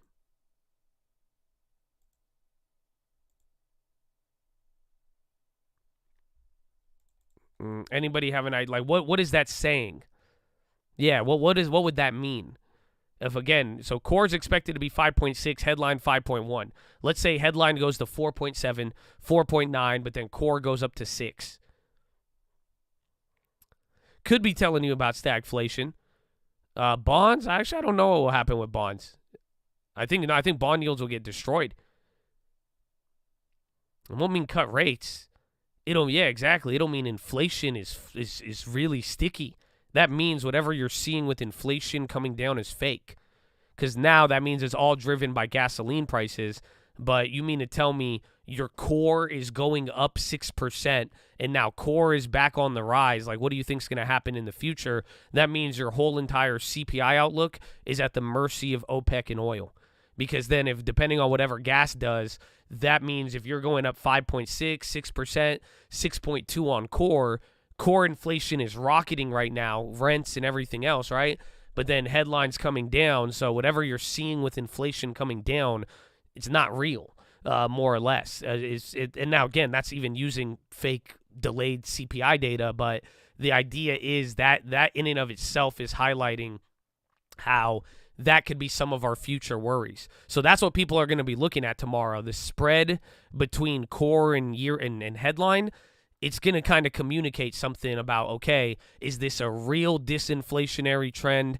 Is this, broadly speaking, is inflation really cooling, whether it's due to rates or due to the banking situation, or are we watching half of the inflation impulses continue to skyrocket now, while the headline and the skewed energy is bringing us down, and whatever we're cheering about today probably isn't going to last for 2 or 3 months because core is showing you that it's sticky. So that's part of tomorrow too that we're gonna have to be factoring in. Yeah, if gas starts running, I mean, that's what we're going to learn a little bit about. We already are aware of it. It's like we already know, like even right now, the fact that headline is coming below core, that highlights to you how important gasoline and energy prices still are, because that's the only reason why it's down. It's very weird that your headline is dropping, but your core, again, excluding food and energy, the most volatile aspects of pricing of everyday life, if you excluded those, your inflation is higher than if the year over year than if you included them.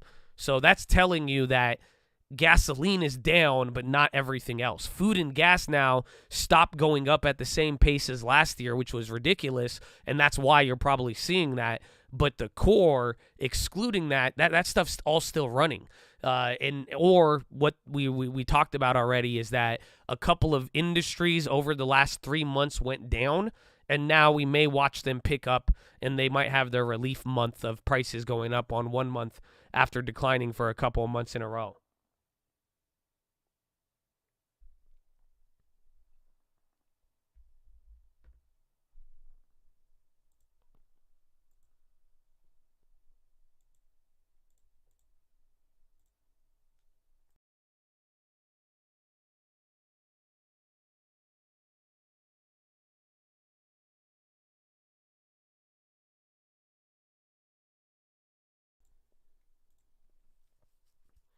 How much gas has went up? A little bit, but that won't factor in for a couple more months.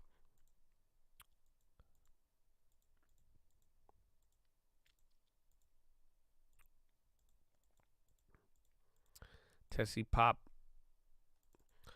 Well, we'll see. I mean, if housing prices and other things can come down faster than energy, that will be positive, and people will like that. However, that's why tomorrow's so important. We just got to see if that actually happens. So it's like, again, I could tell you why inflation looks ugly, but then there's good factors too. If headline drops and then core CPI comes down faster because of rent and other things, people will get very optimistic about that.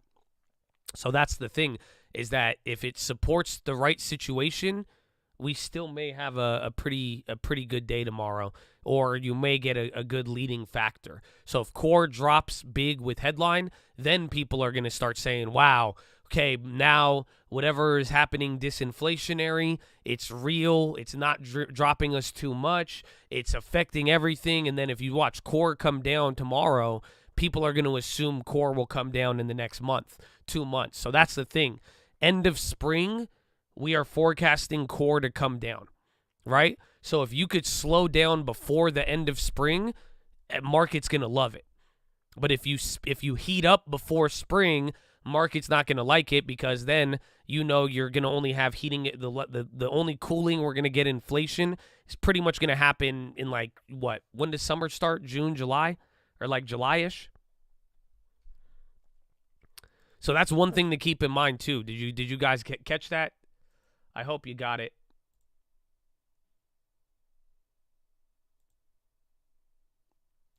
Did you hear what I said about the seasonality? So think about what I just told you there. So part of even these next couple of months, and even understanding the data set for tomorrow in the Fed, is that by the end of spring, people are expecting to have a big drop in inflation.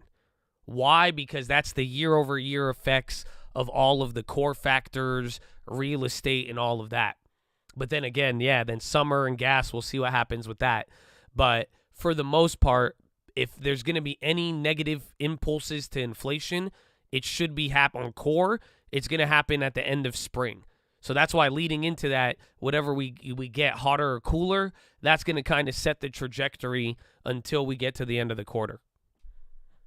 They could revise it higher, but overall, there's a strong prevailing notion right now that we should be getting a slowdown in core.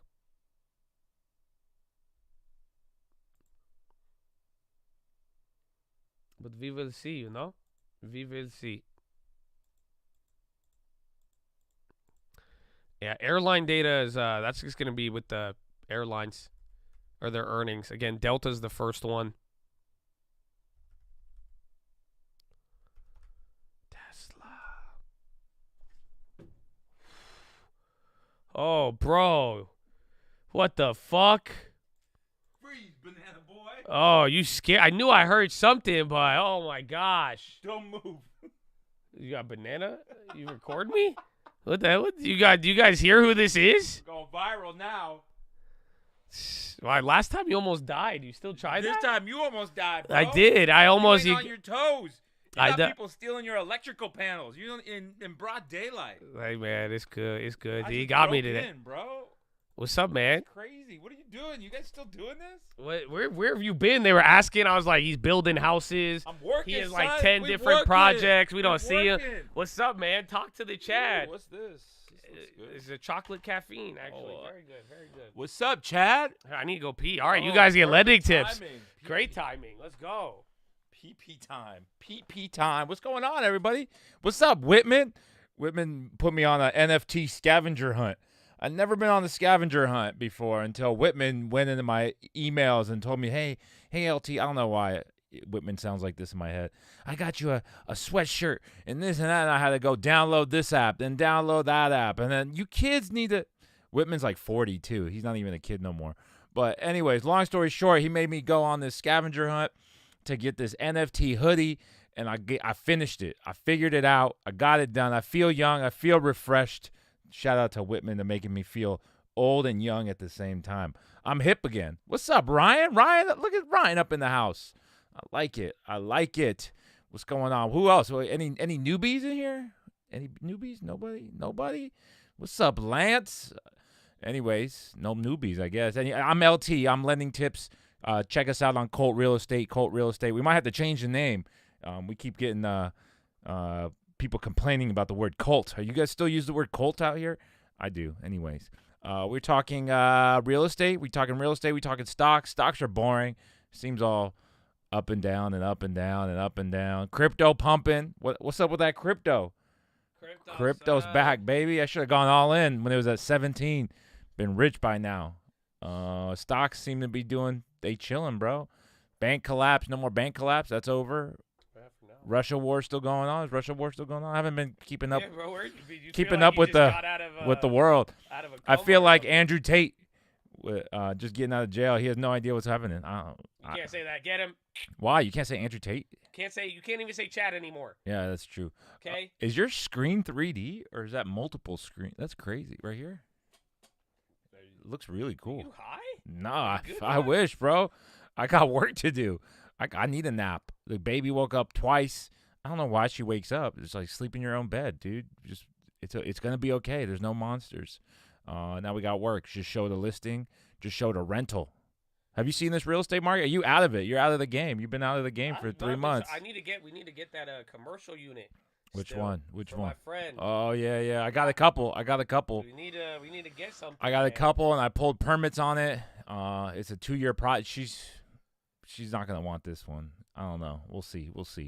But the real estate market, I got to tell you a story. So we had a listing over the weekend. We had 82 people come through the listing. Wow. 82 people. How? I don't know, bro. I don't know. What was it priced at? It was priced where it was priced. I don't know. It was. I thought it was too high, but 82 people went through. You don't want to hear the bad news? No. Not one offer. How? Makes no sense. Makes no logical sense. So I realized that you're looking for that one dumb agent who still thinks it's 2020, like 2021, where they're pushing their client.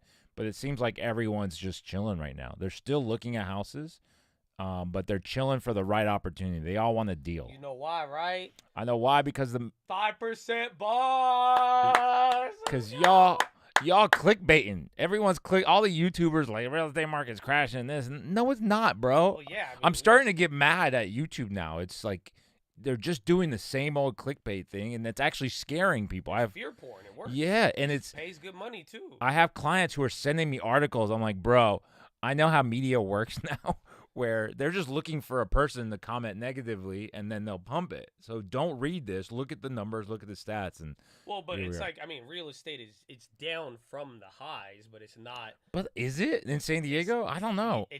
San Diego's down 16%, but that is off of the peak of the peak of the peak. So I even think year over year we're up. Overall, like generally is up, but it's still like it's came down from the highs, but it's not like it is not the generational crash that everybody wanted so that they could finally get a house. I think that crash happened in November or when did they first raise the rates? March. Remember when?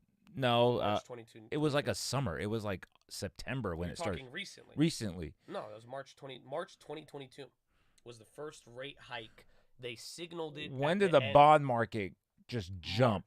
No, there's another jump in like August. Can you check for me? Yeah, I mean, it was like August. I had the best month ever. And then September, nothing. October, nothing. November, nothing. And then December, boom, goes the dynamite. You guys remember that? Well, this is where it was.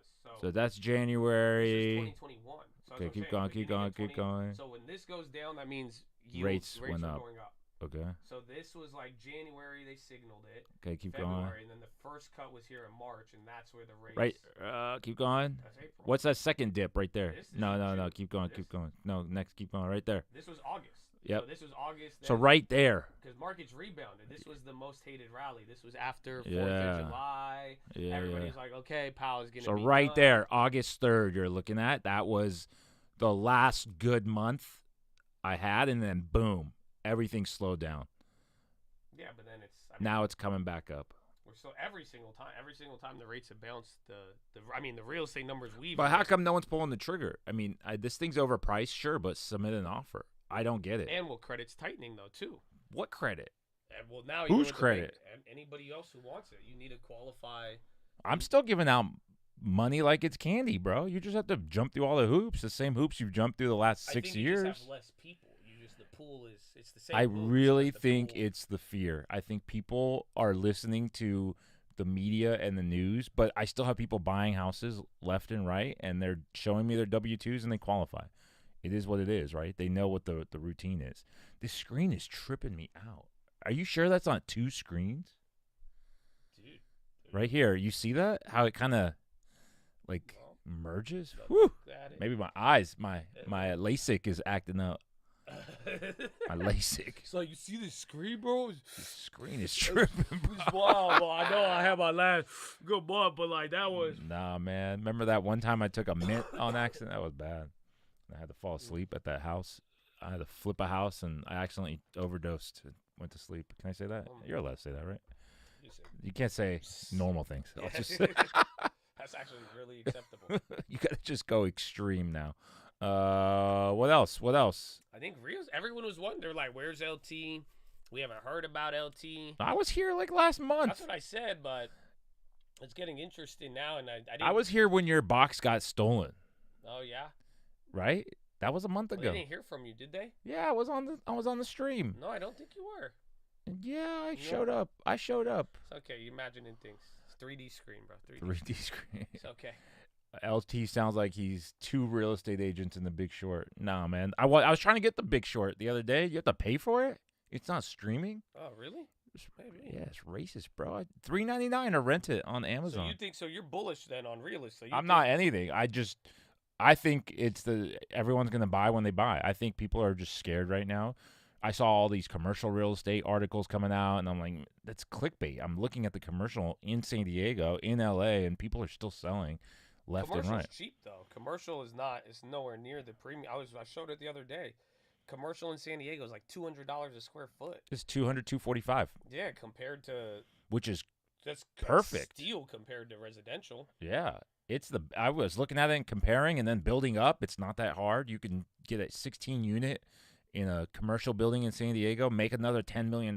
Takes 2 years to I've looked at the math. The math is there. I don't understand where the negative Ben Mala. Have you seen? You know who Ben Mala is? The big. Yeah. He's crying too. I'm like, what's happening? Maybe because he had the adjustable rate mortgage or something on the commercial loans. No, I think it just depends on what commercial property you had and then when you had the lease. So then now you can't even refinance. So now if you even had a certain loan in the last 3 to 5 years of commercial and you need a refinance right now, all of your prospects have gone out the window. So there's people who already had bad debt from like 2018, 2019, depending on the mix of inventory and what they did and like how their units performed. But now if you're already struggling and you wanted to refinance, you're fucked right now if the Fed keeps this up for 6 more months. Yeah. Because now what are you gonna? Now you're gonna refinance at like 12% if it's already bad. Well, I don't debt, think you if not can higher, yeah. refinance. If yeah. not, nobody will give you anything. Yeah, I for did it. have a client who his interest rate was adjustable through the SBA. Horrible move. So every time the rate adjusts, every time Powell raises the rate, the mortgage goes up. There It's should not be like a cap on it though. No cap. No, really? No cap. I looked From at the SBA. From the SBA. They don't care, bro. I read all the documents. I called the lender. They said no cap. It'll just keep going with the Fed. And I'm like, how? No cap means no cap on the interest rate rise. Correct. For all you younger kids out there. Not. I've actually never said no cap in the way the kids have said it ever in my life. Yeah, so it does. So yeah, we got to clear that up. But yeah, his mortgage went from $7,000 to $14,000 from last. Yeah. So what does that do to the business that he's leasing it out to when the lease is up? That's what. It's gonna have to go up. The current tenant doesn't get affected. Not yet. But even then, that's what's happening everywhere. And they're saying nobody wants these buildings anymore. And then if they're out of date, and then you have to put in 30-40% to get it up to date. Yeah. So commercial is bad. I don't think commercial is good. But my boys at the kebab place are renting out left and right. They have 10 leases they signed last week in different places, and they're getting not great deals. Well, I mean, if just depends on where it's at. They're probably getting better than if they did it a couple years ago. No, they're saying now it's higher than it was 2 years ago. For commercial? In commercial, they're in Texas, Miami, San Diego, San Francisco. So maybe those areas only. So I don't know. I think it's all clickety clickbait, and you guys are buying into the fear. Look at the stock market. Yeah, I think just time. I don't even think it's anything. I think everybody has to be. But what do you do in the meantime? I can't fucking buy a bond. I'm telling you, it's But we got all the bonds, bro. I showed it today. I got the Barry bonds. I got the 10-year bond. I got the I bond. 4-week, the Bill ETF. Where's that? 4-week. Where's that? That's the one we've been buying for the long term. It's already. What's this ticker on that one? Look at this. You have. Oh fuck! I have to explain Bill the lending tips now. No, you don't have to explain it. I'll Google it. It's not meant to. This is just the ETF, but even then. Man, that looks creepy. It does, but I did it on the long term too. We even bought the 4-week bond, right here. This is a bond, bro. You can buy these 4-week bonds. It's paying out 5%, so that's 0.5% a month. So on every I think on every $1 million you put in there, and bro, you could even bill 0.5% a month, which is insane, because over a year that equates to 5%. But no, you take $1 million times that by 0.0045 a month, you're getting paid $4,500 a month. Off your million? Give me $1 million. I'll pay you $40,000 a month for your $1 million, bro. I got you, bro. Okay, now why? But why am I showing you that? I'm waiting for the punchline. Okay, if you bought $1 million property right now in San Diego, what would you rent it for? Probably 6. Depends on the area. Yeah, so it depends on the maybe with taxes. It still breaks even. Well, think about, but that's doing nothing. Yeah, that's sitting there waiting for fucking all the fuckery to go out the window. You sit there for 6 to 12 months. Let Powell finalize everything. You're bringing in a rental property with no risk. Regardless if the dollar gets stronger or weaker, you at least get your value. You're not going to be subject to any volatility of real estate, Bitcoin, none of that. And then you're still making a fat return. And then worst case scenario, the yields keep going higher and higher. And then by the time you're ready to cash out getting that money, all other asset prices will be lower. And now you have all it's your a money. Safety net. I mean, I could do that in real estate. It's a safety net on crack right now. The point is that hasn't existed for anybody in the last 15 years. I could do the same thing with real estate. It's just the liquidity is not there. That's the only liquidity issue. And ease. You cannot guarantee. This is no fees. There's no closing costs. There's no loan fee. There's no agent fee. There's nothing. This is just straight up put the money in, click buy, wait every 4 weeks, and then that's it until you have. So does it go down? No. So Bill doesn't. It will only go down once they start changing rate policy. Which is what, 6 months from now? Yeah, so that's how it's designed to move here. That's why the whole idea is it's prorated. So wherever you buy 1 month later, it's going to be at the same price. So you buy at the beginning of the month, and then end of the month you get paid a dividend. So we bought it last month. It goes up in value. So whenever you need to sell out, you're actually getting your yield and appreciation. You could just sell out of the equity. So the only difference literally is liquidity and no fees. Because I literally can do that and just relative. I can do that in real estate. In relative safety, of we're talking, you have $100, $1 million today. If you needed to pull out exactly the same nominal amount 6 months, 6 days, 6 years from now, it will reflect.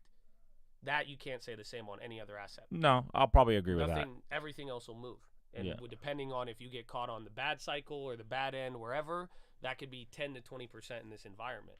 And that's this. But then this is paying you. You're just getting paid. Let me see. Where is it? Let me see your transaction history. Let me see your bank statement right now. Well, let's see.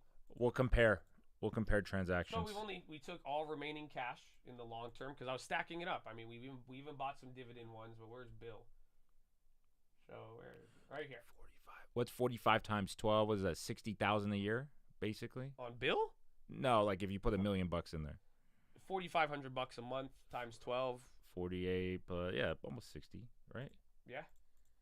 It's just the dividend. It's like getting a 5% dividend. $54,000, and you're getting, say, taxed 15% on that of your income. No, we have to double check that because the taxes on this are weird because it's a short-term. I'm just trying to compare apples to apples. If I gave you $1 million, you're gonna make me $54,000. If I gave myself $1 million, I think I can make that in a month.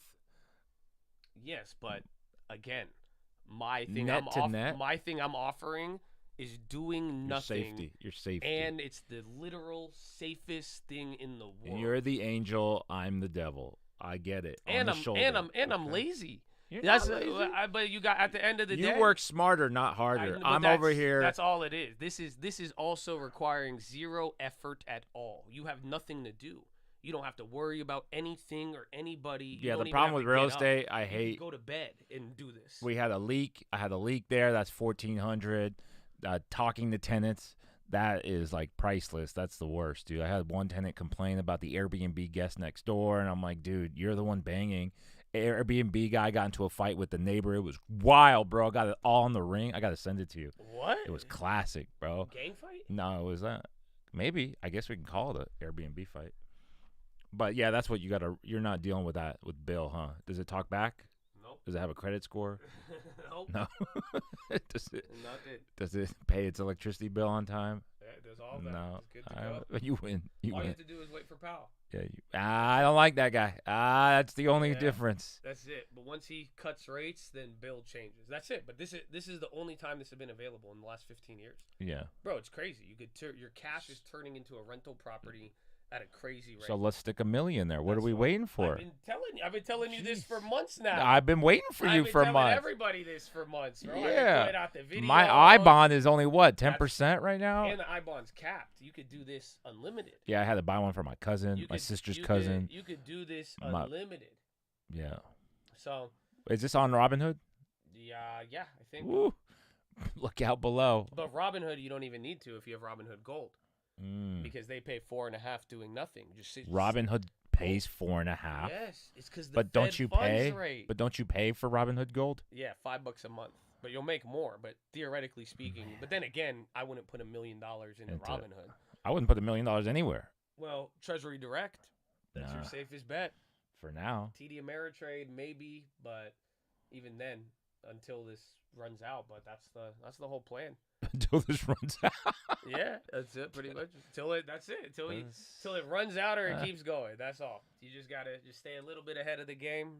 Respond, listen to Powell, the Fed. You'll be good. Have you seen these SEP IRAs, like self-employed IRAs and stuff? I need to start one. I've heard a little bit about them. Yeah, I guess it's a good tax haven. So with these real estate projects, with this bill, you could now sell in the SEP IRA, not get taxed at all. Just keep it in there. Obviously, you can't touch it till you're 90. New high. If you make it that long. New high. Again. Yeah, I haven't seen a hot home in a while. Have you seen a hot home on Redfin? No, I haven't. Seems kind of fishy, huh? Seems kind of fishy that Redfin just stopped doing the hot home. No more hot home, sorry. All right, I got to go. I got work to do. You got to go? Wait, when are you leaving? Right now. Like now? Yeah. How long are you going to stay? No, why? You got to take a dump or something? No. What do you want? I'm good. I got work to do, bro. No, I mean like in the area. Oh, no, I'm done, bro. I did my showings. We're good to go, bro. Just break into my house and then just leave? Hey, bro, it's not my fault you didn't lock the door. I thought I did. Peace out. See you guys Wednesday. What's today, Tuesday? Yeah. They're going to come back tomorrow? No. I called real estate, bro. Go subscribe to the channel. Did you hit 300,000 yet on the big channel? Almost. They keep. What? When I told people we're about to do it, they started unsubscribing. Haters gonna hate, huh? It's a hard battle out here. Yeah, I know a solution, but I can't say it online. All right, later. Okay, very. Okay, thank you, sir. Wow, surprise lending tips, huh? Oh, man. Surprise lending tips. How do you feel? Oh, man. That's crazy. What's this pump for? No idea. I think it was just what we were dealing with all day. All day. Little mini baby pump, you know? Mm-hmm. That's crazy. Yeah, lending tips, new high. I can't believe I had to get into a bill conversation with him.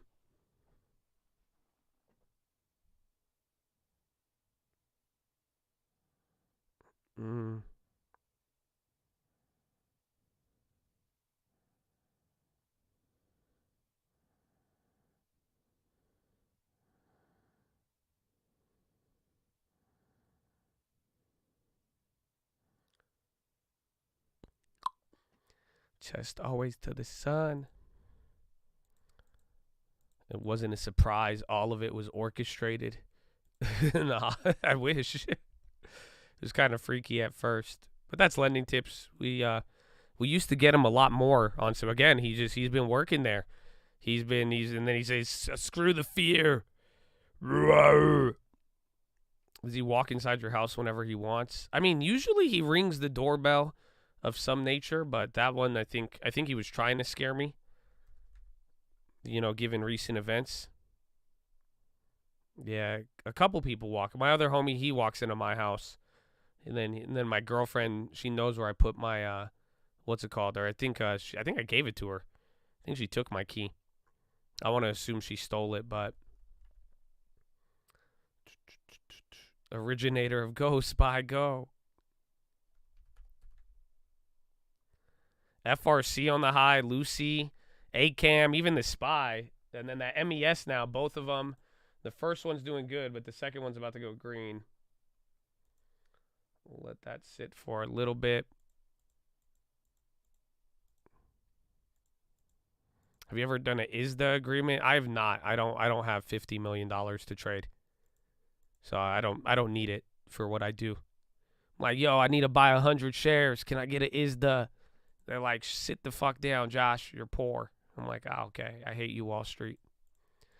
Yeah, you know, I did good in life, but we're still like Wall Street poor. So, no, I don't have an ISDA.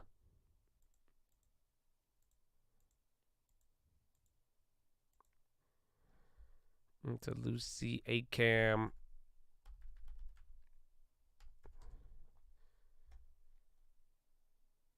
ACAM doing good. And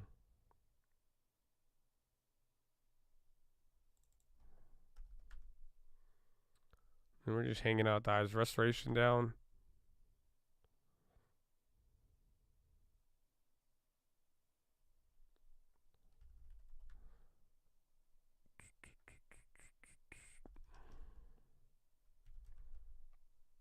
It was 2.5. I thought it was 50 million. I don't know, but just all depends on your. I mean, if you need it, if you need a trade in that, or you need someone to execute the trades. Hugh was saying that. They said he said that his broker wouldn't let him hold some of those positions he had. Use the man. You is the man. It's fun to say is the. Very, very active word.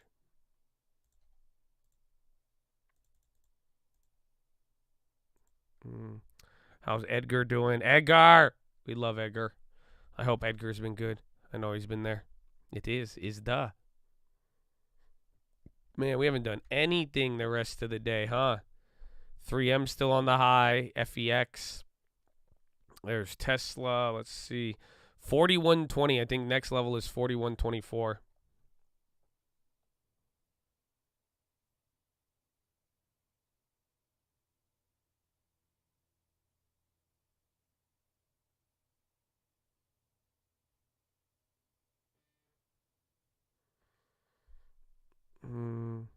Mara gassing. What about Coinbase? Baidu is holding. Bito's going crazy right now. So Coinbase started moving, but you might get crypto plays moving again.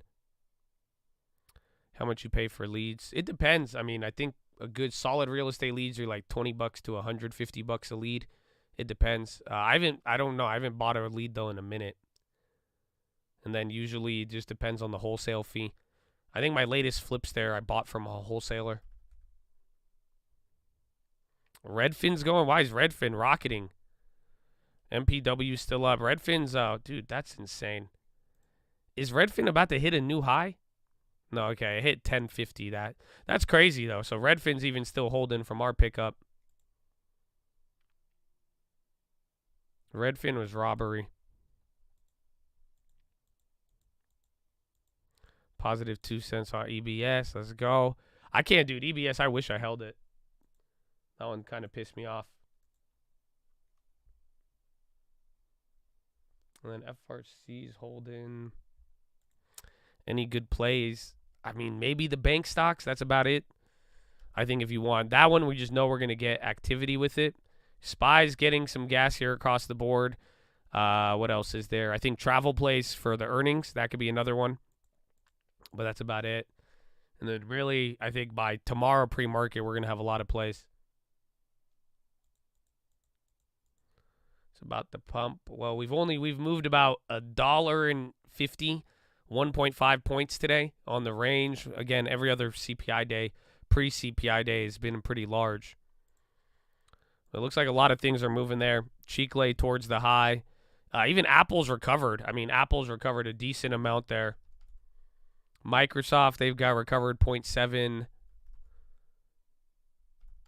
Netflix is in the green. Meta is. Google's recovering too. Amazon, they recovered 0.7 as well. Pop on FRC. There you go. But yeah, FRC, I mean, that's the latest play. And then I grabbed Baidu too.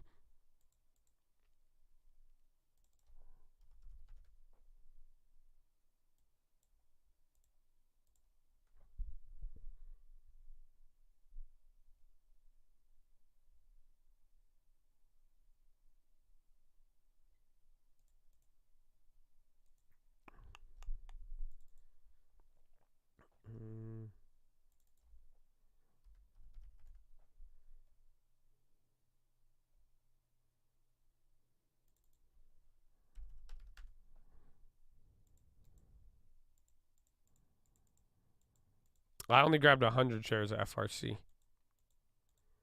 I still watch the sisters long term. I can't access it until she gives me access. FRC, I don't know if though. I mean, I hope they have good earnings, but I just think it could move up easier or it could move up a bigger amount than not. However, I do believe like there is downside on these banks. It just all depends. But then granted, I do think I feel like they're going to put up more of a fight. I just feel like they have to, otherwise everything dies. And then the Redfin covered calls are down 40%. Underlying shares are up 167.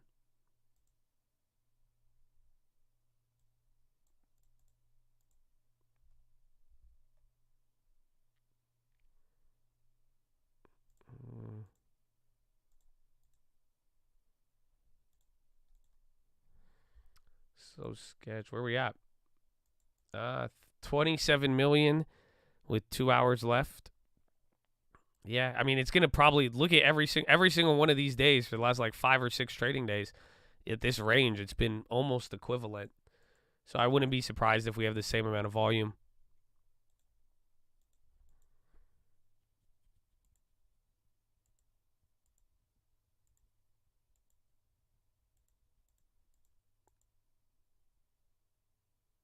Bank's been saying all week recession coming during earnings. They're going to talk about how amazing.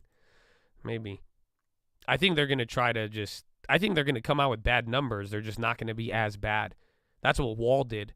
It was weird. I mean, I'm telling you, I've seen even... I don't know if it's like... I've always seen Wall Street be stupid, but it's like we're fucked up now. Like, again, I mean, just... There's a world where people are looking at stuff that is really bad, but as long as, like, you factored it in ahead of time, they're brushing it off. Again, a 10% deposit withdrawal in a month had people excited about Western Alliance. Like, stuff like Micron. Again, people are getting excited about, you know, how bad they've done. Or, again, like, stuff like negative 40% margins, It's not really scaring them off as long as it's been discussed ahead of time. And when you do discuss it ahead of time, it does bring the assets down. But it's definitely a different one, or people are more prone to react as long as it's not the worst.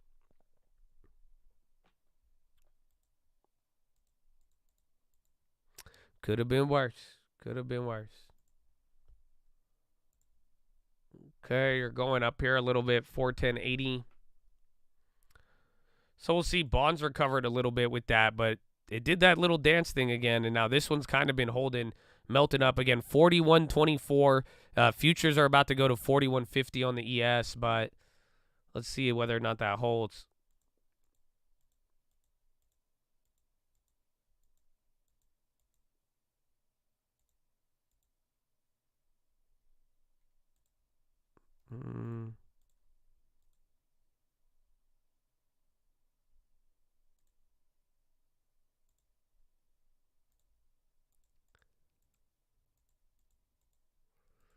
Ever talk about credit card points? I mean, we have in the past, but I don't think I've talked about them recently. You know what I'm saying? Shout out that Chase Sapphire, you know what I'm saying? Some Amex points, you know what I'm saying? Amazon's less than 2% now. Apple's catching a candle. Apple might go green right here.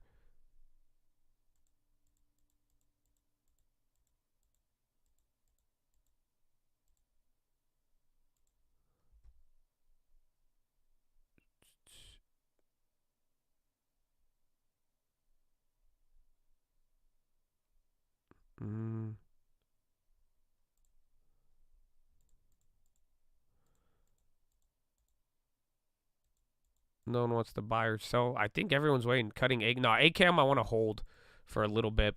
I think it can move. Even though we went green on it, I liked ACAM for other reasons, and I just ACAM should be a lot higher. Again, last time we traded ACAM, it was in $90.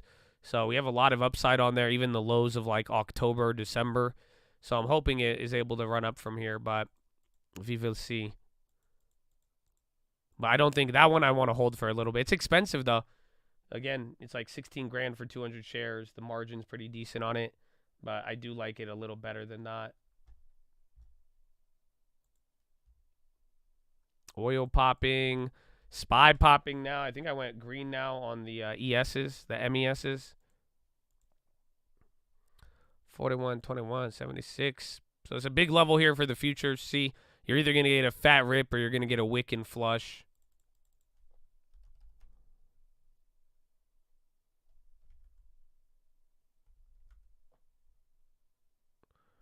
H. UP down. I'm getting sick and tired of Michael Burry's nonsense. It's insane. Not much in the chat, baby. Thankful every day I've been here. Thanks for everything. Law Surf for life. Tell them. Almost broke the horn.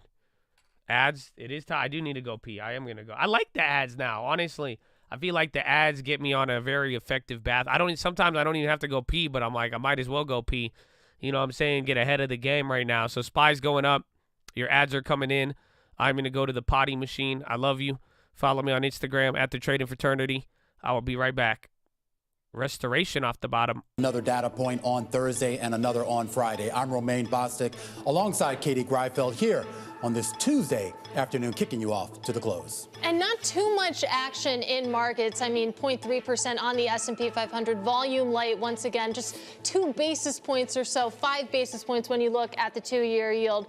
Pretty quiet, Romaine. Interesting to see this holding pattern that we've been in on the S&P 500. We should point out that the Russell 2000, the Dow transports, as well as S&P's mid caps are getting a pretty strong bid. We actually saw some pretty strong bids over in Asia. The Nikkei was up about 1% here on the day. That appeared to be on the back of Warren Buffett's visit over there and his commentary about taking stakes there in some of the main companies over there. Your 2-year yield still camped up around 4%. And Katie Greifeld, I know you're really into non-fiat currency. Bitcoin, 30,000. Is that significant? It is significant psychologically. It's firmly out of its trading range, which has held for many months. What's driving it? I'm not sure. Interesting to see it holding those gains on a day where tech is down. The CPI report coming out tomorrow morning here, year over year. We're looking at about 5.1% here on the headline number. That would be, well, that would be a deceleration in the growth. And on the core measure, though, the potential for a reacceleration based on economist estimates. A reacceleration on core, definitely an interesting quirk there. But overall, I mean, the message seems to be clear, at least if you look on the headline number, that the Fed's inflation fight, they are making progress. It is coming down. We also heard from Treasury Secretary Janet Yellen a little bit earlier today. She was asked a lot, of course, about the banking crisis. And in her words, she kind of shrugged it off. She said basically that it's been dealt with, that the issues weren't systemic, in her words here, and that she's confident that we could avoid a downturn in the economy. And that's what we've largely been hearing from our guests this week, that we're past peak panic. Interesting to hear Yellen also say that there's no signs necessarily of a credit crunch. Of course, the availability of credit, whether banks would continue to lend, that was one of the big fears. Well, all eyes are on the potential for a credit crunch, and all eyes are really on any sort of cracks that we're seeing in the real estate market, which makes it quite interesting. The latest news out of Blackstone. $30 billion in capital commitments for a new real estate fund over there.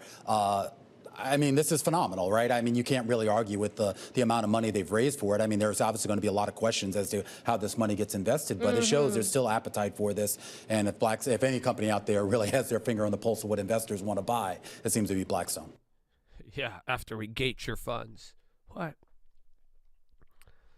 They're sending Spy to the moon. Real estate is dead. Don't say that around lending tips, man. You heard him. He said the fear, bro. He said, y'all listening to the fear. Bro.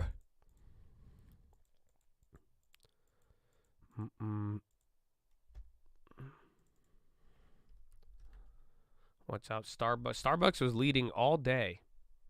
So we'll see. And again, a lot of Dow names are doing good. I don't know if Starbucks is on the Dow.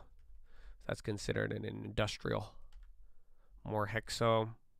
I forgot about him. There's even Okta. Then ACAM again on the high. So we're still riding that one out. That one's good.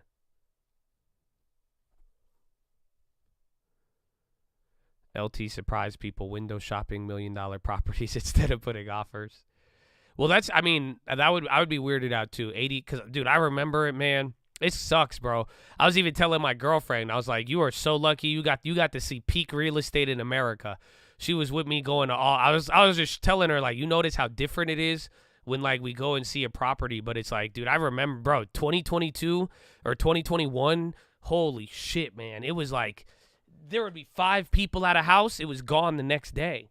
So it was, again, so 80, if I had 82 people hit a property up and nobody put an offer, I would be flabbergasted. Like, I would be like, I would be scared. I'd be scared. So it's definitely, it's weird that people are still going like they're going, but just not like bidding how they are. So we'll see.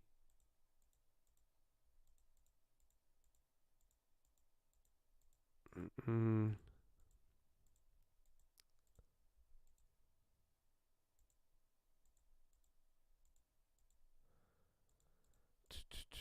22 offers on a property I tried when he couldn't get it? Or what? Was he a buyer like me where he was like $1, habibi, $1. Okay, $1.50, my max. 40-year mortgages. I think it will. I mean, it just sucks. Again, that'll lower payments and all of that, but all of these like little changes to real estate, they might just help keep us at this weird, awkward pricing. Because again, 40-year mortgages are going to make it easier for people to buy houses. That, I don't know, it lowers your payment by like a third, I think. Extra 10 years on the mortgage, 10 years of payments, man. It was like when people discovered they could do 72 months on a car, and then boom. Now Dodge Hellcats cost $100,000. Who could afford these homes? Everybody. We played this game before. I don't know if on stream, but I play this a lot with, like, it's so weird. I feel you. But they're there. Because, like, I look at some houses in, like, San Diego, and I'm like, okay, this house is, like, $1.9 million in, like, a decent area. It's, like, it's not even, I'm like, who the fuck is buying this? And I'm like, how are they qualifying for about $14,000 a month or, like, $12,000 a month? And I'm like, wait a minute. But then, again, the real answer is that most people bought it 10 years ago, 5 years ago, or if they just bought it 2 or 3 years ago. What if you did the 40-year to lower it, but then paid the differ to? You would knock down the interest very, very quickly. So if you went and you did a 40-year mortgage and then paid an additional 30% to principal, yeah, you would do it.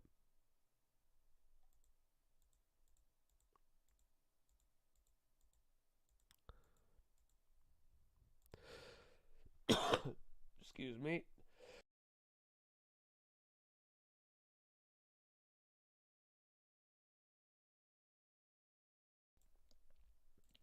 It's like house hunters. I sell used bubblegum and play bongos. Our budget's $4.3 million. My wife is very picky. What?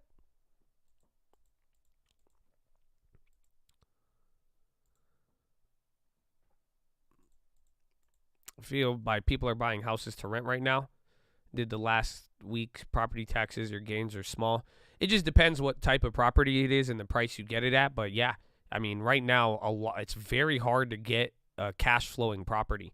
So especially with rents, especially expected to come down even after spring. Is there Fed Goolsby's talking right now. He said jobs market is cooling a bit. Said foremost question is how credit conditions are going to evolve. Says inflation data continues to come in extremely strong.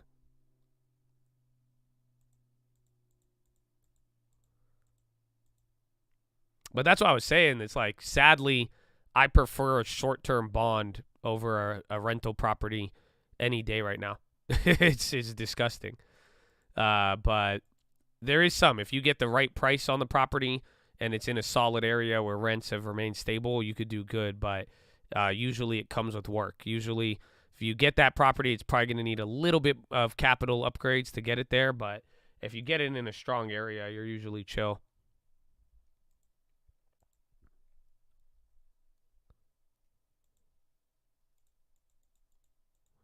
Oh, they can't do bonds.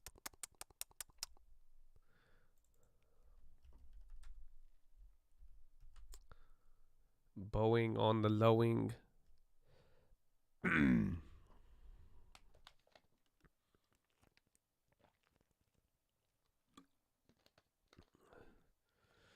CDs, bonds, property is the worst. But that's the thing about real estate is, like, you should keep looking always. Like, that's it. It's like I think that's what everybody's doing, though. So if you're vigilant enough, you may stumble across the right deal. That's all it takes is one motivated seller rather than, you're not going to find deals if people are very patient and trying to really get top dollar. But, it's like if you want to get liquidity out of your property now, if you price it good, you'll sell it fast. But you have to give somewhat of a appealing offer to the buyer.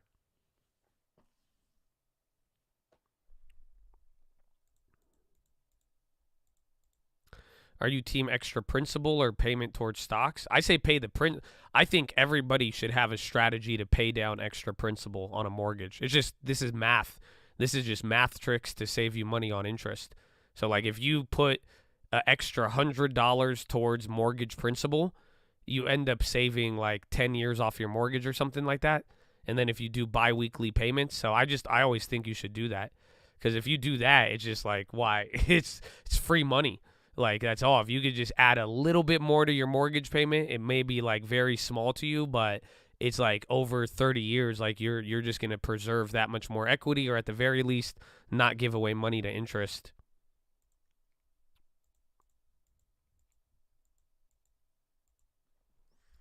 AMD algo. I haven't looked at AMD all day. It was down earlier. They've recovered. They were down 2%. They're only down 1.3. FIS is on the high. FRC hit a high, then sold off a little bit.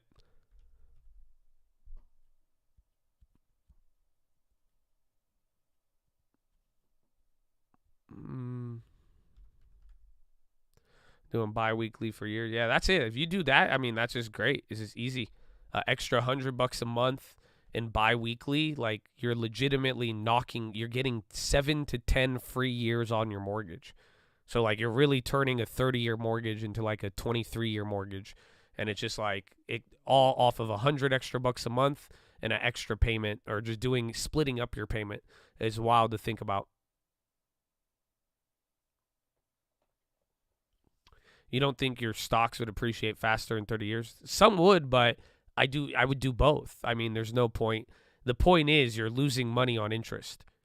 So that's it. It's just like, so if you're paying a mortgage and even if you're growing your stocks may outpace it, but one of them is interest. So the fact is like just a small tweak that is relatively nothing, you could change it around and it'll just save you so much of 30 years of compounding interest. It's like fighting drip. That's all. It's just finding a way it's like reverse drip and making sure that you could get way more money. Because imagine if you save 7 years off of your mortgage, off of a very big asset, that's a lot of money you're going to save in the long term.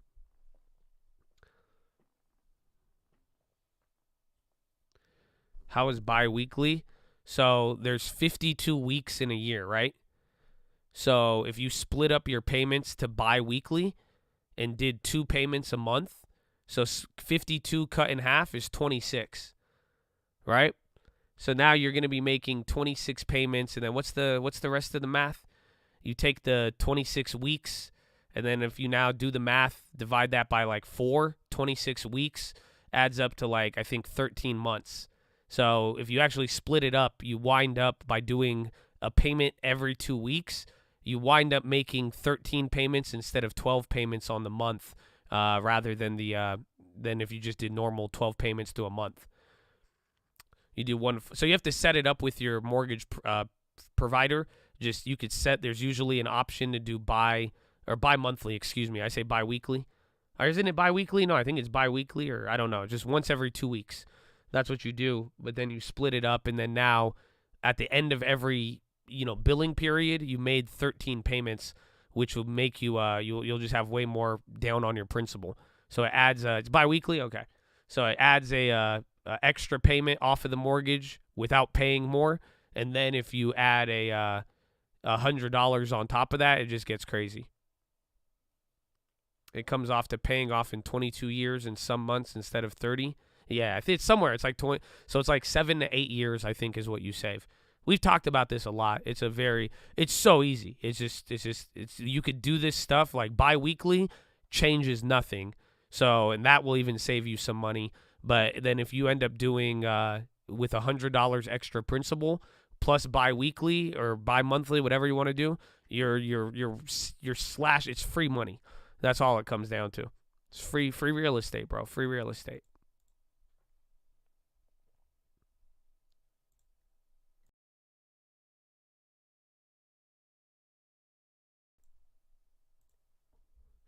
Your mortgage next payment is $100 cheaper. Why?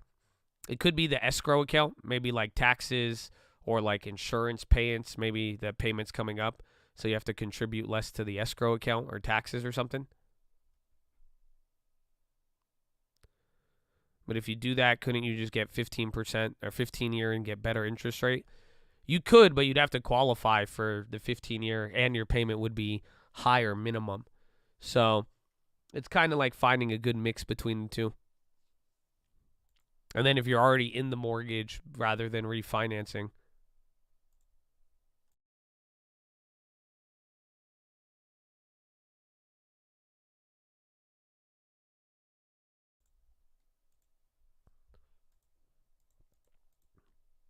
It says mortgage insurance disbursement, yeah. So you may have a month where it'll charge you like an extra 100 or so. It's probably for the escrow account.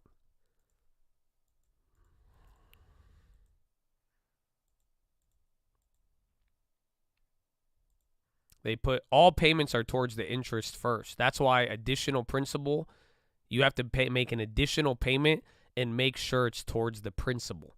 So when you pay a minimum payment on your mortgage, like 70 to 90% of that goes towards interest, and the remaining 10 to 20% goes towards principal. So you do an extra $100 a month towards the principal to lower the amount that you owe. And then, oh yeah, coin is flushing a little bit here. Good call on that. Big tech ETF with 5 stocks launches to ride mega cap wave. That's the big T. Damn, so this thing is only 5 stocks? That's wild, just called listed. Big T.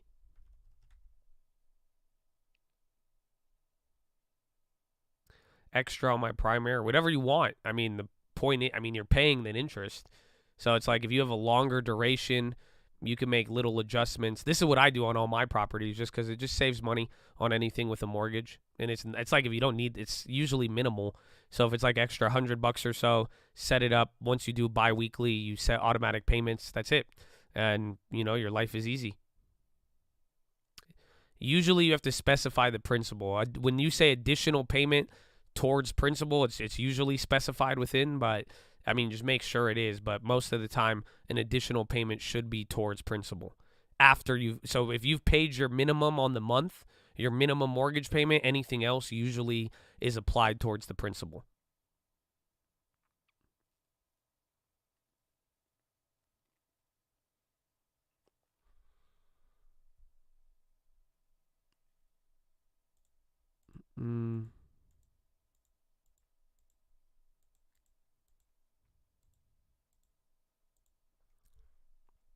Yeah, coin dropped. Apple's still holding. I mean, a lot of things are still holding up here. It's a very interesting level. We're like on the cusp of either getting into squeeze mode or not. We haven't even hit 4150. I don't even think that was since LT's been here. So 4121.85 is the high. You're still at 4121 though. Kala booming. High ticker's kind of running pizza on the high. Then we see Domino's early. Domino's.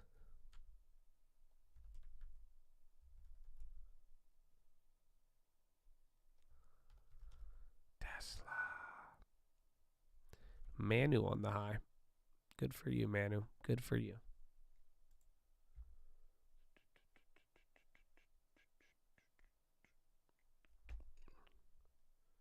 What's that other one? ACAM. I think Fed Goolsby is a voter. I don't know. Let's do a quick check. So if you ever just Google like Fed voting members, it usually takes you straight to the Fed website. And then there's this little like list. Goolsby, he is a voter.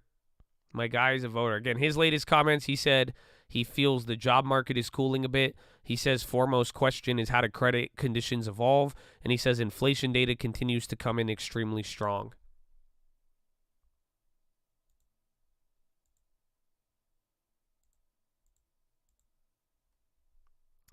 MPW hit 720. I joke with my friend I should grab 10K shares, retire in the Philippines.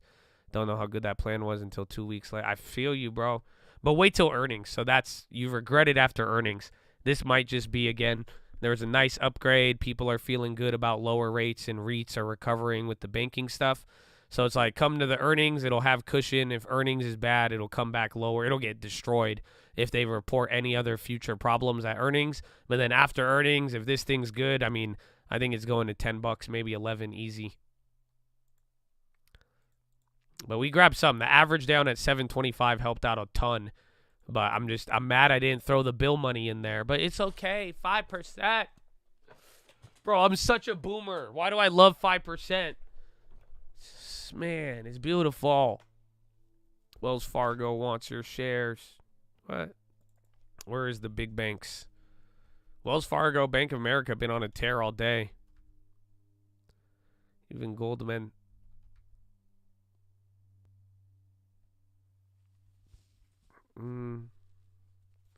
Yeah, if they have to cut the divvy, it will be destroyed. It will, but again, the thing about cutting a dividend for a REIT is that usually that means your net income has to actually go down.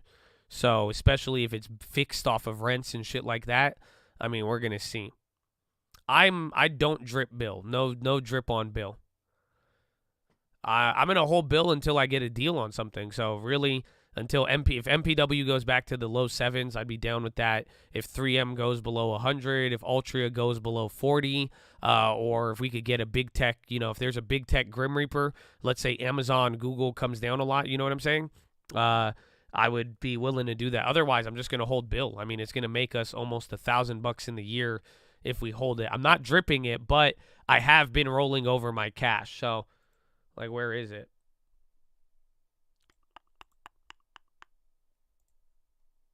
So I got $96 in here, but we took the deposit. I added to it just because since this isn't like a stock and I'm not trying to I'll add any extra deposits there, but the whole idea with Bill is that I'm flexible. So it's like if I really want, if tomorrow some price is low and I really want to buy it, I could leave whenever. So that's why with the drip, I'm not really trying to stay confined to it.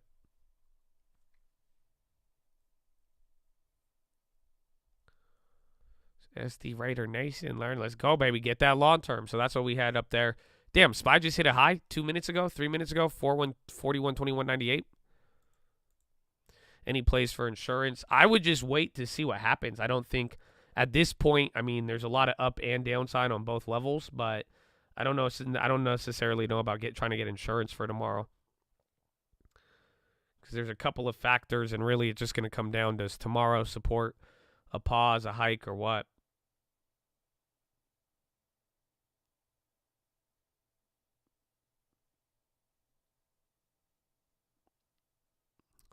Meta goes to 88. Everyone and their mom going to buy. Not going to happen. I mean, they didn't last time. Last time it was, I don't know, it was weird. Because looking at it now, we're like 130%, but it was scary buying Meta at $90. So I don't know. That's the irony of the market. Everybody feels really good when it goes up, and they'll pay a lot for anything. But when it is dumping into the lows, that panic level does get high. It's quite fascinating.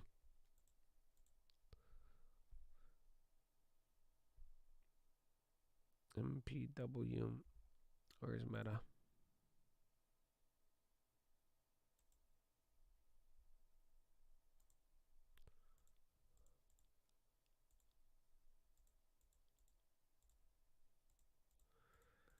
People were hating on the Meta and Netflix. I mean, I understand, but I mean, it was definitely a different environment. But those are great. That's why it's like I'm glad. I want MPW to go crazy with them. Any one of these dope pickups with a good dividend or like a high level of growth. I mean, that's it. We get a nice pickup. Hopefully, it just becomes a pillar for a while.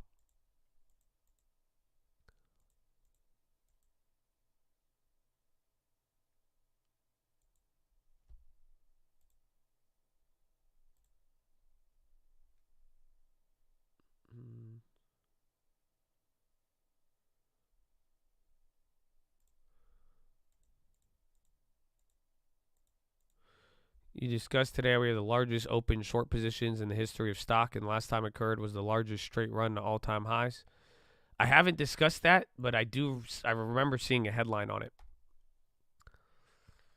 What was I think it was this morning. I think it was in the morning one.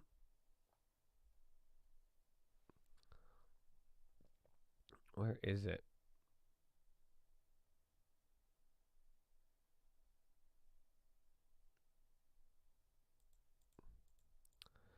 Something feels off about the market. I think it's just timing. That's it. I think we need more confirmation. It's just everything feels, it's not going to make sense if you demand an immediate answer.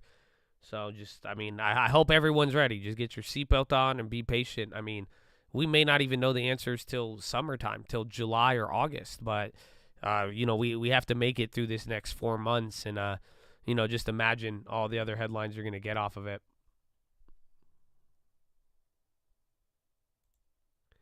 Yeah, where is it?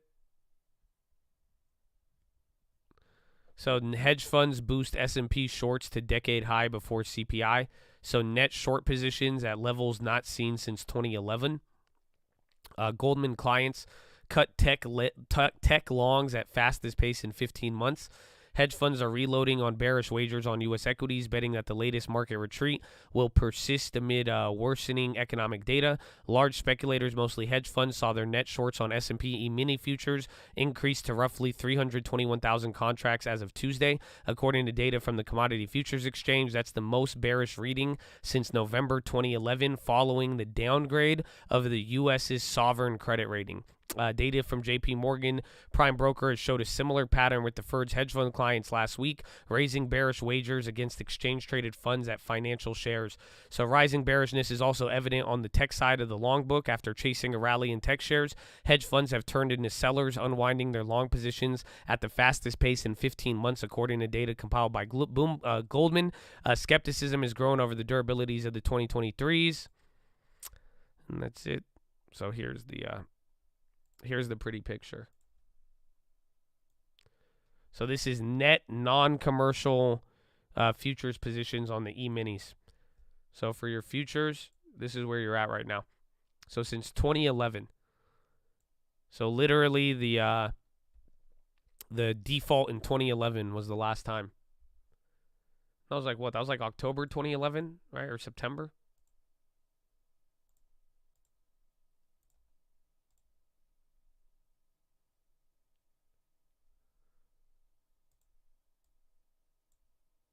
So that's how your market looked. So last time market was this short, I think it was around here. And then we did have one more flush. And this looks like October 13th, bro. This looks like our market right now.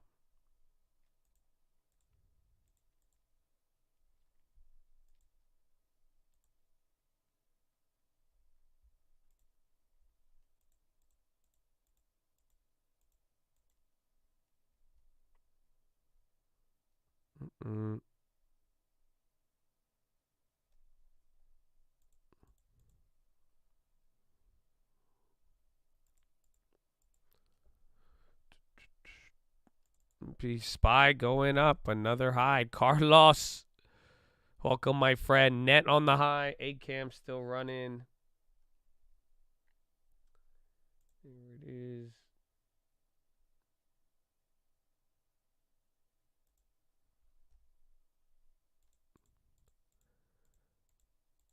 A big good meeting. I got you, baby. I saw that, man. So I was very excited. Let's go, baby. Figure to the sky. And what's yours is yours, my friend. Amen, amen. No more Bill. We still got Bill. We love Bill. Bill's a good guy. Goolsby, financial stresses come and go. The Fed is forever. Did he really say that? Why does that sound like a meme?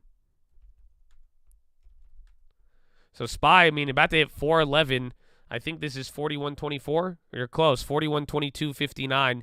You just hit that. High ticker starting to dominate. Not much activities on the low. You're breaking 41.50 on the futures, and here it is. What time is it? It's 11:30, so 30 more minutes even till power hour.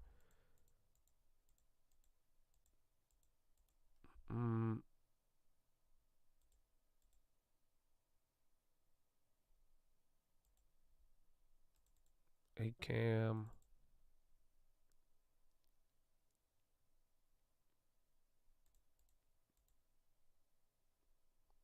XLF going. Yeah, big banks have been on fire. I'd even check Energy, XLE. They're still near the highs.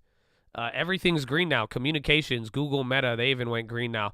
So only thing red on the day is literally tech, and they're down 0.5. But NASDAQ is about to go green right now.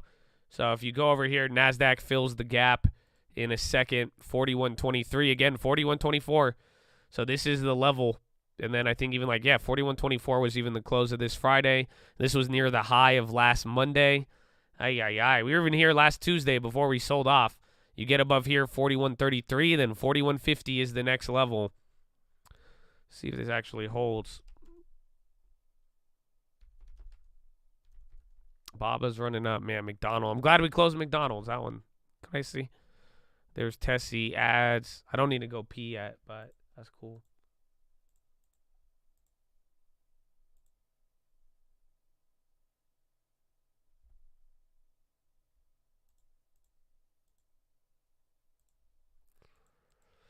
Hedge fund short data. Yeah, that's what we just read. We just went over it. So apparently the most amount of shorts since the big debt default in 2011. So in over a decade, more people or more hedge funds are short on equities right now than any time before. Capital One. I think all the big banks are still running here. Some a little bit more than others, but that's leading in there.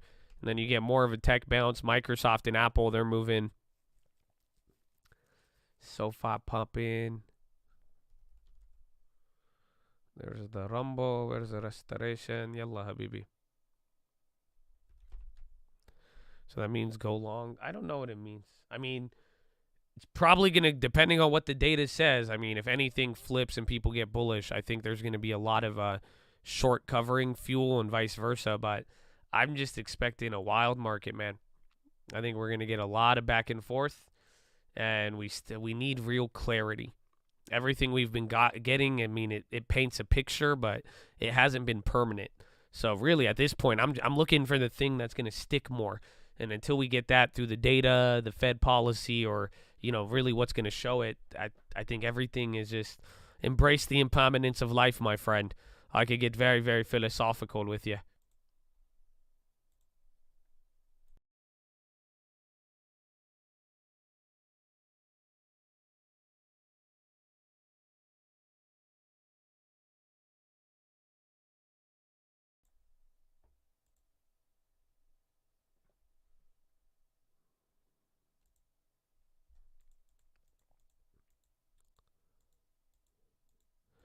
If I was one to think the inflation data would surprise to the downside, would TLT calls be the best way to play it? Yeah.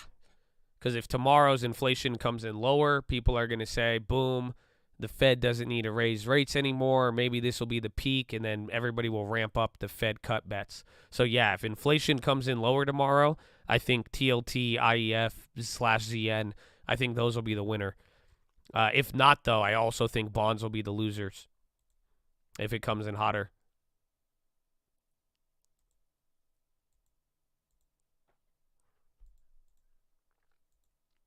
So just buy calls if that's what you think is going to happen. So unfortunately, we just don't know. And then if it's like a big beat, but if it all comes in line, it may not move that much. That's the problem. So as if it comes in slightly above or below, it may not do that. It's like we really need a kind of a decisive shift in either direction.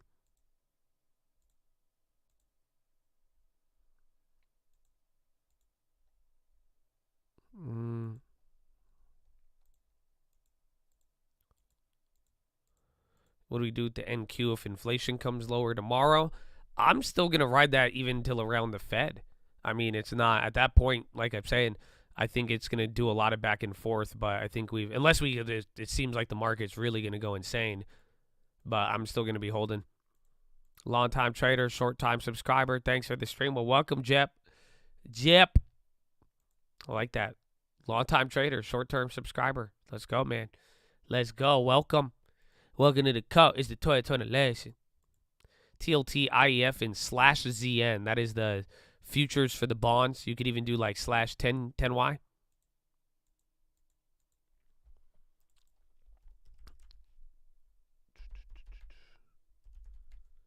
Oil's going up. Conoco. Why Oxy come down? And it goes back up. Squeeze to 413.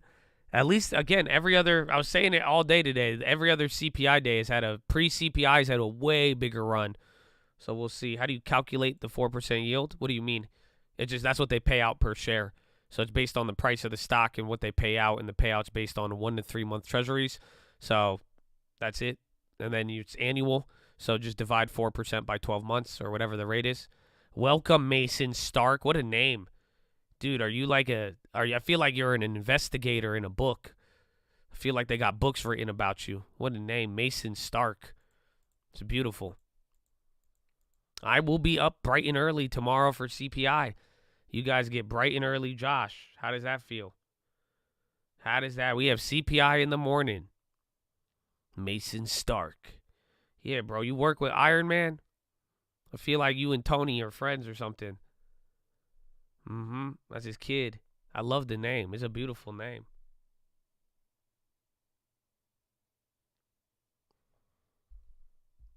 Oh, is that a name from Game of Thrones?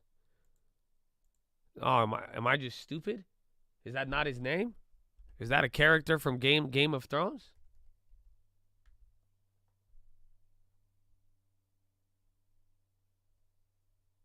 Do you play basketball? No, that's not. Okay. Yeah, it's your name. Do you play basketball? I said, I got to Google this, bro. I was like, damn, man, that's crazy. Nah, yeah. I was like, yeah, it's a cool name. I don't know. I thought maybe they were trolling me after that.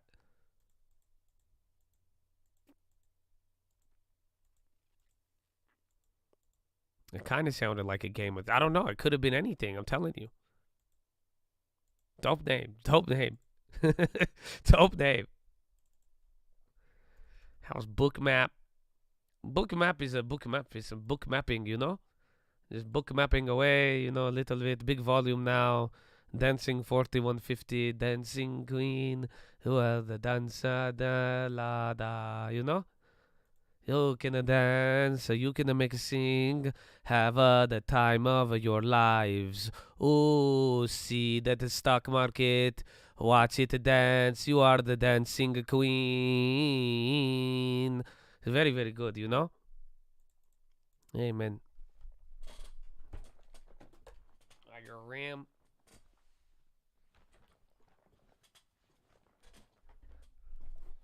Yes, I make a good sing. Oh, thank you, ACAM. Doing some work today. 81. That's very surprising. I think 82.50 now. Or 81.50 we got to get above. Then you fill that, and then maybe you come back. 88 would be beautiful.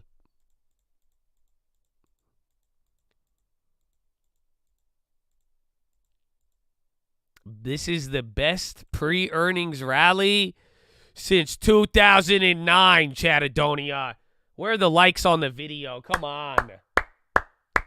This one's a good one. I love earnings, so I'd love to read this to you. Best pre-earnings rally since 2009 since high bar. Investors are staring down what is forecast to be the biggest drop in corporate earnings since the COVID recession, but have no trouble bidding up U.S. stocks. By one measure, they've powered equities to the biggest pre-earnings rally since early 2009, as the S&P has jumped almost 6% in the month through Friday, even as first quarter profits are forecasted to drop 8%. Are you hearing this right now, you guys? So again, based on all the guide downs and everything right now, this earnings season is expected to be the biggest drop in growth in earnings since COVID, and it is expected to be a decline of 8%. So what gives? Defensive positioning and relief that banking stress appears contained have helped, but the strength also highlights that enduring faith traders have in corporate America's ability to deliver on earnings. First quarter results won't be great, but they can beat meek expectations and could mark a low point in the cycle. For a market that is relentlessly looks ahead, the bull case is that profit growth will return later this year. Such optimism may prove prescient, though skeptics abound. As margins shrink, companies have had more trouble topping estimates. Recent market performance also suggests reasons for caution. During earnings season, the S&P has moved in the opposite direction of the prior month in each of the previous 4 quarters. The biggest risk that we have coming into the season is that folks anticipating better than low bar expectation types of reporting, and we're not really sure that'll be true. Head of Public Banking Markets, Lisa Erickson, said. So there it is. This is best 1 month return prior to earnings. Best since 2009. So you haven't even seen anything like this since what? First quarter 2022? Very similar. Did y'all hear that fun fact? So in the last 4 earnings seasons, the last 4 quarters, the earnings, we have ended up the opposite of where we were up the month before in each of the last 4 earnings. So profits from S&P firms are expected to fall to 50.62 cents a share during the January to March period. Analysts compiled by Bloomberg show that would be the biggest profit decline since the 31% slump during the pandemic lockdown. Analysts have lowered their expectations heading into the reporting period, which kicks off later this week. With Wall Street's biggest banks during the last 3 months, the expected income for the period dropped more than 6%, the third straight quarter that cuts have been that deep. What's different now is that the stock market's performance, the S&P fell in the month leading up to the last 2 earnings periods and then bounced back to the firms that started reporting. This time, the index rallied despite the wave of downgrades. Expecting stocks to continue to rally in the coming months means ignoring recent history. Over the past year, when equities rose before the season, they tended to fall once financial results were delivered and vice versa. Meanwhile, by the margin which the companies beat estimates is dwindling. For the fourth quarter of 2022, aggregate income came in 0.3 above estimates, the smallest positive surprise since early 2020. So going by an analyst forecast, the first quarter likely mark the trough of this earnings downturn. The contraction, which started at the end of 2022, is expected to end in the second half of this year and return to double-digit growth by 2024. So they are. So everyone is pretty much, we need expectations of 2024 to be good. Trying to gauge what's priced in for this market is far from an exact science, but one way of deciphering how much traders really think companies will earn is to apply a historic multiple to the index and see what pops out of the profit line by dividing the S&P's current price of 41.10 by a historical PE of 17.5. The market could be framed as 2023 of about $235 a share this year. That's about 7% higher than the $219 analysts peg them at now. To Venu Krishna, head of equity strategies at Barclay, expectations are way too high. He targets about $200. Valuations have repriced higher in hopes that we are closer to the end of the earnings revision. There is still ways to go before the rationalization is complete, making this recovery rally premature. And that's it. That was a big one. So yeah, you guys ready? You excited about it? So we are up in the earnings, but usually up in the earnings that's actually wild. So it's pretty, they're saying last time we guided down, we sold off, and then we sold it off as everybody was guiding earnings down. But then after the bank stocks report, we go up. But then this time around, as we were guiding down earnings, we started ripping. So we're going to see. Let's see how the trends end up playing out. So again, the last 4 earnings, we've done the opposite. And this earnings, we're coming into it green compared to last time. So a lot riding on it.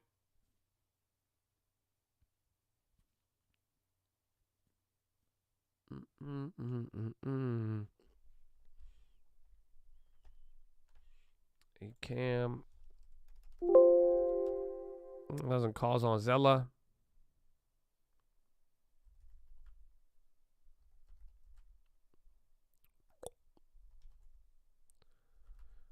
Boeing, where'd you go, Boeing? Boeing, Alibaba, Baidu. Today was slow. Yeah, I mean, it's already power hour almost, 15 minutes. So 15 minutes till power hour, but I mean, we've gone through the day. It's kind of been slower, but just get ready. After today, it starts to speed up. We still got headlines. I mean, the IMF stuff was kind of exciting, but just not really enough to distract everybody from the main event tomorrow. It was fast.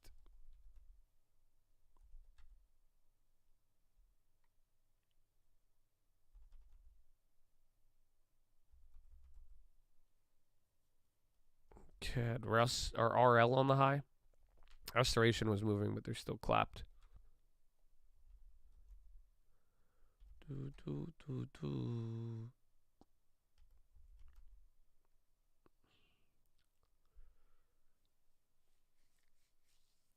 Greedy short, and then they dump. Feels like it happens before CPI. Yeah, even tomorrow though, just CPI moves are weird, but the range is usually big. Tesla catching a candle right now, so that one's interesting. A little cheek lay there. I don't know if it's everything though. Yeah, MPW's breaking. MPW's getting to the price we bought the first set at now. For how small it is, like it moves a decent amount. That's crazy. That's almost 20 cents now if it goes to 8.96. The fuck is up with this thing?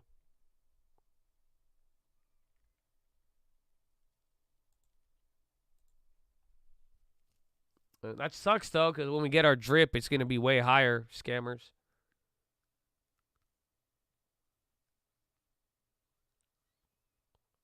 As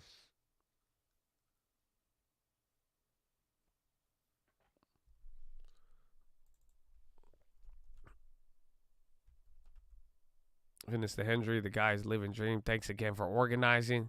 Yeah, I mean, we got a big part 2. We need a lot of good questions. We're gonna have to focus in on it, or even then, I don't know. Maybe Maybe we'll get Hugh to come in during a data set, because that's why I said I wanted to get him on a call live. You know, we're gonna have him tune in like his Bloomberg and give us a live speech. I'm glad he's good on the fly. You know, he's a vibe with it type guy, so I like it. Redfin is breaking out. That one's a silent, scary one that's moving too, man. I don't know how I feel. Again, all the real estate now. Again, even UWMC for crying out loud. Yeah, Redfin 169%. So those are all fire still. Let's go, Habibi.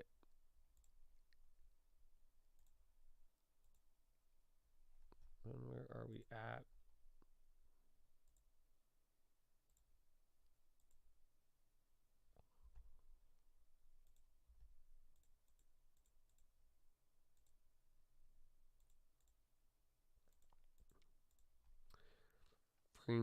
So pretty much after bank earnings, we get the shift. I don't know. Would you guys bet on that? What do you think? I like that. I like that fun fact, though, because it does seem very, like that seems to be when we do see a lot of, I feel like that's what happened last quarter, too. I remember it was like right after Bank of America and JP Morgan, they reported everything started moving. So, I don't know. I think this Friday here, we're really going to get the dagger or not.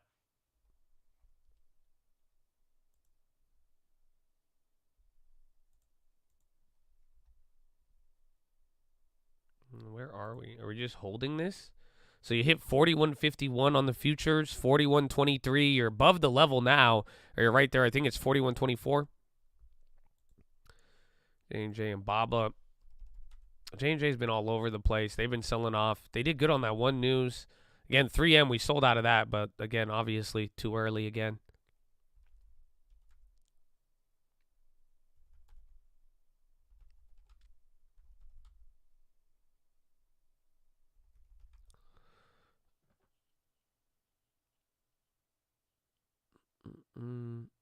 What would be the red flag for bank earnings? Big drops in deposits. I mean, but that's really about it. Big drops in deposits or any other loans. Guidance for profitability. It seems like for every company, too, guidance into 2024 will be big. But realistically, it's just all coming down to deposits is what I think it is. Because you guys got to realize, what is every bank going to say this quarter? You should know. We went over this the other day.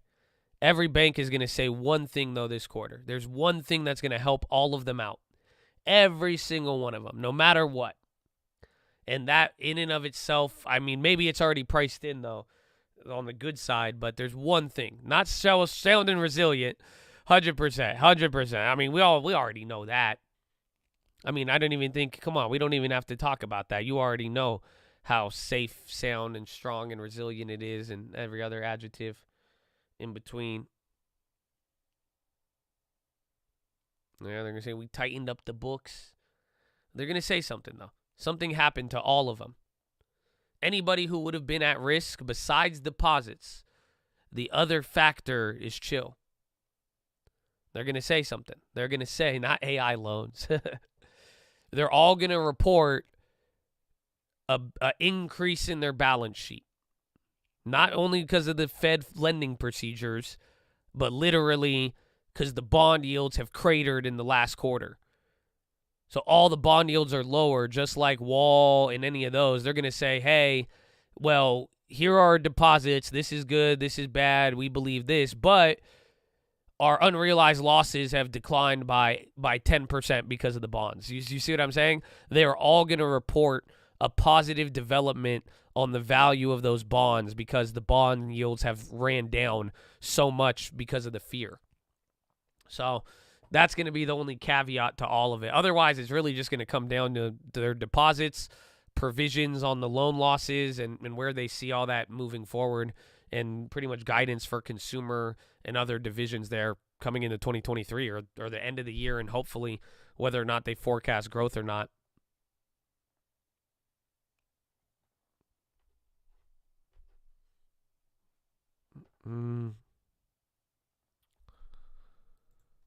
Yes, pretty much. HTM books are better off with rates down. Exactly. That's it. That's all. That's going to happen for all of them. So really, though, the deposits will matter. Stock trading, baby. Ooh! Gifted 5 memberships. God bless you. You ready for earnings? Ready for bank earnings? I know you get crazy during the last, dude, it feels like it was just yesterday. Stock trading was going crazy for earnings. You remember that? And we're already, oh my God. See, stock trading, thank you for the memory. God, doesn't it feel like it was just yesterday? Stock trading was just spamming $20 donations for Snapchat. You guys remember that, right? That was last earnings season. So last time you saw stock trading going crazy in there, that was that felt like a week ago. And that's now we're already here coming into earnings. That's insane. Well, God bless you, stock trading, man. But yeah, that's it. We're getting ready for it. They're getting ready for it. Your eardrum died. You should do eardrum workouts, you know. You could do like eardrum curls. It helps, you know. You could even do like they have eardrum curls. You could do over the head eardrums. HSBC hires Silicon Valley Bank executives for tech and healthcare. Jesus loves them. Jesus loves them all. That's it. That's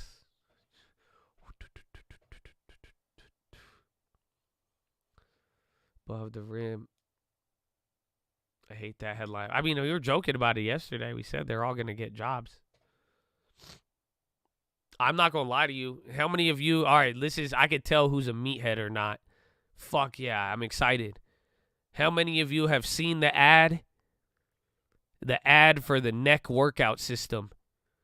That little thing that you attach to your head to do neck workouts. Have you guys gotten ads for that? Because that's how I know you're a full-blown meathead. That's how I know I'm a meathead. That's what they showing me on my ads, bro. I'm getting ads to make my neck stronger and bulkier. Yeah, exactly.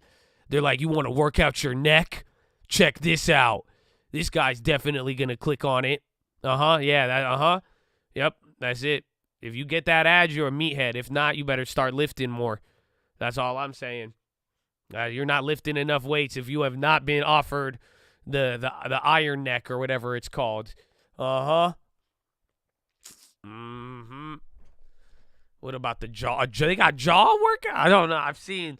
Is that what like a jaw? If it's like the neck workout thing, bro, that's crazy. The neck workout one, it's like a little like alien helmet, and you strap it to the machine, and you could start lifting like 30-pound weights with your neck. It's honestly, I've considered it. I'm not gonna lie to you. I've considered it. That's it, man. It's good.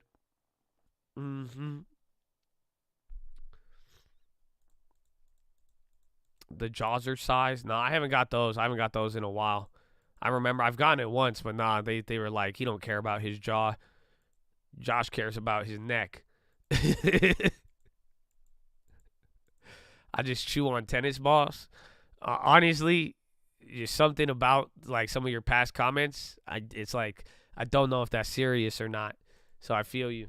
I can see that. I feel like tennis balls would give the same effect. Honestly, I feel like chewing a tennis ball would be a good jaw workout. Not gonna lie to you, man.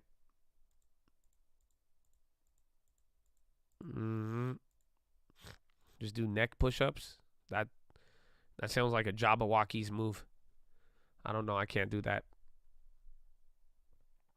HSBC to establish innovation economy. That's after hiring these SVB guys. How it feels to chew 5 gum. Wow. In memory unlocked. Do you remember those? That's great. I remember 5 gum was hype, bro. And then those commercials, yeah.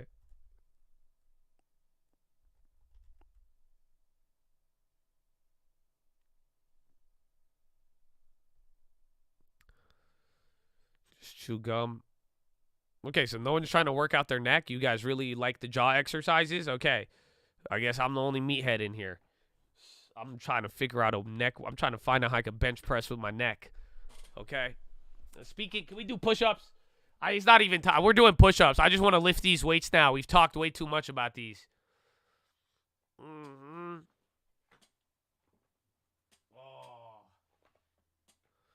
Let's go. Push-ups, ladies and gentlemen. Chest to the sun. Flex the core. Oh, Musk says final date for removing legacy blue checks is 4/20. Well, there you go. I'm gonna get me some curls in. I'm getting me some curls. Let's go. Chest to the sun. Flex the core. Tuck the hips in. Okay, legs in front of you. Make sure you stare at an object 10, 20, 30 feet away. Blink a couple of times. Go blink, blink, blink, blink, blink, blink, blink, blink, blink, blink, blink, blink, blink. Wow, I'm doing this while lifting. This is actually quite nice. Wow. There you go. Relax your jaw a little bit too. Just get the body moving, you know? That's all you got to do. I did squats two weeks ago. So remember I was telling you I was doing legs? Or no, I guess a week and a half ago. The last time I did legs was a week and a half ago. I got sick. I go, oh, stock trading's back to kick off earnings. God bless you, bro. Let's go. I'm still sick. I can't hit legs. I can't hit leg. I don't know. I can do arms. Arms is great.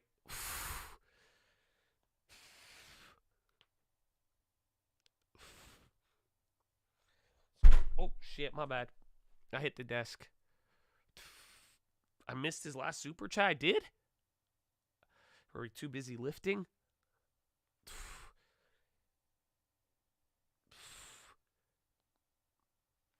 Oh, there it is.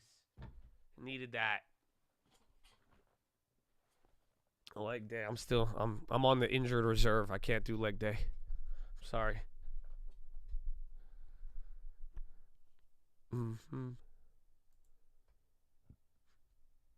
We lifted. I might do one more set.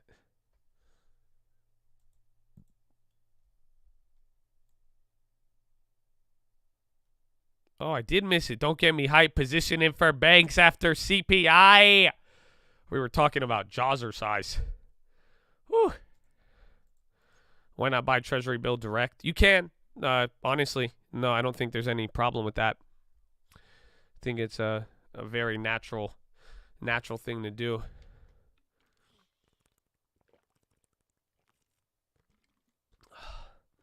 Whew.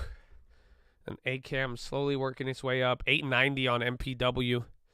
Another 6% day. CPI, I mean, I think we're going to, I think I will be better serving you tomorrow with my interpretation, but because I don't think my predictions matter.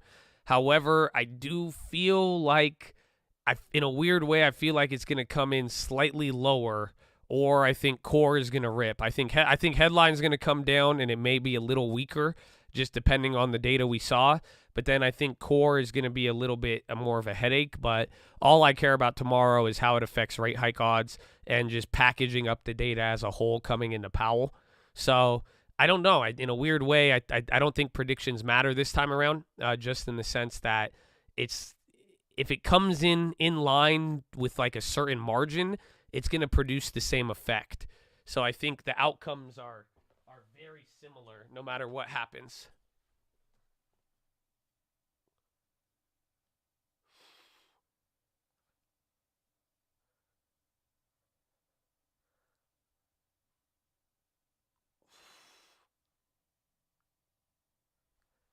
You think Romaine Bostic is doing curls between breaks? Fuck no, I am. What do you mean? That's amen, bro. That's how we ready to go. I'm doing hammer curls now. That's it, bro. 2 sets every hour. I could get a whole bicep workout by the time I'm done streaming. It's actually crazy to think about.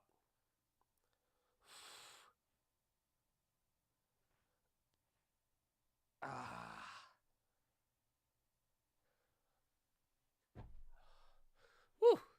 There you go. 2 sets. I did one hammer curl, one of the seated ones, the ISOs.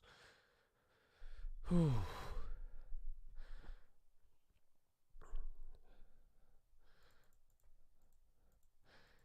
Air Canada names Clarios CFO John DeBert as new CFO. I think we already missed the White House. The White House doesn't say anything about CPI anymore. Again, that's it. As long as CPI and gas prices aren't fucking going up every other day and Americans are tripping out about it, I don't think they're really talking about it. That's the difference, is that things have just calmed down. So, remember, in 2022, bro, it was every single day something was going up in terms of inflation. It was every day you were watching gas, you had to deal with the Ukraine stuff, all of that stuff. But now you really just haven't heard it as much. And Candle, we're starting Power Hour. Here it is, Power Hour, right at the level. Bonds are up there, stock trading still. Oh, my gosh, he's ready for the banks. Even Wall's on the high, too. Everything took a cheek lay right there, though. FRC's down and Wall's going up? Interesting. Schwab is still holding up, too.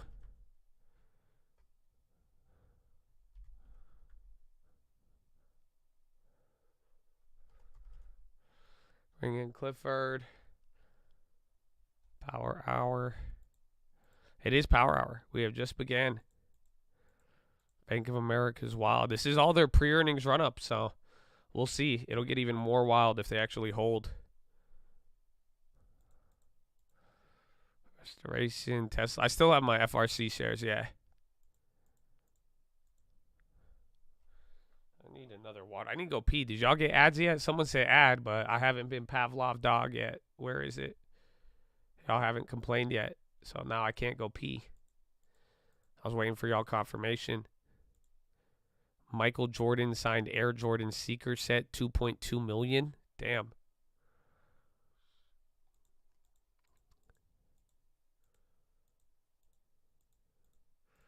Ads, there it is. Matthew. There it is. There it is. Okay, good. I'm going to go pee. I'll be right back. I love you. Follow me on Instagram at The Trading Fraternity. I hope you know you're blessed, okay? You are blessed. Don't let them tell you anything. Don't let them tell you you're not blessed, because you are, okay? I'll be right back.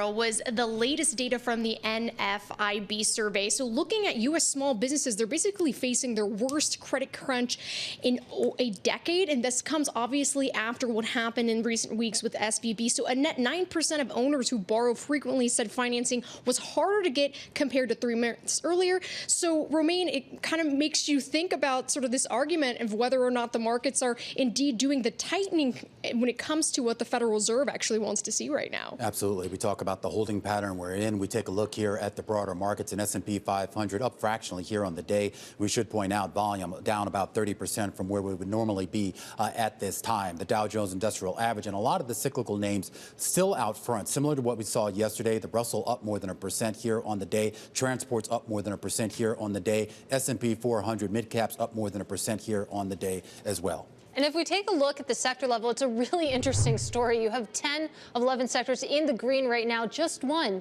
is in the red, and it's technology, down about 0.6%. Then you look at what is leading gains right now. It's energy, up more than 1%, 1.2% to be exact. So an exact flip-flop from what we saw in the first quarter when energy was on the back foot and big tech was leading. Not the case, at least for today. Yeah, not at least for today. If you're looking for bright spots, keep an eye on Boeing. Those shares have been moving higher here, up about 0.6% here on the day on the back of those first quarter delivery numbers exceeding Airbus for the first time going back to 2018. Then also you're looking at Whirlpool. In fact, a lot of the consumer durable and consumer apparel stocks are rallying. We saw this yesterday, and that happens today. Whirlpool up about 4%. Mohawk Industries, one of the big outperformers in the S&P 500 on the day.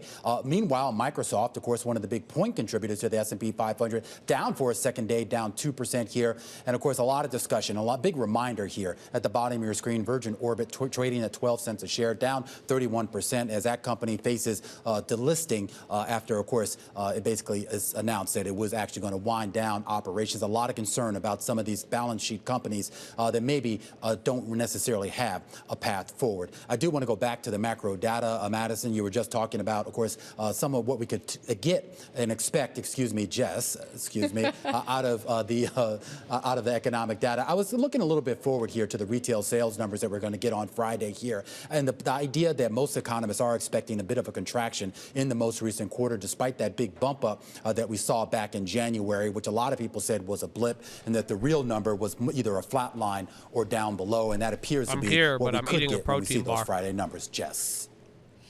Okay, got it right. Romain, yeah. Okay, so having said that, there's watch a lot the of talk about kind of credit crunch or lack thereof, if you will, and whether or not the Fed's going to raise rates or not. There's some division among Fed officials, certainly on the Bloomberg. You can read about it. U.S. Treasury Secretary Janet Yellen, though, in a press conference earlier in Washington, she said the economy better than it was 6 months ago, shrugging off the recent banking turmoil, said it had restricted the availability of credit here in the United States. Here's what she had to say.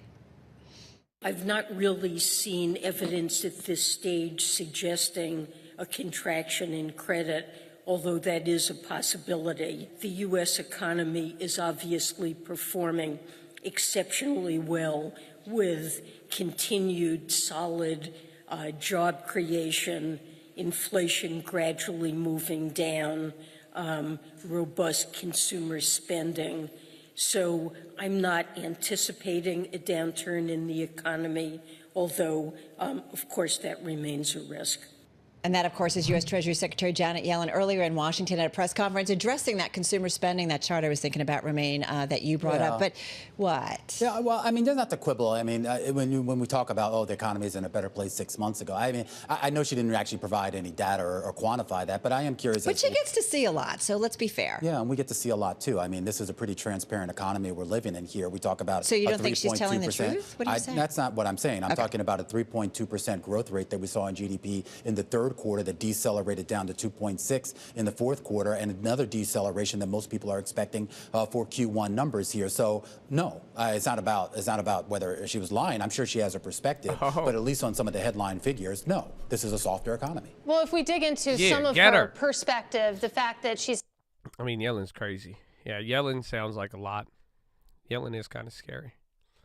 I feel like if I was like when like one of those movies and like I was like a killer in like a movie, and you know how they get you in like a dark place and then they like play music to freak you out.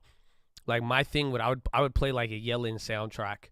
You know what I'm saying? Like you go into a house, it's abandoned and it's empty, the lights are on, then I like shut off the lights and then I press play and then it's just like, I think the economy is doing, it's a strong economy. So then you're just like looking around and all you hear is yelling. Oh, that'd be terrifying. You know what I'm saying? Like that would be my thing. Like I'd be like, they call him the Yellen killer. He just, I don't know how he did this. It's terrifying. It'd be terrifying, bro. I'd be terrified. Mm-hmm. Mm-hmm.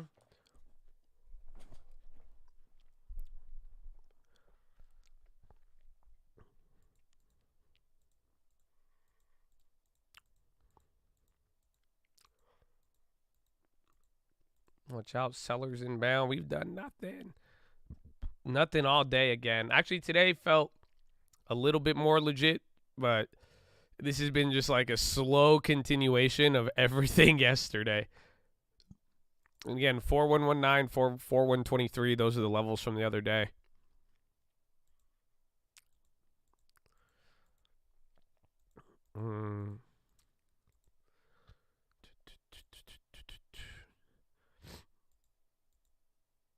We didn't go over the economist guesses, but we went over the breakdown of what to expect, but we can. Let's see, where's my economist? Oh, wow. Everybody very tight. You know, very tight for CPI. So here it is. So everybody is like, there's not that many. Like the range is very, very small. So the expectation is going to be 5.1 or like right below 5.2, 5.1.5 is the median. But then there's like 3 or 4 more. I think there's more than 4. But a couple above and then only 1 below. Who's the guy at 4.9? Is it Colm? No, that's Prestige Economics, Jason Schenker. He's the 4.9. There's only 1 person lower. But most people are at 5.1 to 5.2. There's only like 2 people who are at 5.4. And then the rest are like 5.3. But this is what I'm saying about tomorrow. It's most likely going to be within a range. And as long as it stays within a wide margin or like this like 2.2% margin, that's not going to surprise anybody. So you need more than like a 0.2 surpriser, I feel like, to get anything. And then, yeah, it is tilted to the upside. But we'll see.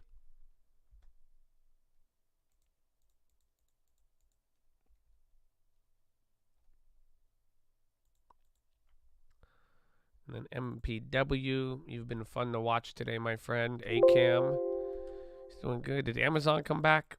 Apple, it is power hour. You guys know that. We only have 50 minutes left. How do you feel? We're going to start earlier. I'm going to start, I think, like 5:15 or 8:15 Eastern. We're going to be on about 15 minutes before the 15 minutes before the release. And then within like 5 minutes after that, analyst comments live will start coming out. We already gave you the breakdown here today. We'll probably recap it in the morning maybe. And then that's it. So just be here 30 minutes before the bell. I mean, right when it does come out, we will be getting it.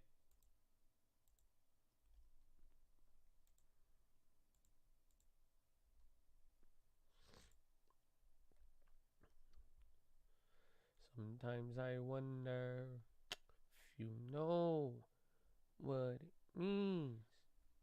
Find your CPI. Play the yen on CPI. I want to wait a little bit, but I mean, Buffett kind of got in the way of the yen the other day. This morning. Okay. Going up a little bit. Airbnb, high tickers, pretty active. There was some other stuff earlier on the low ticker, but a couple of big tech names are waking up. I mean, Amazon's recovered now almost half of the losses of the day, which is wild. MPW started selling off. 3M's on the high. Red Fund is doing good. Big Pop. Looks like you sold LMT. Yeah, I'm glad. I'm glad on that one. I think we were still at like 486 or something, but I gave up the gains. I got washed on that Boeing play today, so hopefully that one comes back. Apple, Amazon. Where's the chips? Ralph Lauren's been on the high all day, and then Pizza and Domino's. They've been running. Energy's chilled out on this too.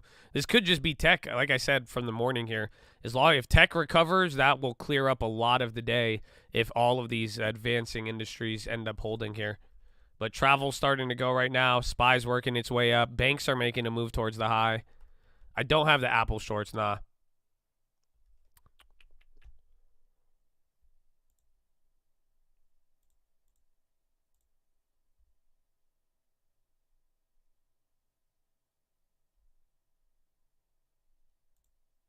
I think the only thing I have short now is Boeing. I have the NQ, that's short, and then I have Boeing short, and then that's it. I don't have any other shorts except those two. Everything else is actually to the long side. Would you look at that? Scammers. Oh, Yang is downside, but that's still it's a long position.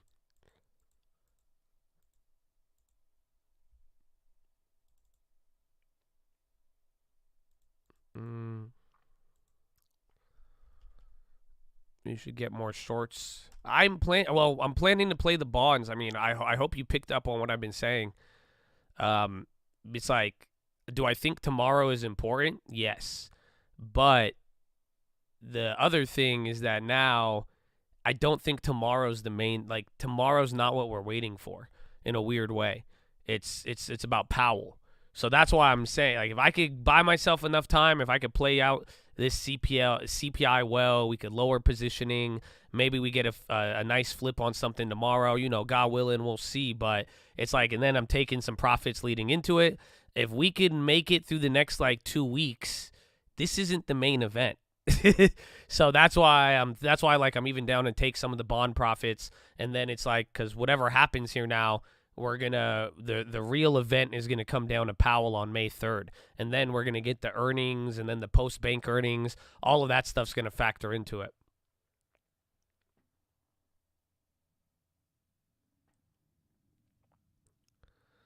The main event is earnings. It will be part of it. I definitely think so. But that being said, though, that's what I'm saying is if we could stay around here and stay alive till then, avoid other positions, it might be better, or at least try to manage the risk. But I do think May 3rd, the Fed will be a very, very decisive moment. And I just, without a doubt, every time, even so far, even anytime Powell has spoken, I mean, our markets have shifted tremendously. That effect has not stopped occurring. Bitcoin stick. Like it's up 1%. Stick. Yeah. Oh, wow. That $200, I think 30,800 is the level.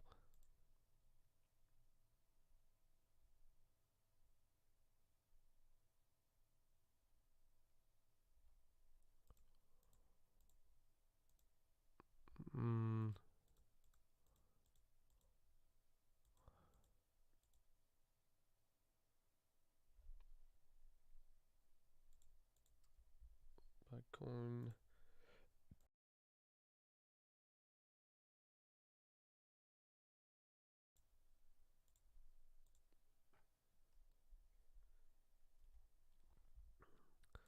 Sell DraftKings? Nah, we have that in the long term. I wish we bought some when it was lower, and then it had this stupid 2023 pop. And now we have that. CCJ getting volume, and they're getting candles to the upside right now. Tessie, SPY's near the high. Tesla got a little green shoot right there. MasterCard's on the high. I feel, oh, Visa and MasterCard, aren't their earnings? I feel like their earnings are earlier too. They killed it last time.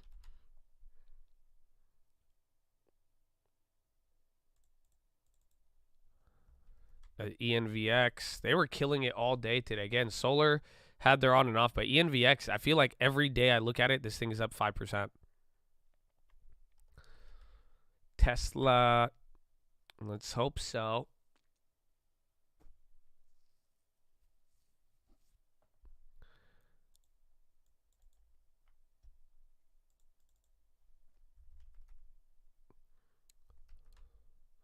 Big Bank's still up. UNM, PW. MPW still holding. Had that little quick sell-off. EPAM on the high. Riot now. The crypto plays are running.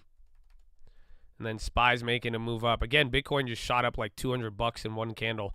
30,800 is like a level. That's where they think it'll top out. But if it breaks 30,800, Bitcoin could go a little crazy here. Again, 30,800 opens up the door to the 31. You haven't been at 31,000 since, but and then really 32,300. That'll I don't even know what will happen to Bitcoin. I think it'll go insane.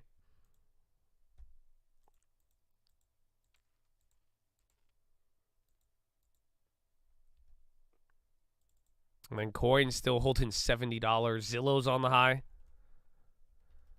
Yeah. UWM went down today though.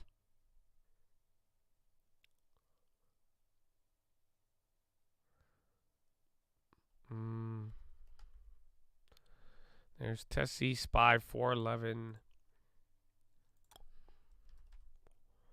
We bullish or bearish for CPI? Agnostic. I mean, either way, I don't even think whatever happens on CPI, I mean, you have earnings and the Fed meeting as the parachute. But really what we want to pick apart tomorrow is whether or not we could get something that could solidify or drastically change rate hike or rate pause odds. So there's a lot on the table, and it could signify some things, but in a weird way, I'm not expecting too much. But if the event does crack tomorrow, that's the thing. You got to know too hot or too cold will cause big reactions. There's a nice margin of error that won't cause much, but sadly it's all about what tomorrow gives us in terms of forward-looking data.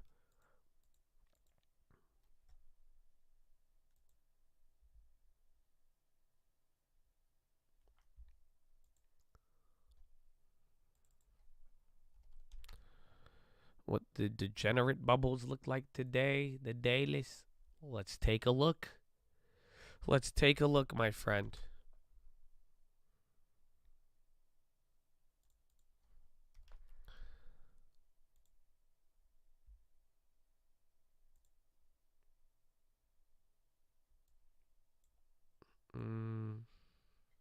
Yeah. So what's the day? We could even check for tomorrow, too. But here's today. I mean, the biggest is 406 puts. That's the biggest notional volume. Then 403 puts, then 407s, then 410 calls, though. 18 billion, and these are in the money by $1. Then 412 calls, there's 5 billion. Then 409s, those are $2 in the money.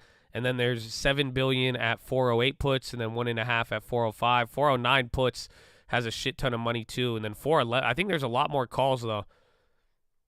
But then 410 puts has a lot. It's actually quite a decent amount. And then there is 412 puts and 411s, but they're not as big. Tomorrow, here's tomorrow's breakdown. A lot of puts. I can already tell, but the highest open interest is 405 puts and 402s. For all these little crazy out of the money, these are all puts. And then 410 calls is your biggest call strike open interest for tomorrow. Then 407 puts, then 417 calls, 412 calls, 408, 408. And then 411 puts, a lot at the money. And then 418 to 420 calls. But I think there's more further out of the puts, and then still a decent amount of calls, but they're not as far out, believe it or not.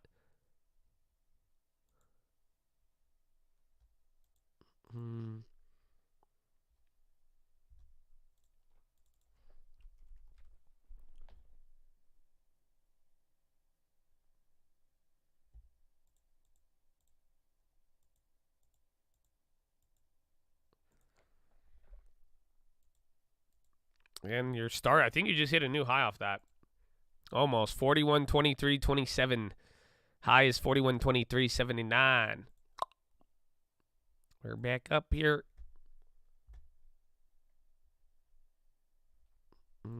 Coin calls MSTR. Maybe. I mean, if crypto does get above those levels, I mean, and if CPI is good tomorrow and you get risk on type beat up until bank earnings, I think crypto will do good.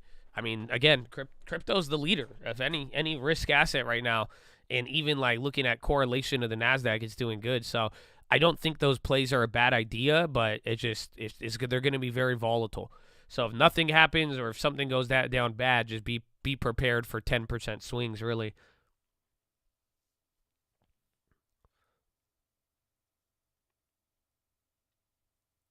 CMI.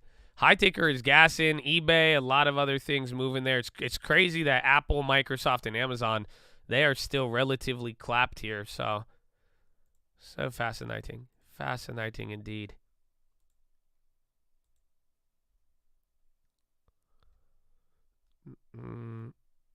Let's see. MPW, or where's Boeing?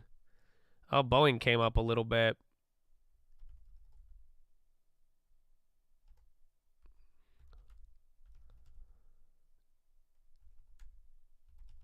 Restoration came back up. ACAM still. I think I'm surprised HUSA didn't move with the oil gains. Well, we still have that one too.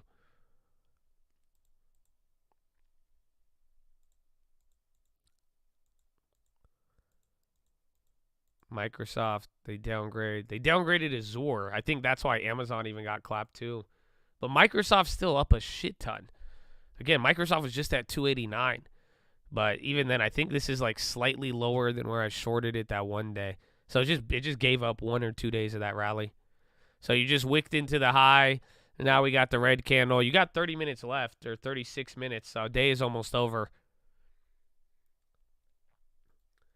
I'll sit in here open.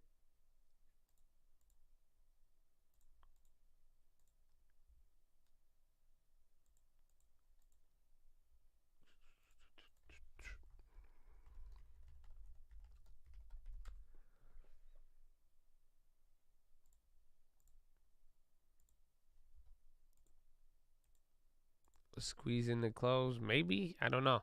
The range is really tight today, only 2 points.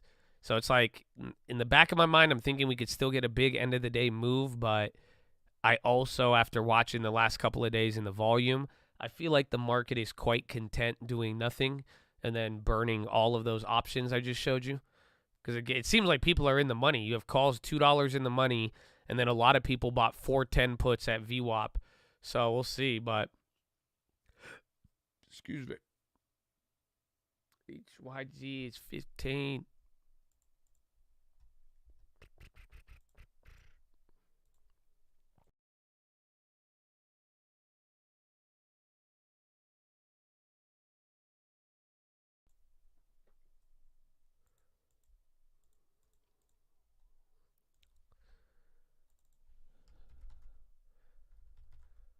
Nvidia.com. Yay. Happy Honda Days.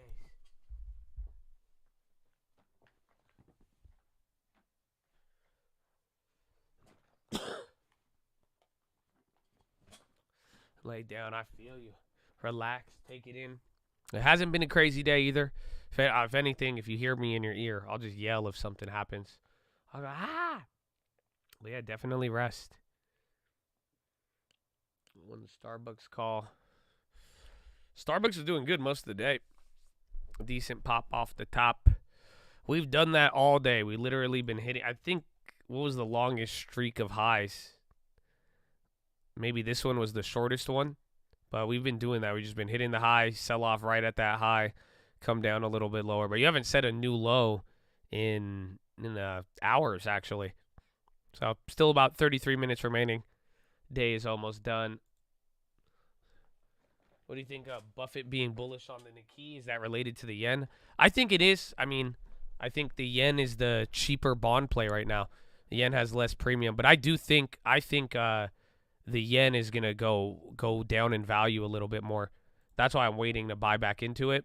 I think it's a decent price, but even after selling off today, it's wild. But it seems like the yen might have a couple more pressures for a couple of months. But I think in the very near short term, 6 to 12 months, that's why, Buffett, he's not as immediate. I think he's bullish on there too. Or just the yen provides a different level of safety in the long run. But then again, if you listen to the interview with Hugh, not everybody agrees with that.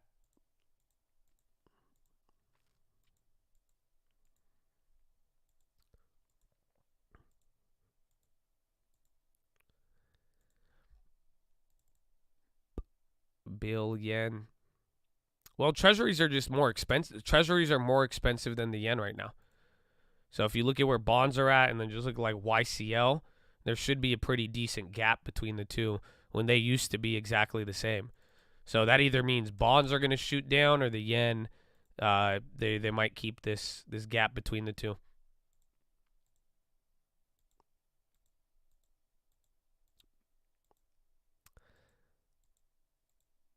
The yen is going to dump and the BOJ will dump massive amounts to support itself.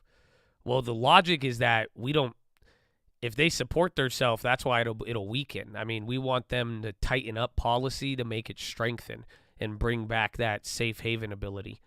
So it's already dumping. The natural effect of what they've been doing, that's what keeps adding the pressure, and the fact that they are not getting aggressive when the rest of the world is, that's what's led to the yen's decline over the last year and a half. So people are waiting for the opposite. They just need to turn it off. That's why Ueda, the new guy, has to pretty much say, hey, we're changing it now. But his latest update a day or two ago, he said the exact opposite. He said no point in changing things now. 330 ramp capital. Is it? 1 minute, sir. 1 minute. Actually, 10 seconds. Vive si. With a wish reverse split. I don't like reverse splits. I usually think that's a very bad sign.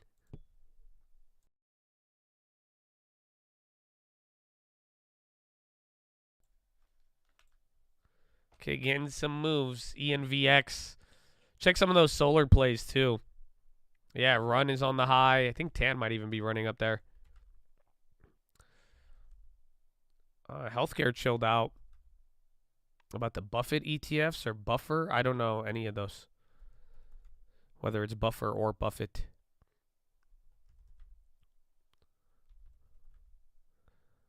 Maxin, solar name. A lot of solar names are on the high. Even Tan's doing good. And then we did have those comments on the EPA stuff or the environmental restrictions or whatever. Norfolk Southern up as Citi opens Catalyst watch. We saw that earlier. Market on close, 300 million to the sell side. Abivai came down. PAC-W on the high. Check regionals. T-Mobile too. We saw that earlier in the morning, right? They're making another move towards the high. Nikes on the highs. Wow. Habibi is very good, you know? Very, very good.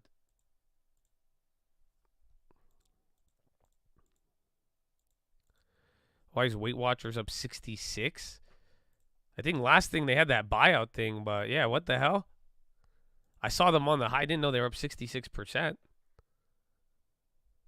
They soar after deal to buy weight loss drug prescriber closes. So the deal just closed. Wow, what? That's stupid. So remember that deal buying that like online provider that sells Ozempic? They popped up and then they sold off and then the deal just closed. Is that Sherwin-Williams? Sherwin-Williams popping up here. That's it. Just the telehealth deal closed. That's crazy, actually. Yeah, no, that company, I liked it. I called that out on the day that it happened. I was going to buy it after hours, and it shot up 200% or something. That's crazy.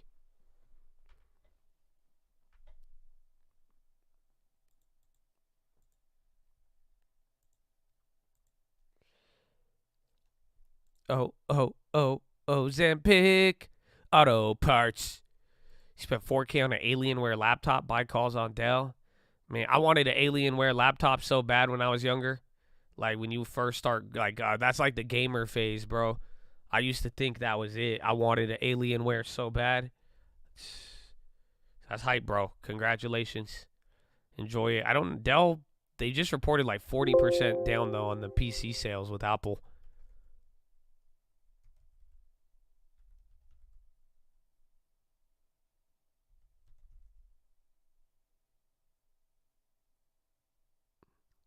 Ozempic sales up, gym membership down. If I took Ozempic, would I get ripped? Would that get rid of all my baby fat? It's not even baby fat. It's very aged fat, but still.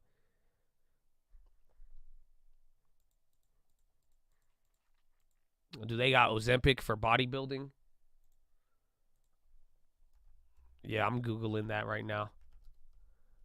Ozempic for bodybuilding.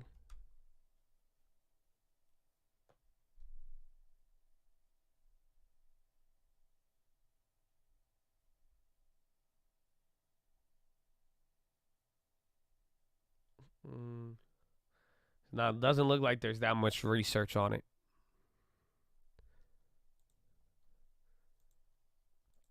Just wait till Ozempic gets banned. Nah, man, they got FDA approval and everything. They got the seal of approval, dog. I think they got 10 years before you could have any generic competitors. Ozempic speeds up male pattern baldness. Yeah, so does being me. You know that? That's a side effect of being Josh, is that it speeds up male pattern baldness. So I don't care how fast I go at this point. You know what I'm saying? Because it don't matter what I do. It's male pattern baldness is going to be existing, it looks like. And that it's definitely putting up a fight. So, man, I don't care. Shit. I don't know if there's a speed limit or not, but let's go.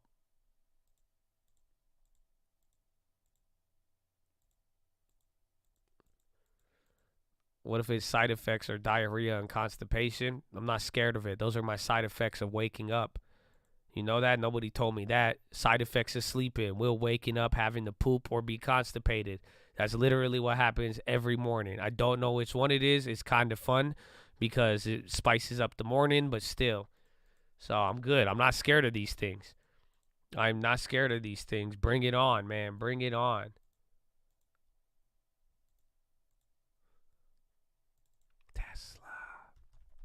Tesla selling. So is Apple. So all your big tech, hold on. 25 minutes left. ACAM's still holding up. I mean, high ticker's still gassing, but your bigger names just took some candles there.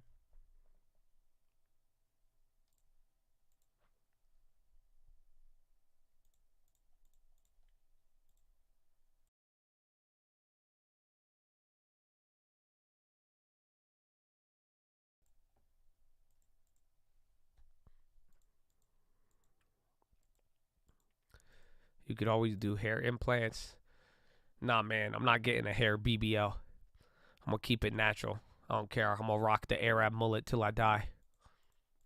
I don't got time for them to cut open my head. Dr. Miami, my hairline. Fuck out of here. We got to fight back, bro. We got to fight back. Bro, you know what my mom told me? Bro, my mom straight up advocated that I do the Andrew Tate. Because my mom likes it when I cut my hair. She don't want me to have long hair.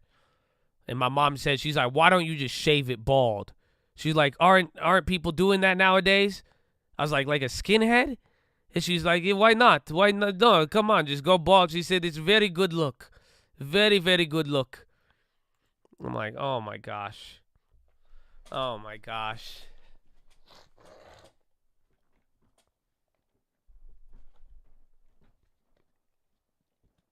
I call it the Andrew Tate from now on. Used to be the Mr. Clean. Now it's the Andrew Tate.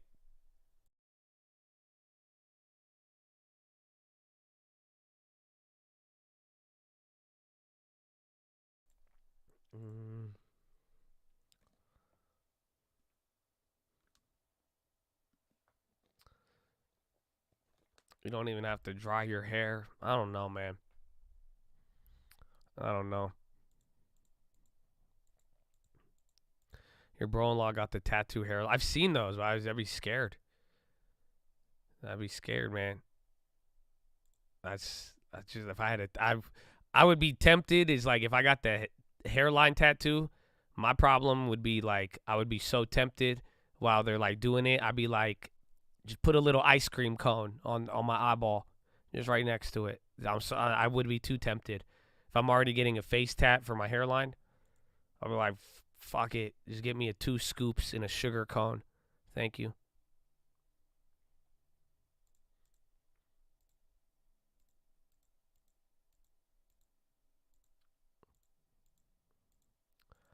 I'll be like, yeah, I went in for a hairline tattoo, and they had a buy one, get one free, so I got a free ice cream cone on my face.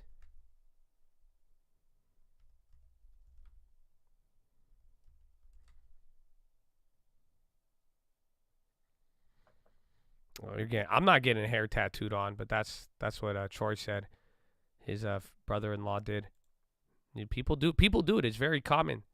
Whoa, whoa, whoa, whoa, whoa. Y'all don't know. Do you guys know, like, girls do that for their lips? Y'all know. I don't know. Don't tell me you this new to the game. Microsoft flushing, everything just took a big one right there. That's kind of decent, but we'll see. Not really tripping too much. Yeah, well, like, girls do the eyebrows, but they do the lips, too. So there's some girls that they don't want to get lip injections, but they want to look like they got them big lips. So they tattoo the outside of their lips to add more like surface area to their lips. So it looks like they got bright big lips, but it's a tattoo, bro. It's crazy. It's crazy.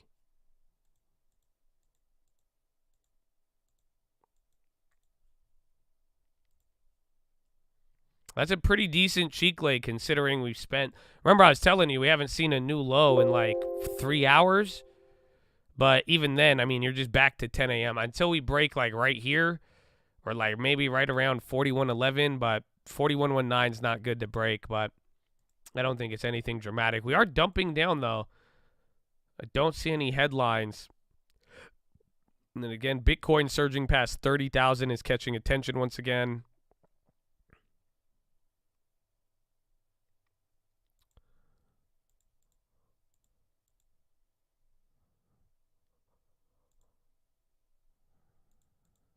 This is dramatic AF. If you go below here, but it's getting pretty big. That's kind of funny. But sadly, Baidu's on the low. LMT is flushing. I think big banks are still on the high, ironically, though. So you're getting, I think it's just like Apple, Microsoft, Tesla, and all of those names again. You got a little bit of lift, but it's all big tech right now. So it's not even like some of the other names are moving a little bit, but I mean, now the low ticker's taking over, but I think you have a lot more growth in tech that's dropping right there. No news on that, nah. But we got 20 minutes left.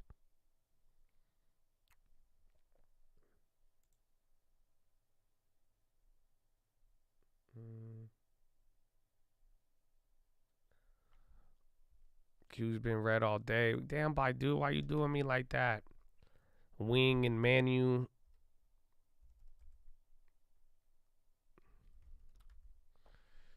Trying to shake out the calls.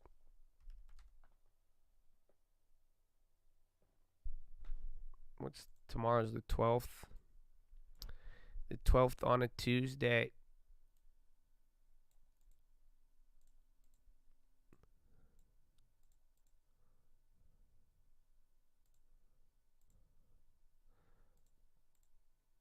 Oh, some of these calls are expensive.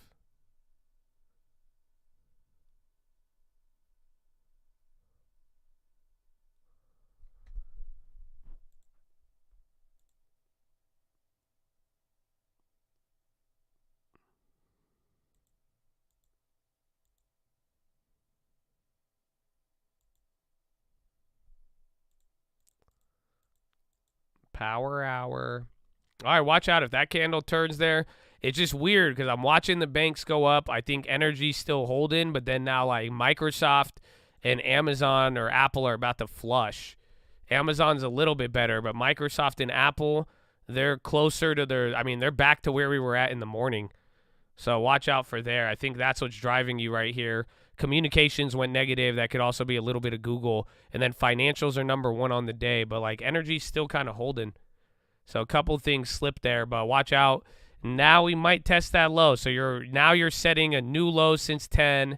So I'd watch these two levels right here. If you break 409 or 410 flat, that's where you pretty much die.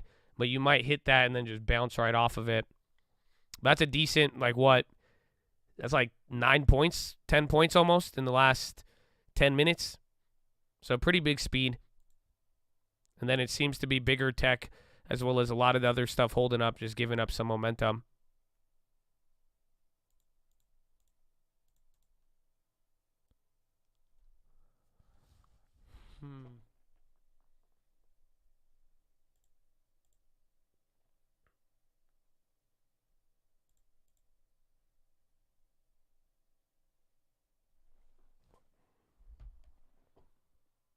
Everyone on CNBC so negative.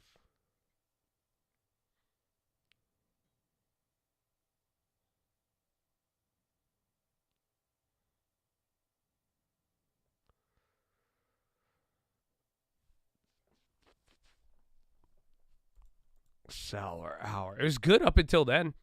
That was just a wild swing, but I mean, you might get bigger candles now too. So it's like we could quickly be right back up here by the end of the day.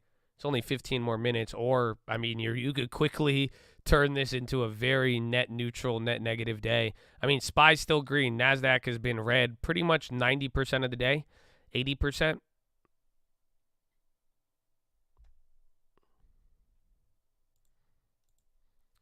$4,115. So 4114. That's a baby level. Hey.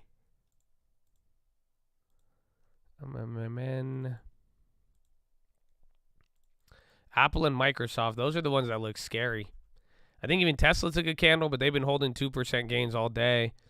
Back to yesterday's prices, are we? Back to the gulag a little bit. Remember, we had a weird close yesterday, but no, we're still up. If it ends lower, we just burn the whole day doing nothing. So I don't know, man. I don't know how you want to talk about this. You know what I'm saying?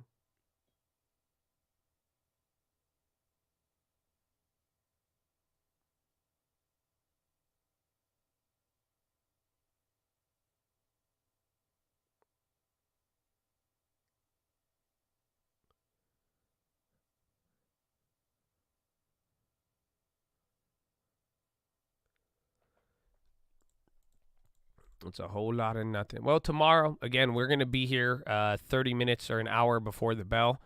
We're going to have all the data, but that's it. That's going to be the big one. We even have minutes tomorrow, and we've barely even talked about it, but CPI will be the bigger factor, it looks like. Did even McDonald's go down?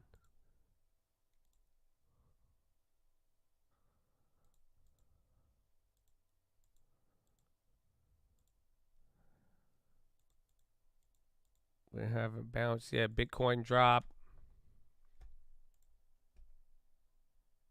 Where's the other one?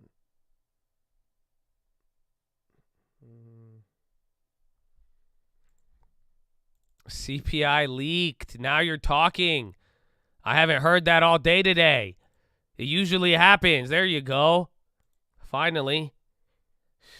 That's what I'm saying. Old habits die hard, but that's it. That's how you know we haven't had that move all day today. Nobody was like, is it leaking? Did it leak? Finally. It took 11 points in 11 minutes. That's all we needed. So that was not provided till today, till right now. So there you go. We finally got it. Finally. That's good. We almost went the whole day without it, bro. There you go. It just takes one Raul, and everyone's like, it leaked, huh? Did it leak? That's why it's leaking, huh? Well, that was fast. Chad, you're back to the opening of the day. Oh my good. I didn't think that one would have held. I thought you were gonna bounce off of this one and go back up there. You still got a decent amount of time, but that's it, bro. It's dead. You're just right back to opening candle. I mean, you could bounce right off of it, but at the end of the day, we just spent all day to do nothing.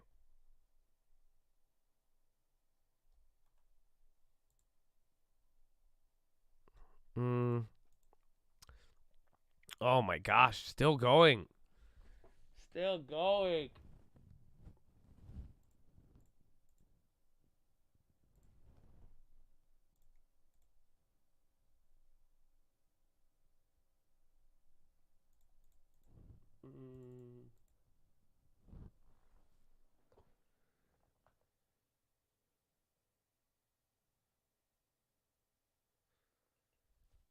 Sound and resilient. CPI 6.2. We will see, Habibi. We will see.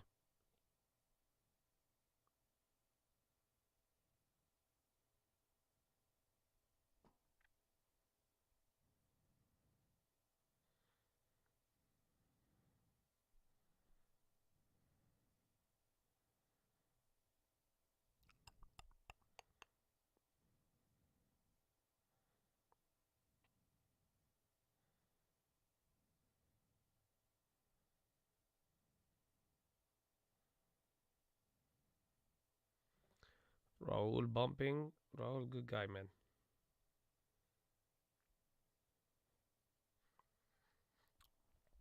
Well, good luck. Good luck for tomorrow, Chatadonia. So that, I think that just leveled the playing field for the options. That just destroyed all the premium for tomorrow, depending on where you position. You got 1 more minute here till 10-minute rigged, and now everything is just gonna happen in the morning. That just leveled it. I didn't kill everything and just literally leveled the playing field. Spend like couple hours down the day, couple hours up, and right where we started. Very interesting.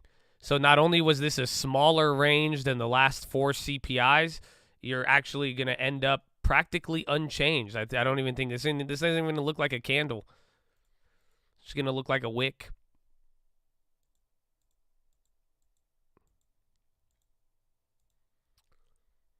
E6. There's Apple near the low. Where's Alex? Are you like writing bullish people's name down and then like calling them out by name in the chat? Jeez, bro. This guy, bro, we better be careful out there, chat. Somebody's making a list.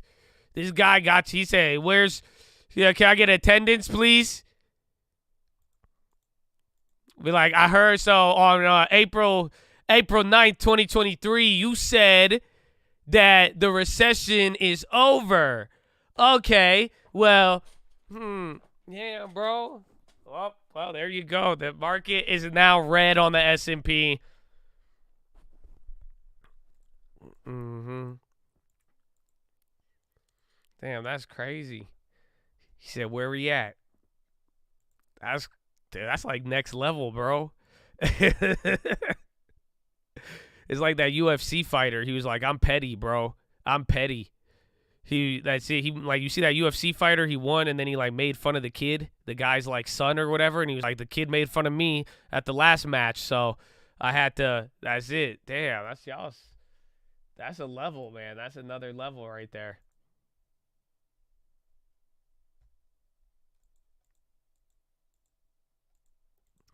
Easy. Bonds are coming back up here too. So 41.08. Wow. So Chad, you're back, dude. This is crazy. You just sold off 20 points in 20 minutes. Your 10-minute rigged is even pointing a little bit lower here. I mean, you got a little bit of bid support, but dude, what a ugly chart on the day. Ay, ay, ay. Are you kidding me? Wow.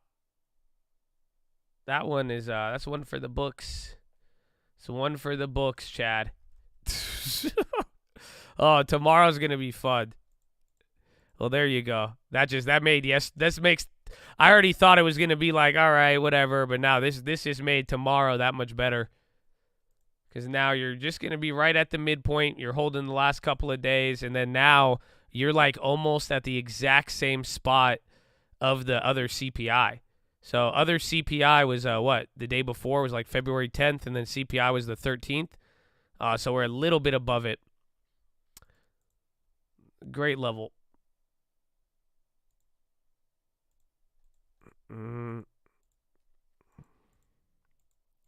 Nothing happened. It just dumped. We just hit our high, And then we did our little sell-off, but then that one just got carried away. But no, surprisingly, not surprisingly, no news at all on that.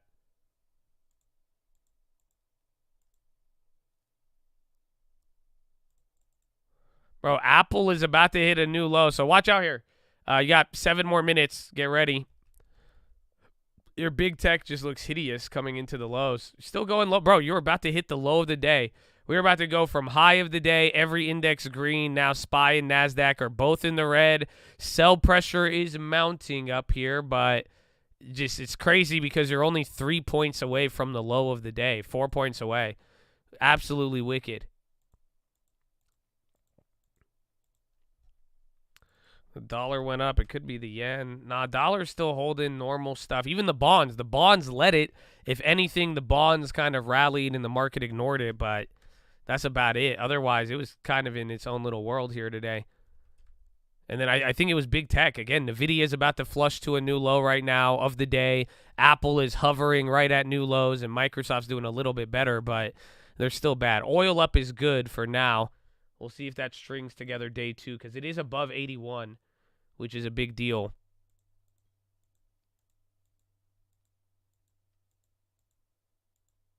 VIX pumping. It is. The VIX is at the high of the day. Ending green. Still a little low. Still just under 20 though.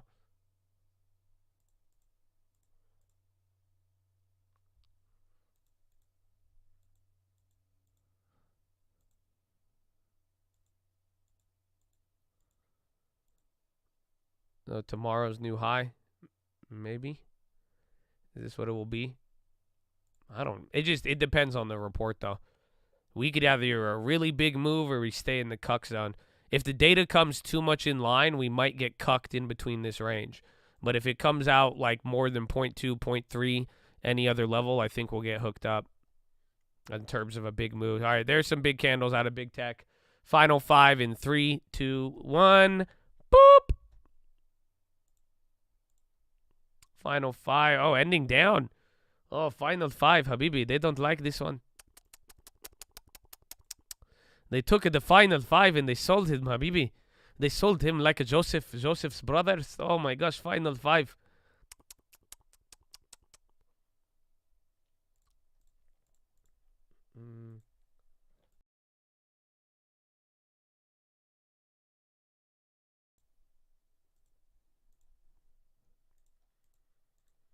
Oh man.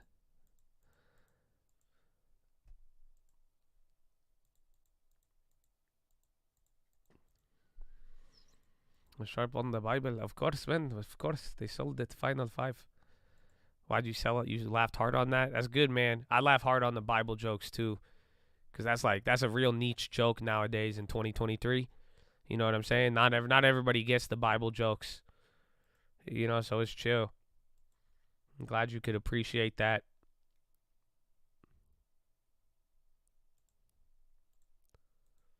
J&J news, is it on the lawsuit? We had that lawsuit on the people signing up. Yeah, J&J is moving. And SPY's coming down. Let's see. Johnson TAC victims seek dismissal of latest bankruptcy bid. And then they say cancer victims who won't settle seek to block deal. Yeah, watch out. That'll be negative if that ends up happening. Oh, my goodness, though. Look at the time, Chadadonia. Look at the time.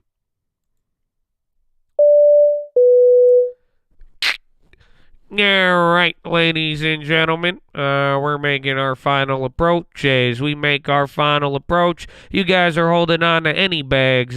Please stow them in the overhead bins above or firmly beneath your seats. We'll be coming through the aisle with the trash bag if you'd like to dispose of those bags. But as we make this final approach, we're going to be landing here into the second link terminal. Second link terminal in the description. That's going to be your nightly watch list and main channel layover around 4 p.m. Pacific time. Then we're going to be taking off promptly around 6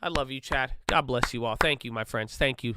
So listen, before you got to head out right now, you made it to the bell. If you could still hear my voice, thank you. And I want you to hear this for real. Thank you for the opportunity. If you gave us a minute of your time today, I hope we made the most out of it. I hope that you got exposed to information. I hope it was given to you with quality and speed. I hope you had fun. I hope you were able to smile. But for real, thank you for the opportunity. And I hope everything we provided shows you how grateful we are for all of it. Thank you for supporting the channel. Again, big shout out to all the people who held it down. But man, this whole community, day in, day out, we wouldn't be here if we didn't have such an awesome routine. You know what I'm saying? So it's an honor to share. The next couple of days are going to get even more crazy. Last year was already crazy. This year is already crazy. It's an honor to share history with all of you. I will see you in the morning. But for real, everybody who gave us this opportunity, it's a blessing to be here. Super grateful. So thank you for listening, my friend. And I hope you have a good rest of the day. Okay, that's it.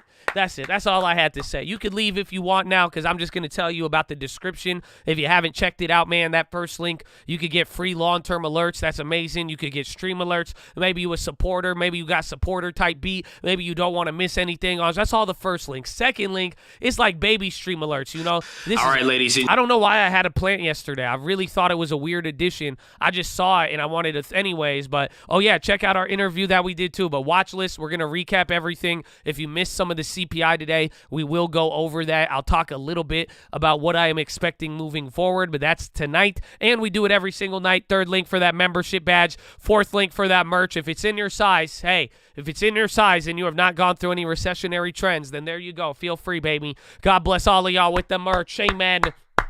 Check out the channels, Co-Real Estate, Co-Cars, Co-PHILO, Co-Real Estate tomorrow, baby. Get ready. Follow me on Instagram at The Trading Fraternity. I am the private account, so don't fall for any of the fake ones. I'm never going to DM you asking for something. How to find 1,000% gainers, one of the best option trading tutorials ever. Okay, that's it. That's all. Just check it out. Just check it out. How we set up our long-term portfolio. Oh, my gosh. The long-term MPW. 5% bill, bro. 5% bill. Oh, stop playing with me, Chad.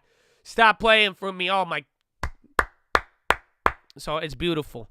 It's beautiful. But check that out, okay? And then finally, the prayer request wall. This is how we get down, bro. If it can't flow through you, it won't flow to you. We ruin for all of you. We praying for all of you. I know I'm not the only one in here who are doing it, so thank you. Honestly, if you've been sending prayers for me and all the other Chads, bro, God bless you and for real. And thank you for doing what you have done, man. Amen. Amen. I hope you feel me. I really do hope you feel me on that. But this is what we believe in, man. I hope you know we praying for all of you. Don't be too shy to fill it out. We're not going to tell your friends. Keep it between you and me. You ever want to do anything for me, you shoot a prayer my way as well, too. And then we good to go, baby. And then we good to go. That's all it is. But I hope you know we rooting for you. I encourage you to root for all of your other Chads in here, man. And let's go, man. I pray we all gonna make it. And I pray we all got the stamina. And I pray we survive, bro. You know, I hope we make it through whatever this world holds for us in both finances and anything else. But you know what I'm saying? So let's go, man. I hope I see you at the finish line. I hope I see you at the midway point, man. I hope we survive, okay? You feel me? Oh, where my survivors at? No? I played zombies on Call of Duty growing up, bro. Come on, they don't feel me. They don't feel me, bro. The option video is right here, how option pricing works. It's a great one. It's a great one. So, Chad. Okay. Because I do got to get going today, but I think we could pull it, man. I think we could do it. I think we could do a little one. Well, I'm gonna give you a quick one. I'll give you a quick one, okay? Yeah. Run it. I'll be right back. Give me a second. Let's go, baby. Have a blessed day. You're blessed. They can't stop you. Benny, you bullish. But baby, I'm not from Chicago. Heard me talking about IV and dripping in bad. They thought that I came from the hospital. No, I just came back from trading. Chest to the sun, no vacations. I'm really not trying to be flagrant when I tell you that most of my calls will be naked. Funny when I make a bad play, I get a standing ovation. It's like I'm addicted to antibiotics to try to get rid of this clap. But fuck it, I always come back in the AM to the GG. What's that stand for? I am not a drug dealer, I'm a landlord. On my Tennessee the roof, that Mercedes-Benz don't need one. I went from Bailey to Bel Air, from the slums to the Ville to the top of the hill to a street where you can't park a car without a parking pass. I'm trying to chill with my boys in the island off the coast, bar hopping like it's Alcatraz, watching make moves like a salsa class. Plus I got so many bars like the women in church. I already know you can't handle it. You ain't making moves, you a mannequin. You ain't got that flame, that candlestick. They ain't got that flame. Tell them it's a coat, not a game. Walk through the mud and the rain, just bring a little hope to the people in pain. I don't want lies, I want honesty. Negative vibes bother me. Stay up on your grind until you make it out of poverty. You ready? I'm ready. Let's get it, my bag on heavy. I'm zoom to Fetty. My pockets look full, not empty. You loaded, I'm loaded. We never gon' fold, you know it. That's fast right there, go quote it. It's coke, we goated. Different level, it's level, untold. They watching, we popping like options. You know, it's real, it's really real. Like PHILO time, cause you can't help but make a meal if your people blind. Restless, cause I've been up grinding, I just want the Lexus. Cooking up like I'm making breakfast. Oh, I'm eating good, but you know I had to bless it. Looked inside the mirror, told my demons hit the exit. That was Benny, that was level. Fuck the demons, fuck the devil. Throw the pebble, be successful. You can't tell me code ain't special. I got rich, I made a stencil like a chair. It's really simple, the framework is intellectual.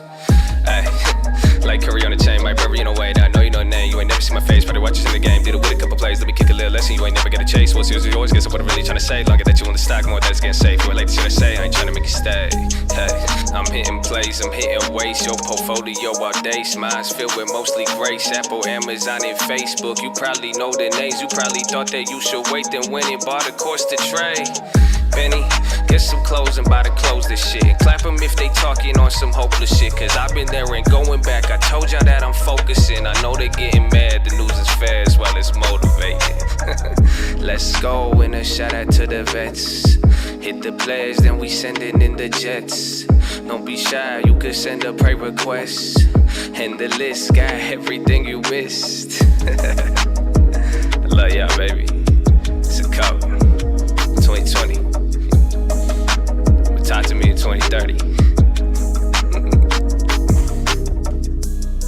You know what it is, baby. Cold music, 2020. We coming, watch out. On the radar. Tell them I just want the Lexus. We out here making moves, baby. Let's go. Oh. Honey, say blue, but I never fell down. Oh my gosh. Oh my gosh.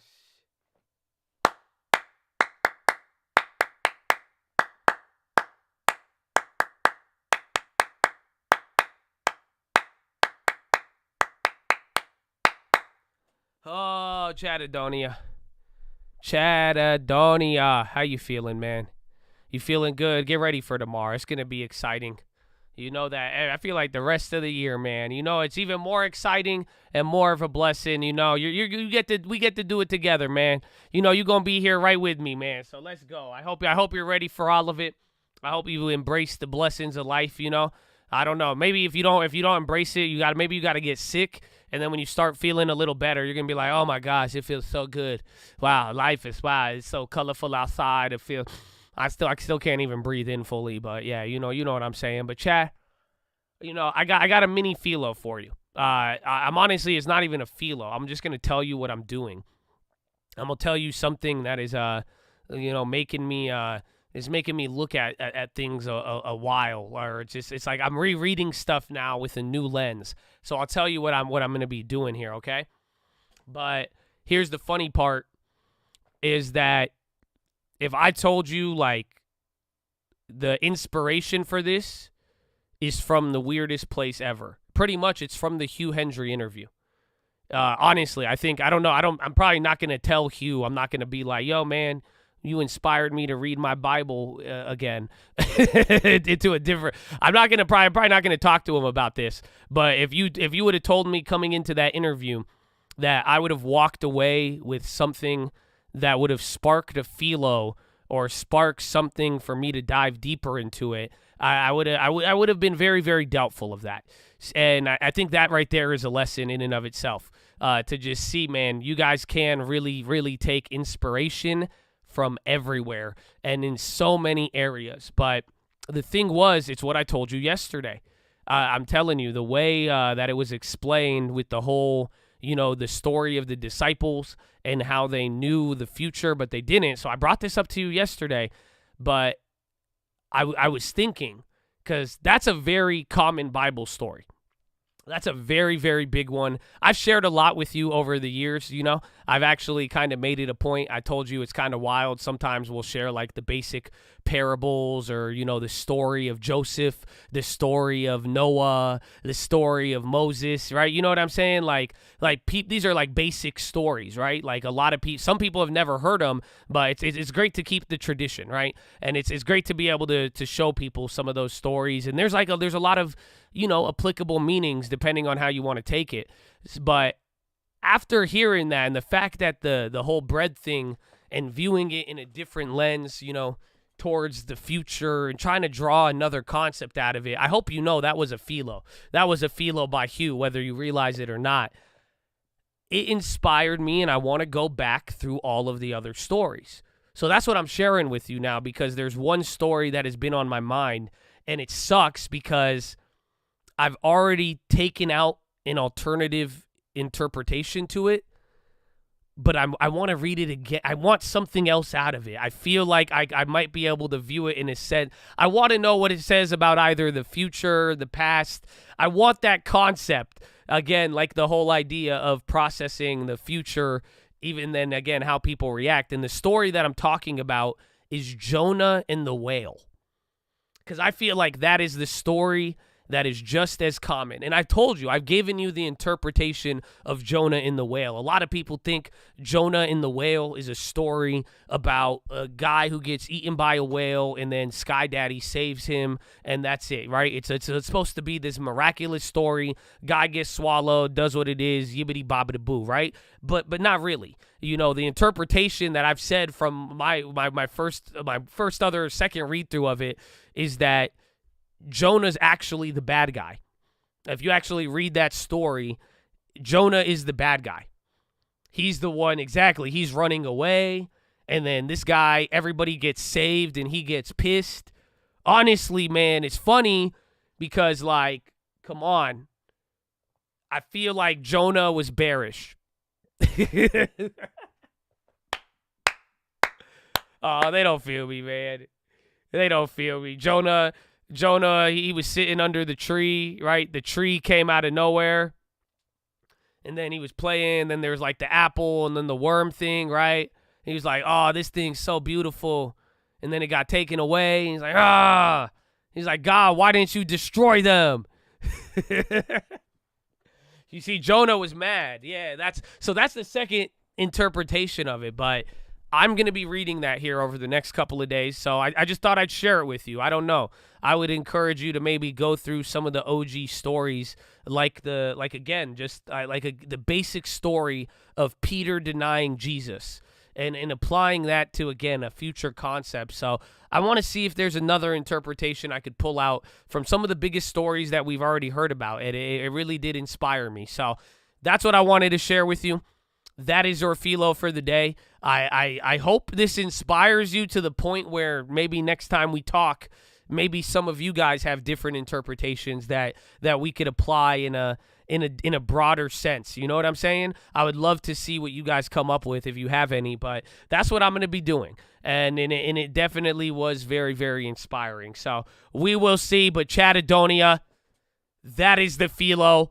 I hope you're ready for tomorrow. I hope you're ready for another exciting week. It's only Tuesday. We're getting to the middle, but that is it, ladies and gentlemen. So go read the books, Richest Man of Babylon, Proverbs, New Living Translation, and The Strangest Secret in the World. And Chattadonia, I love you all. God bless you, and thank you again for being here. But just don't ever forget why we're here and why we keep going, why we got to play in the game, why that faith, hope, and love may never be going out of style, and why we got to look at things always in a different lens, and we're always growing, and the tree is always getting pruned. Oh, don't even get me started with it, baby. Why?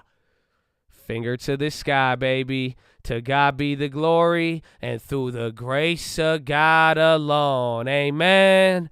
Amen.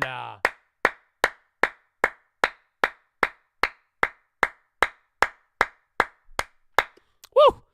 Yes, Chad. Amen. Have a good day. God bless you, JP. All of y'all, have a great, wonderful rest of the day. Let's go. Finish it on drive. Wake up and drive tomorrow. We're going to be here early. And just get ready, man. You got the rest of the day. So just whatever it is you do, Just give it a little extra effort. Just a little bit above. You got a lot of energy. A lot of time, bro. A lot of time. I hope they feel me. But Chad, I love you all. I will see you tonight on the watch list, and I will see you tomorrow morning bright and early. And you have a wonderful rest of the day. Thank you again, and peace out. Yeah, where are we going? I want a peace. I like the middle leave, the peace, and we're going to bring peace. We're going to bring the gas prices down, huh? You ready for that CPI tomorrow? I brought that bitch down. Inflation. I made them. I'm gonna make them in a Macarena. I made it my bitch. Yeah, don't be a little prick. Come on. All right, I'll see you there. I'll see you in the bright in the. We're gonna wake up at the noontime in the 5 a.m. noon. I'll see you at 5 a.m. noon tomorrow. All right. You have a good day. All right. Have a good.